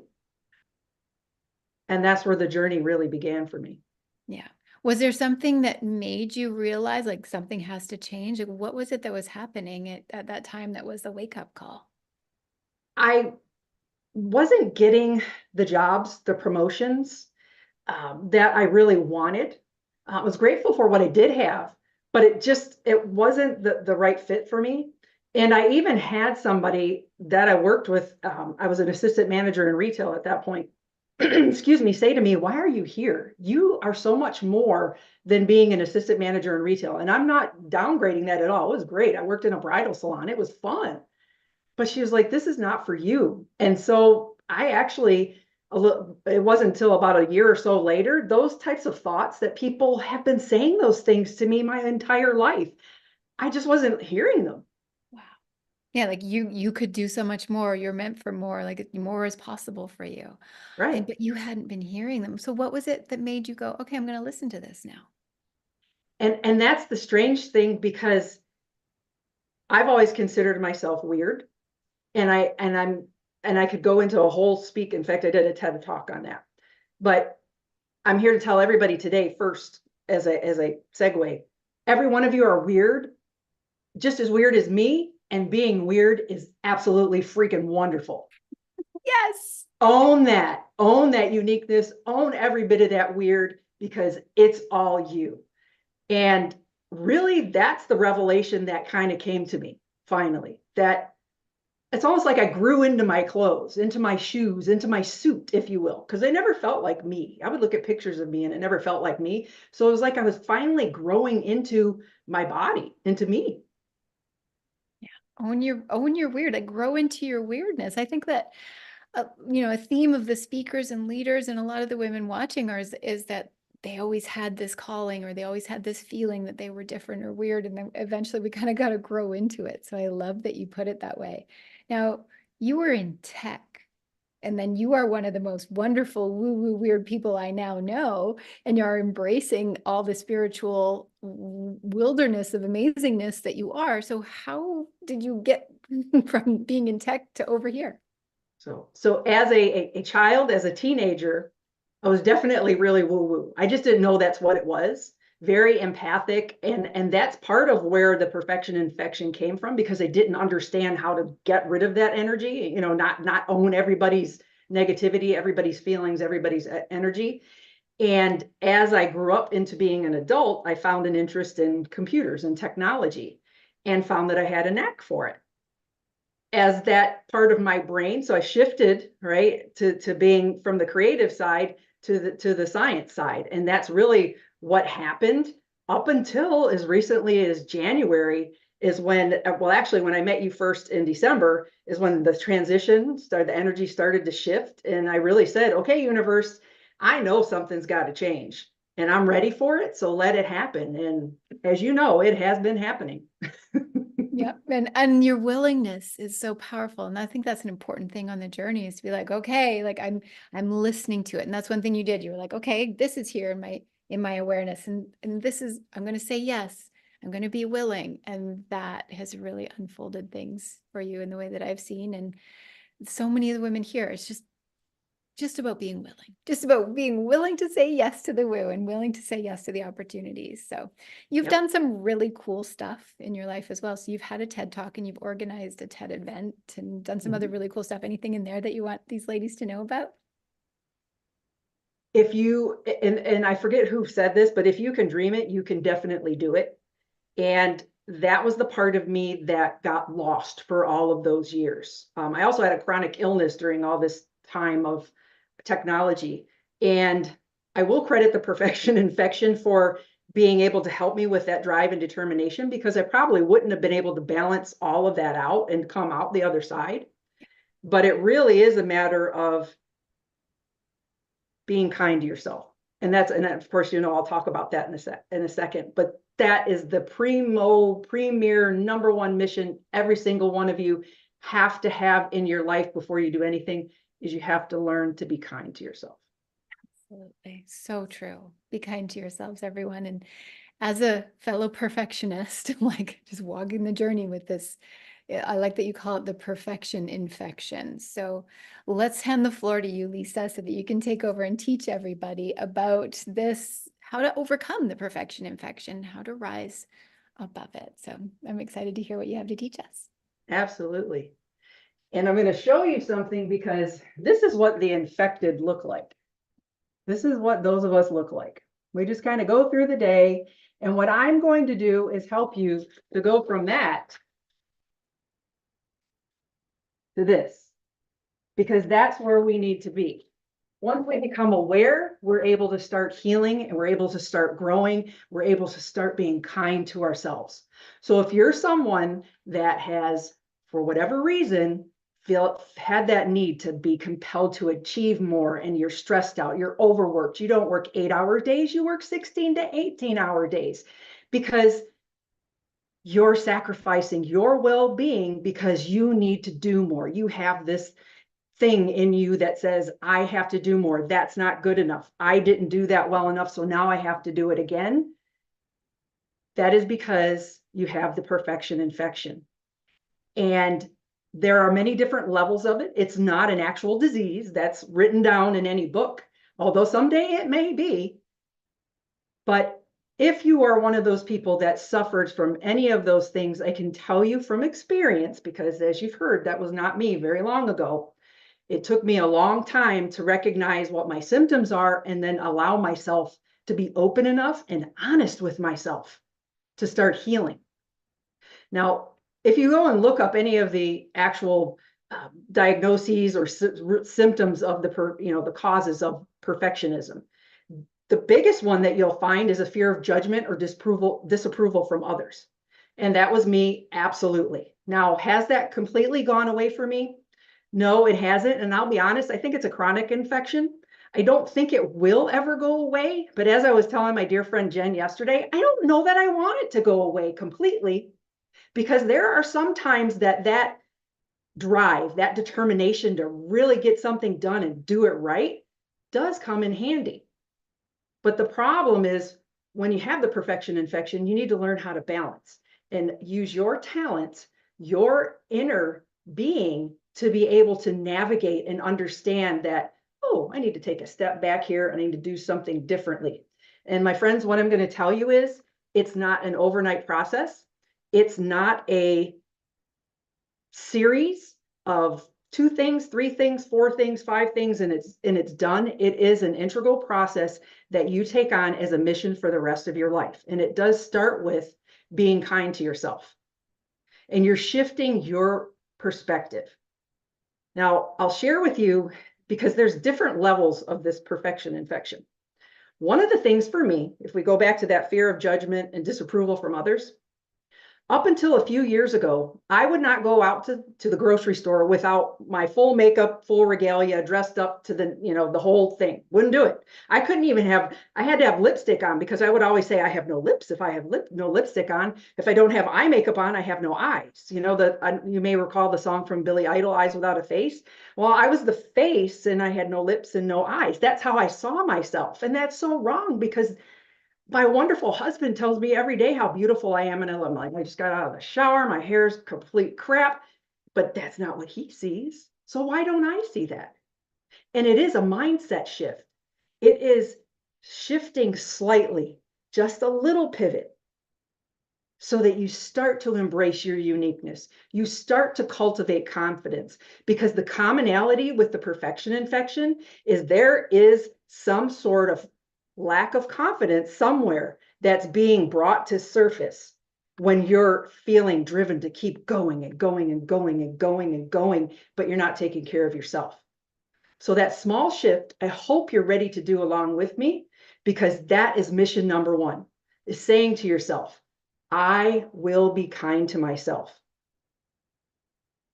Now I'll share with you what I did. This is my small shift to be able to actually go out into the grocery store with no makeup on, because I actually do it. Now, I don't do it all the time, but I actually do it. And Jennifer and I were kind of laughing about it yesterday, because she's like, she's the opposite of me. We were having a good time. It was great. I had to convince myself, and I hope you laugh, because this is hilarious to me. I had to say, I'm going to go out incognito. You remember how the old movies where the movie stars would go out without their makeup and all their gowns and everything on, and they'd go out in incognito. So I had to convince myself that going out into public incognito meant I wasn't afraid, because I was really afraid that people were going to make fun of me, call me names, whatever it was. And these are people I didn't even know. So that was the one little shift that I did, silly as it is. I hope you find it humorous, but it is something seriously that I do. And I'm traveling incognito today. So think about it. What's that one little shift that you could make to give yourself just a little boost, right?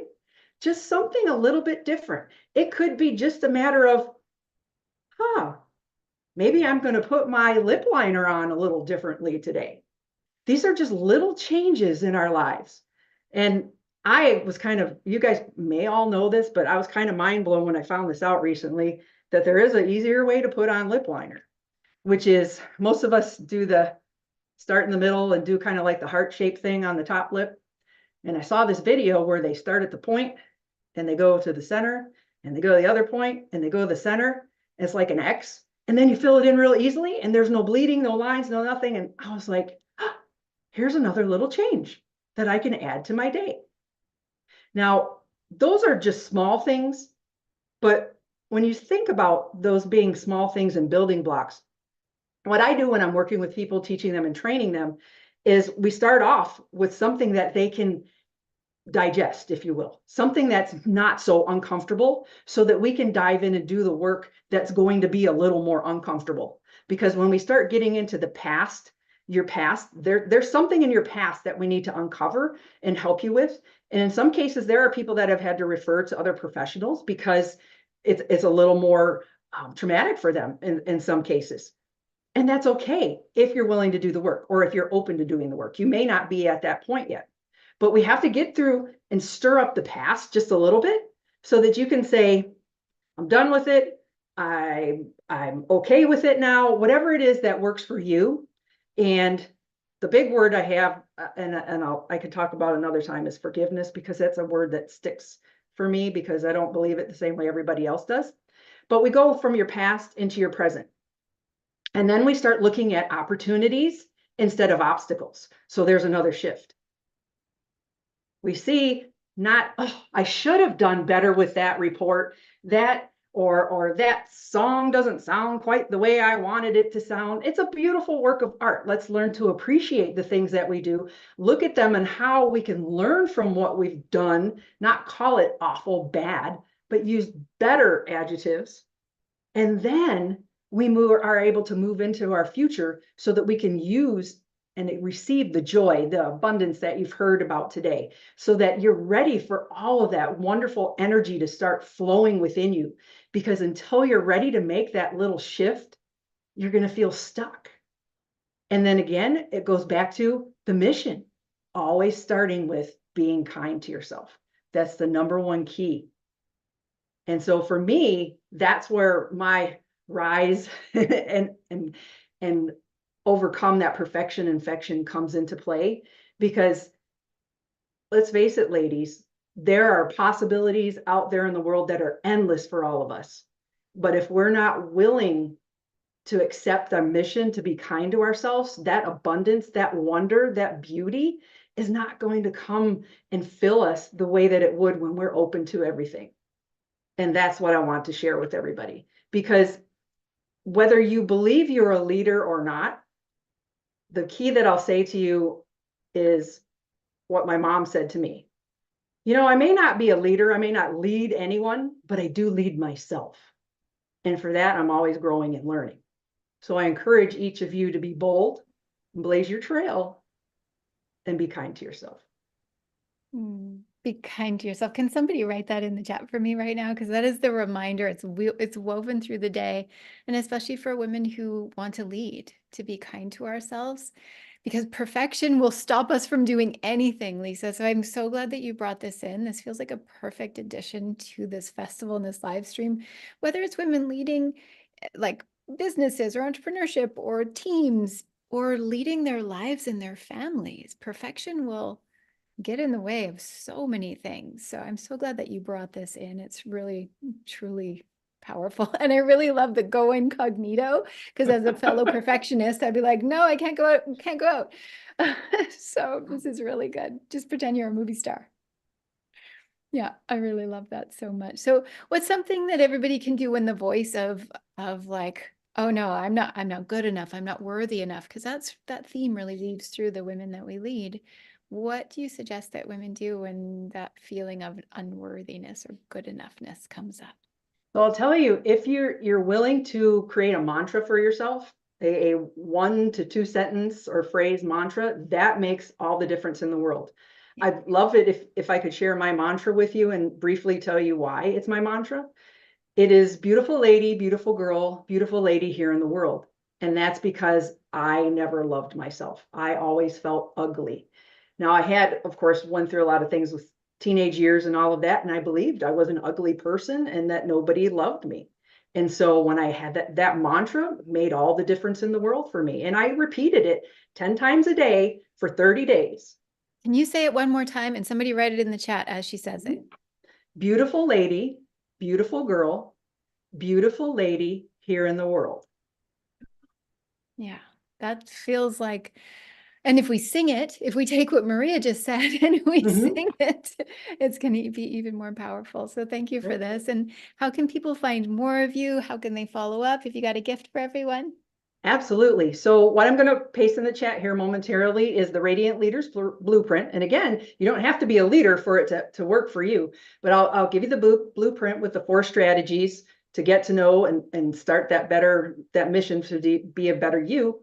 Also offering free coffee chats for anybody that would like to sign up. The blueprint has the link in there, but I'll put the link in the chat in case somebody wants that separately. And then I do have the Radiant Leaders group. I have the collective there, the group on Facebook, if anybody wants to find me there, but I'll be around, of course. So I'd love to hear from anybody and see how we can work together. Beautiful. Radiant Leaders Blueprint. You can grab it from the chat from Lisa, everyone. Join her Facebook group. Keep following along because this woman is going to teach you how to be a radiant leader. With the experience that you have, Lisa, I have no doubt that you're going to be leading an incredible group of women forward and making a big difference with these leaders who are embracing the imperfections and moving forward. So thank you so much for being here. And thank you also so much for being behind the scenes with me. My It's a pleasure. Absolutely. Thank you so much.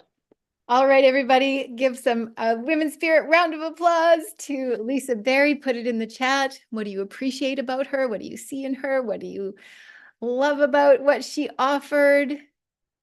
What do you acknowledge? This is how we do our amazing round of applause. And I'm going to do it with you. And then put a whole bunch of hearts. If those of you are on mobile, you can put little hearts like ding, ding, ding. You can put little hearts and they like go across the screen, which is really powerful. So continue to do that. Put hearts and love and all the things in the chat. And then pull something in. Oh, look, Jennifer has a little emoji that's doing clapping. How does that happen? And then what is it that you're bringing into your own world from what you just heard Lisa say? Like, how many of you are, I don't want to say it this way. How many of you are perfectionists? How many of you are recovering perfectionists? put RP in the comments down below, or recovering perfectionist, or just the word recovering. Put it in the comments down below. If you're like me, if you're like Lisa and so many women here, put it in the comments if you are a recovering perfectionist. And what did you gain out of what she just said?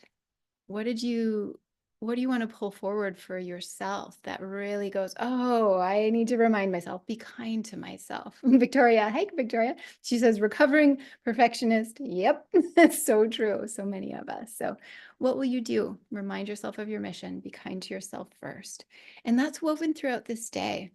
And on a woman's journey of awakening and self-development and self-discovery, do you see the themes that are rising through? Like being kind to yourself, caring for yourself, you first, and then really deepening into your journey in the ways that you do with all of these incredible leaders. So we have 2 more powerful speakers who are coming up here in a moment for you. Take a really deep breath and do like a little shoulder roll and a little wiggle in your chair, wherever you are, whether you're watching the replay or not. I don't mind, because you're watching a lot of digital screens right now, and it can really make you feel connected if you just do a little wiggle, do a little like movement in your chair, and even getting your eyes away from your screen and looking out a window for a moment is a great way to make sure that you're just staying balanced as you take in all the magic of Women's Spirit Festival. Who's been loving the magic of Women's Spirit Festival? Put a heart in the comments down below. Remember that this festival carries on through to the end of March, Women's History Month. It's a festival. This festival is in celebration. This is the first one like this that we've done, even though I've been leading events for a couple of decades. This is the first one we've done in this way. And I'm like, oh my gosh, this is so beautiful. It's so much fun. It's so such a joy to give these women this platform to speak on. So let me know if you want me to do another one. Put another one in the comments. Just put another in the comments if you want us to do this again. Put another in the comments if you want us to do Women's Spirit Festival again, because I know it's just going to continue to evolve and get better because our speakers are amazing. So I think we have our next speaker just about ready here. Who's ready for another one? Put ready in the comments down below. Lisa Eddy, you look gorgeous. I'm so happy to have you here. So put ready in the comments down below if you are ready. Lisa, I'm so glad you're here. Queen Elizabeth. I adore you. It's so much fun to have you here because Lisa is going to be teaching you all, everyone, about illuminating empowerment and inner radiance. And we were just talking about radiant leaders with Lisa Barry, and now we're with Lisa Eddy. So she's a confidence and empowerment expert, transformational speaker, author, and the host of the Sacred Beauty Lifestyle podcast. Lisa, so happy to have you here. Thank you for hosting this incredible event and bringing together such powerful, kind, loving leaders. Well, you're so welcome. It's like because of you and all of the other women here that I do this. So everybody, a little bit more about Lisa. She also guides women leaders to own their innate beauty with power and confidence and to live with unshakable confidence. And Lisa, you have a history of being an entrepreneur and doing things with beauty with women. Tell everybody a little bit about your background. Yes, I've been an entrepreneur for 25 years, and I have been an esthetician for close to 30. Working in wellness and skincare and healing as well, all coupled together. So yeah, I've worked with women my entire career, helping women really feel confident because I feel that so many of us are guided away from our true power and beauty at a young age, made to be wrong, insulted, jealous women, you name it. And so it often makes us pull in and close and hide from our gifts. And then we can't share the magic and message that we have to the world. And really, we all came here to do something big. We are all meant to shine like children do. And so there's nothing that lights me up more than helping people feel and look their most radiant, beautiful, confident self so that they can go and do in the world what they came to do. And it's really tied with self-care and self-love. Self-care really is self-love. When you really love yourself, you know how to take the best care of yourself, right? Absolutely. And it's stepping stones often. But when you are taking the best care of yourself, you could put you and your own needs first so that you can really serve at the highest level. You know who you are, right? When you really know who you are, that's where your confidence comes from. Your confidence and your beauty isn't in a jar. Can somebody write that down? Hold on. Hold on. Your Just quote me. Your confidence and beauty isn't in a jar. Somebody write that in the chat right now. Your confidence and beauty isn't in a jar. And I mean, working in the beauty industry, you've seen everything. And then this is why it set you up to be such a powerful leader and guide for women to really step into their true beauty and their true confidence. Oh, I love it so much. Okay, you've walked through some heavy stuff and some life challenges that have made you who you are today as a woman. Can you tell us a little bit about that? Yeah, it's I almost feel like, what haven't I walked through, Elizabeth? Yeah, exactly. I know when I was saying it, I was like, what are you going to pull out here? Because it's all like all the women here, it's all the things. Right? I know, like so many of us, especially spiritual leaders, I feel like we really go through the trenches. I feel like that quote from Madonna coming through, I made it through the wilderness, like lions and tigers and bears. And, that is where we find our gifts and where we have the opportunity to really grow. I believe that every obstacle is an opportunity for growth. So while I tell you, yes, I have been through hell and back, I feel like mentioned spiritual leaders because I feel that often spiritual leaders can be under attack because we are in a battle of light and dark on the planet right now. And the dark knows that when the light prevails, their day is done here and then it's coming to an end soon because the light always wins in the end. That's how it goes, right? It's how it goes always, if we just think about it. And that's why it's so important that women come together for events like this and for collaborations and to be part of something, because when we're alone, that's when we can be taken down and taken out. But when we're together, we're so much stronger. 100%. And I do want to share a little bit about that because I'm still dealing with the wrath of the narcissist. And I think there is the empath narcissist polarity that so many of us get wrapped in as empathetic leaders, right? And so, that attack actually currently has me separated from my daughter. And it's like a modern day witch hanging, and it's happening to a lot of women, and people do not realize this at this time. But what this opportunity has given me, I have been able to excavate gold out of it and actually heal childhood trauma. And the more darkness you're able to navigate, the more light you can hold. Yeah. Right? It makes me think of what Liz was sharing with us earlier about this like energetic protection. As you are a light worker and as you are doing these things, she shared it with us earlier and it was powerful. And it's like, we need to be doing these things for ourselves. And I love that you say like self-care. It's if we put it in this way, self-care isn't just like, oh, like give yourself a spa, take care of your skin. It is like protection for the path of a light worker. Yes. Yeah. 100%. Powerful. Okay, I want to hand the floor to you because I know you have some magic to teach us about empowerment, inner radiance, courage, all the beautiful things. So can we hand it over to you? Yes, please. Thank you. Hello. Okay, so I am super happy to be back here again for day 3. I taught a couple of other classes here. If you haven't already seen them, one on self-care for women leaders, it's not vanity, it's sanity, and one unshakable confidence, own your true power for women leaders. And so kind of foundational work about laying the groundwork to be able to be really confident comes from the self-care. And then really the self-care or the confidence I was teaching you is really letting source run through you, like really knowing who you are, being a clear channel, because when you know who you are, how could you not be confident in yourself? So that's how they tied together. I wanted to share that, a little bit of the ways in which they tied together. And today I want to share a little bit about one of the tips that I teach. I feel like all of the best teachings are super simple.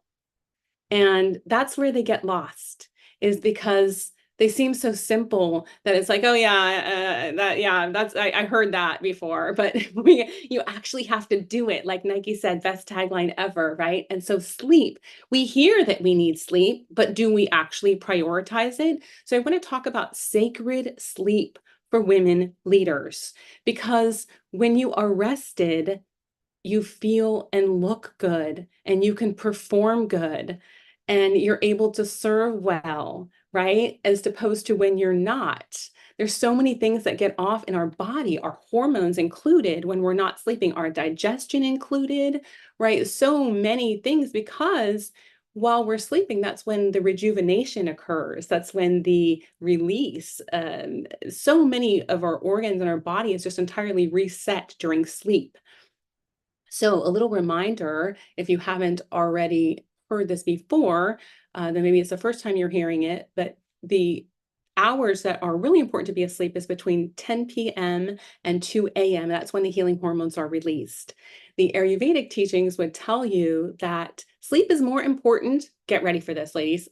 Sleep is more important than diet and exercise combined. Go figure, we have it twisted like everything else in the West. Yes, I was mind blown when I interviewed someone on my podcast, the Sacred Beauty Lifestyle podcast, who gave me that tip. And I was like, whoa, okay. So that's why I wanted to bring this in today. So a couple of things, 3 things that sleep really helps with, that is really essential for women leaders. Number 1 is memory. You're able to really access those files in your brain and think straight when you sleep really well. So that helps with your confidence also, right? And helps you do what you came here to do, whether you're parenting, just you feel better when you are able to think straight. So memory is number one, it helps with. Number two is creativity, because you're able to then be in the moment. You're able to let source flow through you, right? That's the ultimate creative force, is source. Hey, that was a rhyme.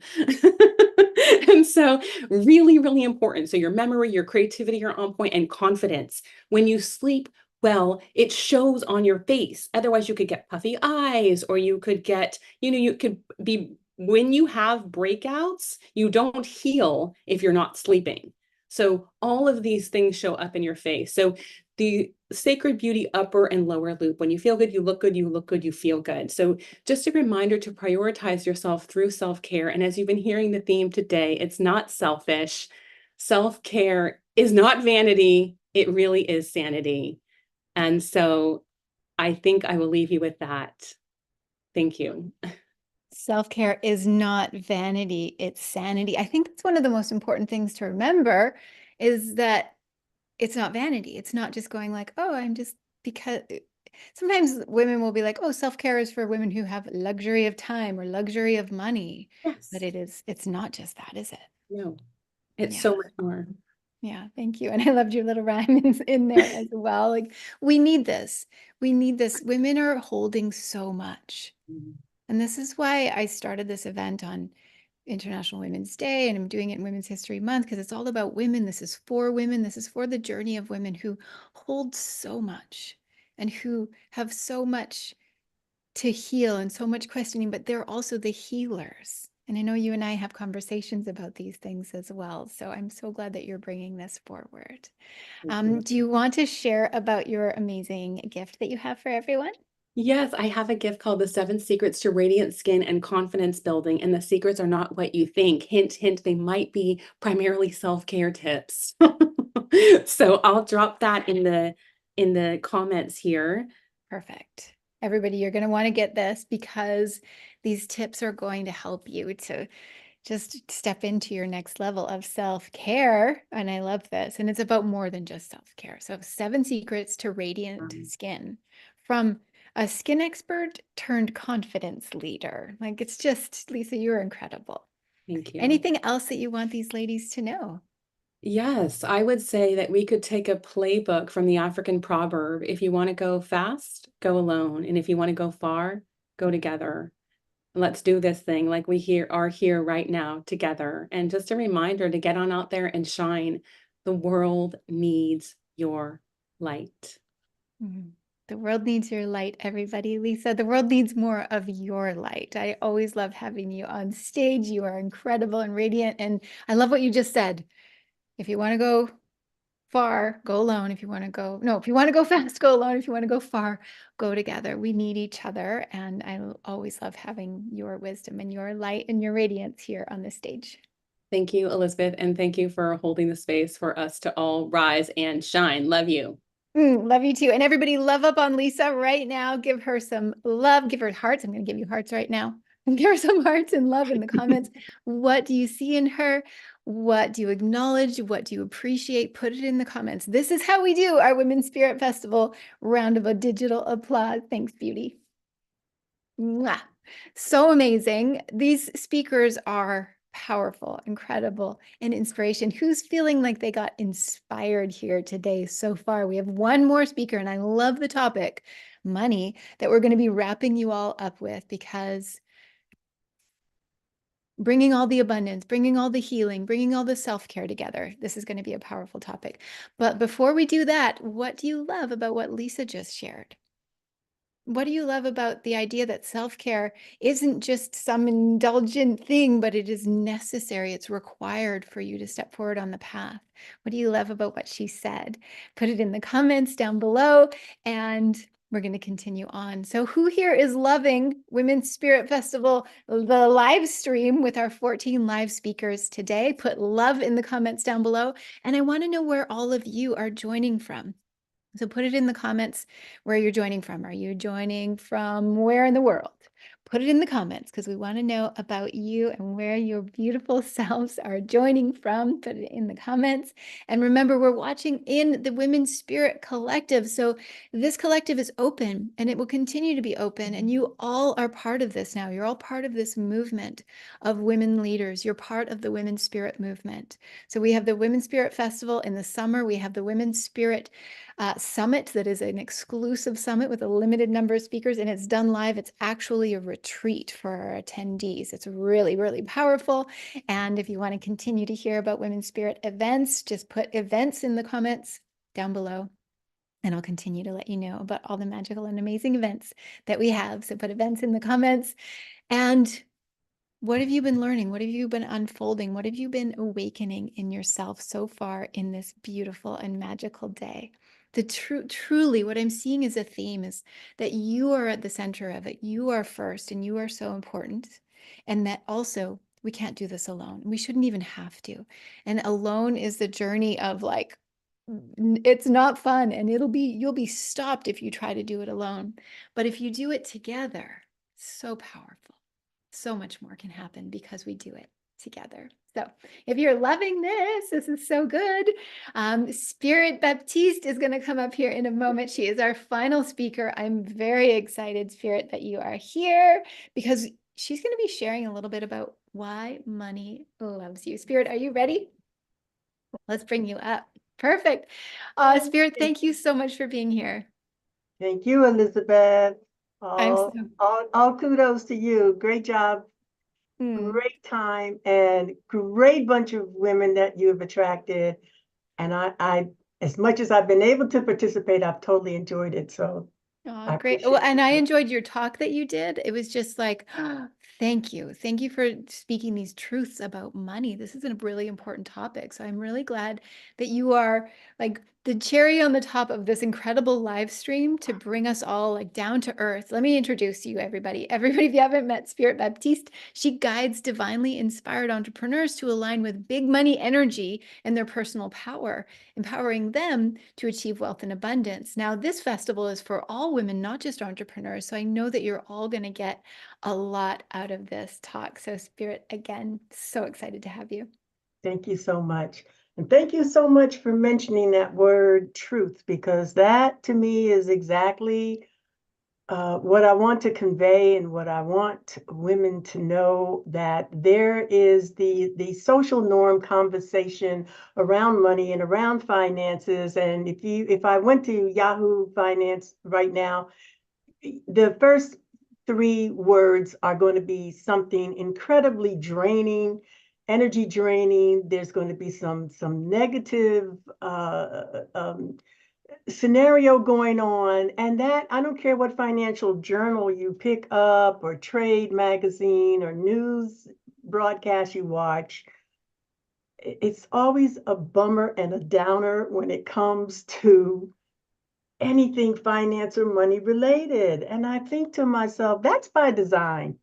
That's by design. And we need to break through that illusion and get to the truth of what money is about. And there's so much that I could say about it, but I think I'm in the company of women who get it. So I don't want to get on my soapbox and preach, but the bottom line is, as we are coming to understand with, quantum physics and things of that nature, and even before that, if you're just deeply rooted in any type of spirituality, you're coming to understand that the universe is just one big vibrational ball of energy, which runs through everything and all of us, inclusive of money. So why do we have to put money on the other side of the universe as some enemy that we're always running from, fearful of, and there's never enough and limitation? So yes, I'd like to change that to back to the actual truth of money. Money loves you as much as you love you. So why Oh, would you run from it? this is so beautiful because we've been talking about, self-care and love yourself and relationships. And it's like bringing money in as part of it. Because sometimes I've noticed, I've been on the spiritual holistic world for decades, that it's pushed away, or that it's especially not okay for women. It's especially not okay in the spiritual wellness holistic world. But you're bringing in something that really, a conversation that really needs to happen. So get on your soapbox and give it to us, Spirit, because we need it. What is your background? Like, how did you come about to be teaching this aspect of money? It all started from years ago, and being a single mom, um, I thought I was going to marry the love of my life, and we'd be sitting in rocking chairs and growing old and gray and smiling at each other until, the ripe old age of 100 and whatever. That didn't happen, and I found myself as a single mom, and of course, that just sucked the wind out of me, and it took some time to rebound. And I don't know, because by divine design, at the same time, I was aligning, my life was already aligned, but I didn't know it. And all of our lives are aligned. I'm not exclusive in that. But when I didn't recognize it for years, but I remember in my despair over the failed marriage, would have been marriage and relationship, and raising a single baby all by myself, I ran across Sanaya Roman's book, Creating Money. And so I'm going to go back, that's 50 years. So then that raised the question. Yeah, I admitted that. I can't believe it, but it's true. I have to embrace that. Money loves me. I love me. And age is just a number, like money is just a number. So, but that's where I started that journey. And I just started asking the question because I had no clue. So I just asked, where does money come from? And then I just pursued that question and pursued that question. And it was just silly how, the origin of money started, how we bartered with cows and pigs to get, rope and hay and and things like that. And so it was just a fair exchange based on a standard of what people, human beings, thought was rational and fair. And then when money was first, you sort of minted and coined, at least here in the United States, somehow we got separated from just what was naturally an exchange. So I just continued to work and evolve with that question, and I'm really an empowerment facilitator. That's what I did in corporate America for schools and things like that, and that's really my joy. And then, like in my current position, I was asked to do a lunch and learn on money. And right now I work within the government setting. So, that's a strange topic within that arena, the way I teach about money, but I'm allowed to pursue that because the universe just opened up that opportunity. So it just gets more profound. And, along the line, after you read something like Sanaya Roman, your intuition begins to open up. And I begin to find that I have, like everybody has, an entire treasure chest of gifts that were given to us. Yes. And I just started opening up that treasure chest and finding these gifts and putting them out into the world, because essentially that's just who I am at the core. I'm a big giver. And so, and then I learned that one of my gifts was to teach, to train, to facilitate. Then my intuition kicked in. Then the money question comes back full circle. Yeah. And then I just use my intuition to go deeper and deeper and find out the truth about money. I'm so glad that you did. And I'm so glad that you're sharing it. And I can see people writing in the chat about like, oh, wait, money loves me. So can I hand you the floor for 2-3 minutes, and you can teach everybody a little bit about why money loves them and what they can do to activate this in their own selves? Okay. Well, again, it's a wide topic. And so it's really, if I go back to the facilitator side of me and you begin to look at values, your values. And that's another conversation that's always brushed over. No one really talks about your intrinsic values. And if you start looking at what they are, and they could be a myriad of things, it really is up to you, but you really need to not, you need to put them on the table. You know how you serve dinner, you need to just put all your values out on the table and act like they're a delicious meal and look at each one of them and then relish them, because those values are really the footprints in the sand that give you your rite of passage to live into who you are. And they're different and unique for each one of us, but we no one talks about values. I mean there is someone I follow, and his name won't come to mind right now, and he's the only person I know that puts values first. I wish I could think of his name because I absolutely adore him. He's a brilliant man. And I'm sorry, his name's not going to come to me in a short period of time. I'll put it in the comments later when it comes up, because he actually has an offering, I think, that he gives away on your values, so you can take a deeper look at them. And when you do, you're going to pick through them and you're going to find out the things that resonate with you and you can relate to. And then you're going to have these aha moments that say, wow, I didn't really I just thought it was me. I didn't realize it was the essence and the importance of me, because it truly is. And it's what sets you apart. We all know we're unique, but this sets you apart so that you can reflect back on, wow, okay, that's true. That's me. I stand in that. And then it's powerful. Once you accept and embrace and breathe that in and love on yourself with that, it's powerful to recognize that I stand for impacting the world. I stand for raising women up. I stand for developing myself at the deepest level. I stand for bringing that, out into the world. That's just, you don't have to be anybody famous. That makes you famous. You're powerful right in that moment. So if you know that about yourself, why would money not love somebody like that? So and money does love you. Money is not exterior to you. Money is very definitely internal to you. Money wants to support you, and so that you can bring your values and share them with, and your gifts to share with the world.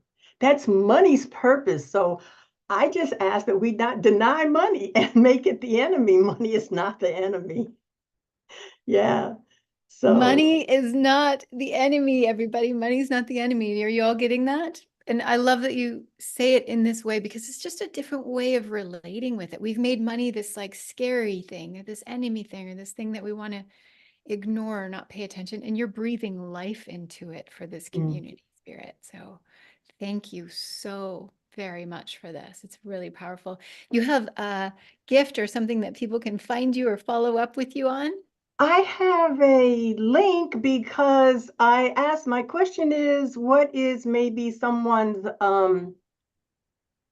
greatest or heightened concern about money right now? And if they want to share that with me, and everything, of course, is extraordinarily confidential, between me and you, because we've been taught to be shy behind money, not to talk about money. Money, you don't tell people about money. But if you will allow me to help you intuitively understand how to get through those ups and downs and emotions that we have in thought that's real, but they're not real, then I'm going to put my Calendly link in there so that you can set up a time to chat further with me. And I'm happy to help you walk through that, because we need to be up here with money, not searching around trying to figure out how to get through that maze.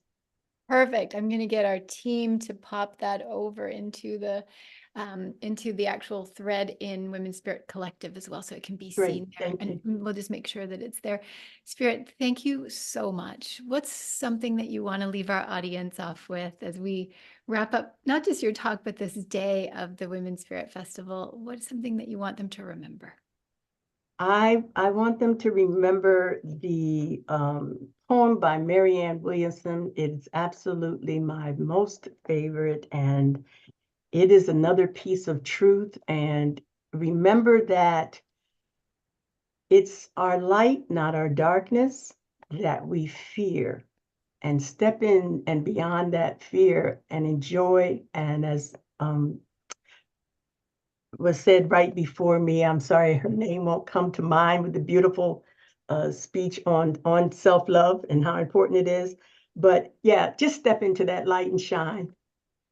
Step into your light and shine, everybody. Spirit, thank you so much for wrapping up this beautiful day Thank of the you. Women's Spirit live stream. It's all over in the Women's Spirit Collective live streamed there. And remember, all of you watching it, you can enjoy all of this as we continue on. So let's give Spirit a Women's Spirit Festival round of applause. What that means is love and hearts and likes in the comments. I'm going to do it over here in my Women's Spirit Collective stream. And what do you appreciate about Spirit? What do you want to acknowledge? What do you want to embody in your own self? Like for me, it's like, get me as much in love with money as you are, because that is something I want to embody too.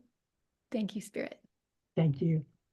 So beautiful. Oh my goodness, ladies, this has been an incredible journey, the journey of the Women's Spirit Festival live stream in the Women's Spirit Collective. I've been behind the scenes with the speakers here throughout the day. The speakers are popping into my Zoom room and we're streaming to all of you over in the Women's Spirit Collective. And it is our joy and our dedication and our service to help you all to rise up and to lift up, to get what you need in your own lives in terms of your healing, your wellness, your empowerment, your financial abundance. What did you love about this day, everyone? Put it in the comments. Maybe it was something that Spirit just said, like money loves you. Let's breathe life back into money and breathe like the goodness into it. What was it that you loved about this day? Maybe it was Lisa Eddy just reminding you about your own confidence and radiance. Maybe it was Lisa Berry reminding you to overcome perfection and lead. Maybe it was Maria Hartsong and her song Lighthouse, or how to heal and create your own life with your voice. Remember, Carolee brought in the joy of music and improvisation and really sparked everyone's creativity. What was it that you loved about this whole journey? Candace M talked about healing our shadows. So what was it there that you really loved? Donna Piper talked about love's path from solo to soulmate relationships. Liz Forrest talked about the energy practice of shielding. Remember the egg? And what else did you get out of this incredible day? Oh my gosh, Tammy Oram loves true roots. We heard from Justine Steele, abundant healing, manifesting, and Tamara Zoner, self-love. Katharina Kuhns, the chrysalis, exploring the alchemy of unbecoming. Josie taught us about crushing limiting beliefs, and Clodagh opened up the event with unlocking your true potential with your superconscious. Like really, really incredible day. My mind is blown by the incredible day and what these speakers have given, but not only this, but Women's Spirit Festival itself. I've been sitting back watching this festival unfold. And very quickly, right from the beginning, it had a life of its own. I was just guided, literally guided. Do this festival in this way. Make room for as many women speakers as possible. The first 50 signed up, and then 100, and then 150, and then over 200 speakers signing up to bring their incredible magic to you all month long. And remember, this festival continues, everyone. So go to the guides in the Facebook group, the Women's Spirit Collective, go into the guides, go into the featured, go into the media, and then the videos. Like there are multiple ways, or just search somebody's name. If you're like, oh, Spirit Baptiste, what was her full talk? Search her name in the Women's Spirit Collective, and you'll be able to see her whole workshop, maybe a couple workshops. So you'll be able to see all the different speakers, not only these 14, but also 200 more, because I believe we were like at 230 speakers last time I checked. So such a powerful journey this Women's Spirit Festival has been. And the group stays up, the videos stay up, so you can continue to take in these talks and have the shift that you're looking for. So I invite you, those of you who are here watching, if you're live or you're in the replay, wherever it is, what is the one big thing that you need, or that you need to remind yourself of? What is the one aha or takeaway? So everyone take a deep breath, hand on your heart. What is the one takeaway that tomorrow or next week you want to remind yourself of? Put it in the chat right now.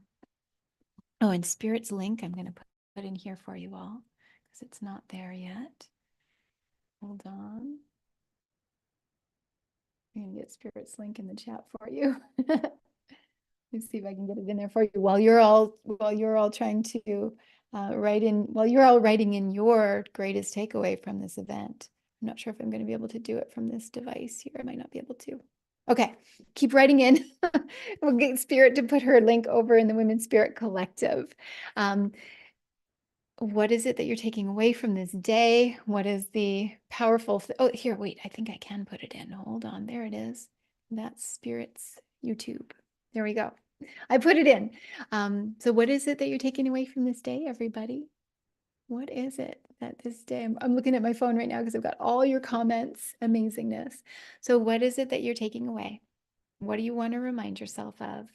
And what have you loved about the Women's Spirit Festival and this powerful live stream day? Put it in the comments and connect with me. If you're a speaker and you didn't speak on this and you want to speak, just type the word speak in the comments or send me a direct message. That's a great way to get a hold of me. And we're going to do this event again. I'm not sure when, but we're going to do it again because it is such a powerful, special event. So I'll see you all in the Women's Spirit Collective over the next week or so as we wrap up this incredible, powerful event. And again, thank you so much to our speakers and thank you to my incredible team behind the scenes who have been putting this whole thing together and helping me to manage all of this behind the scenes. All right, everybody, we love you so much. I will sign off of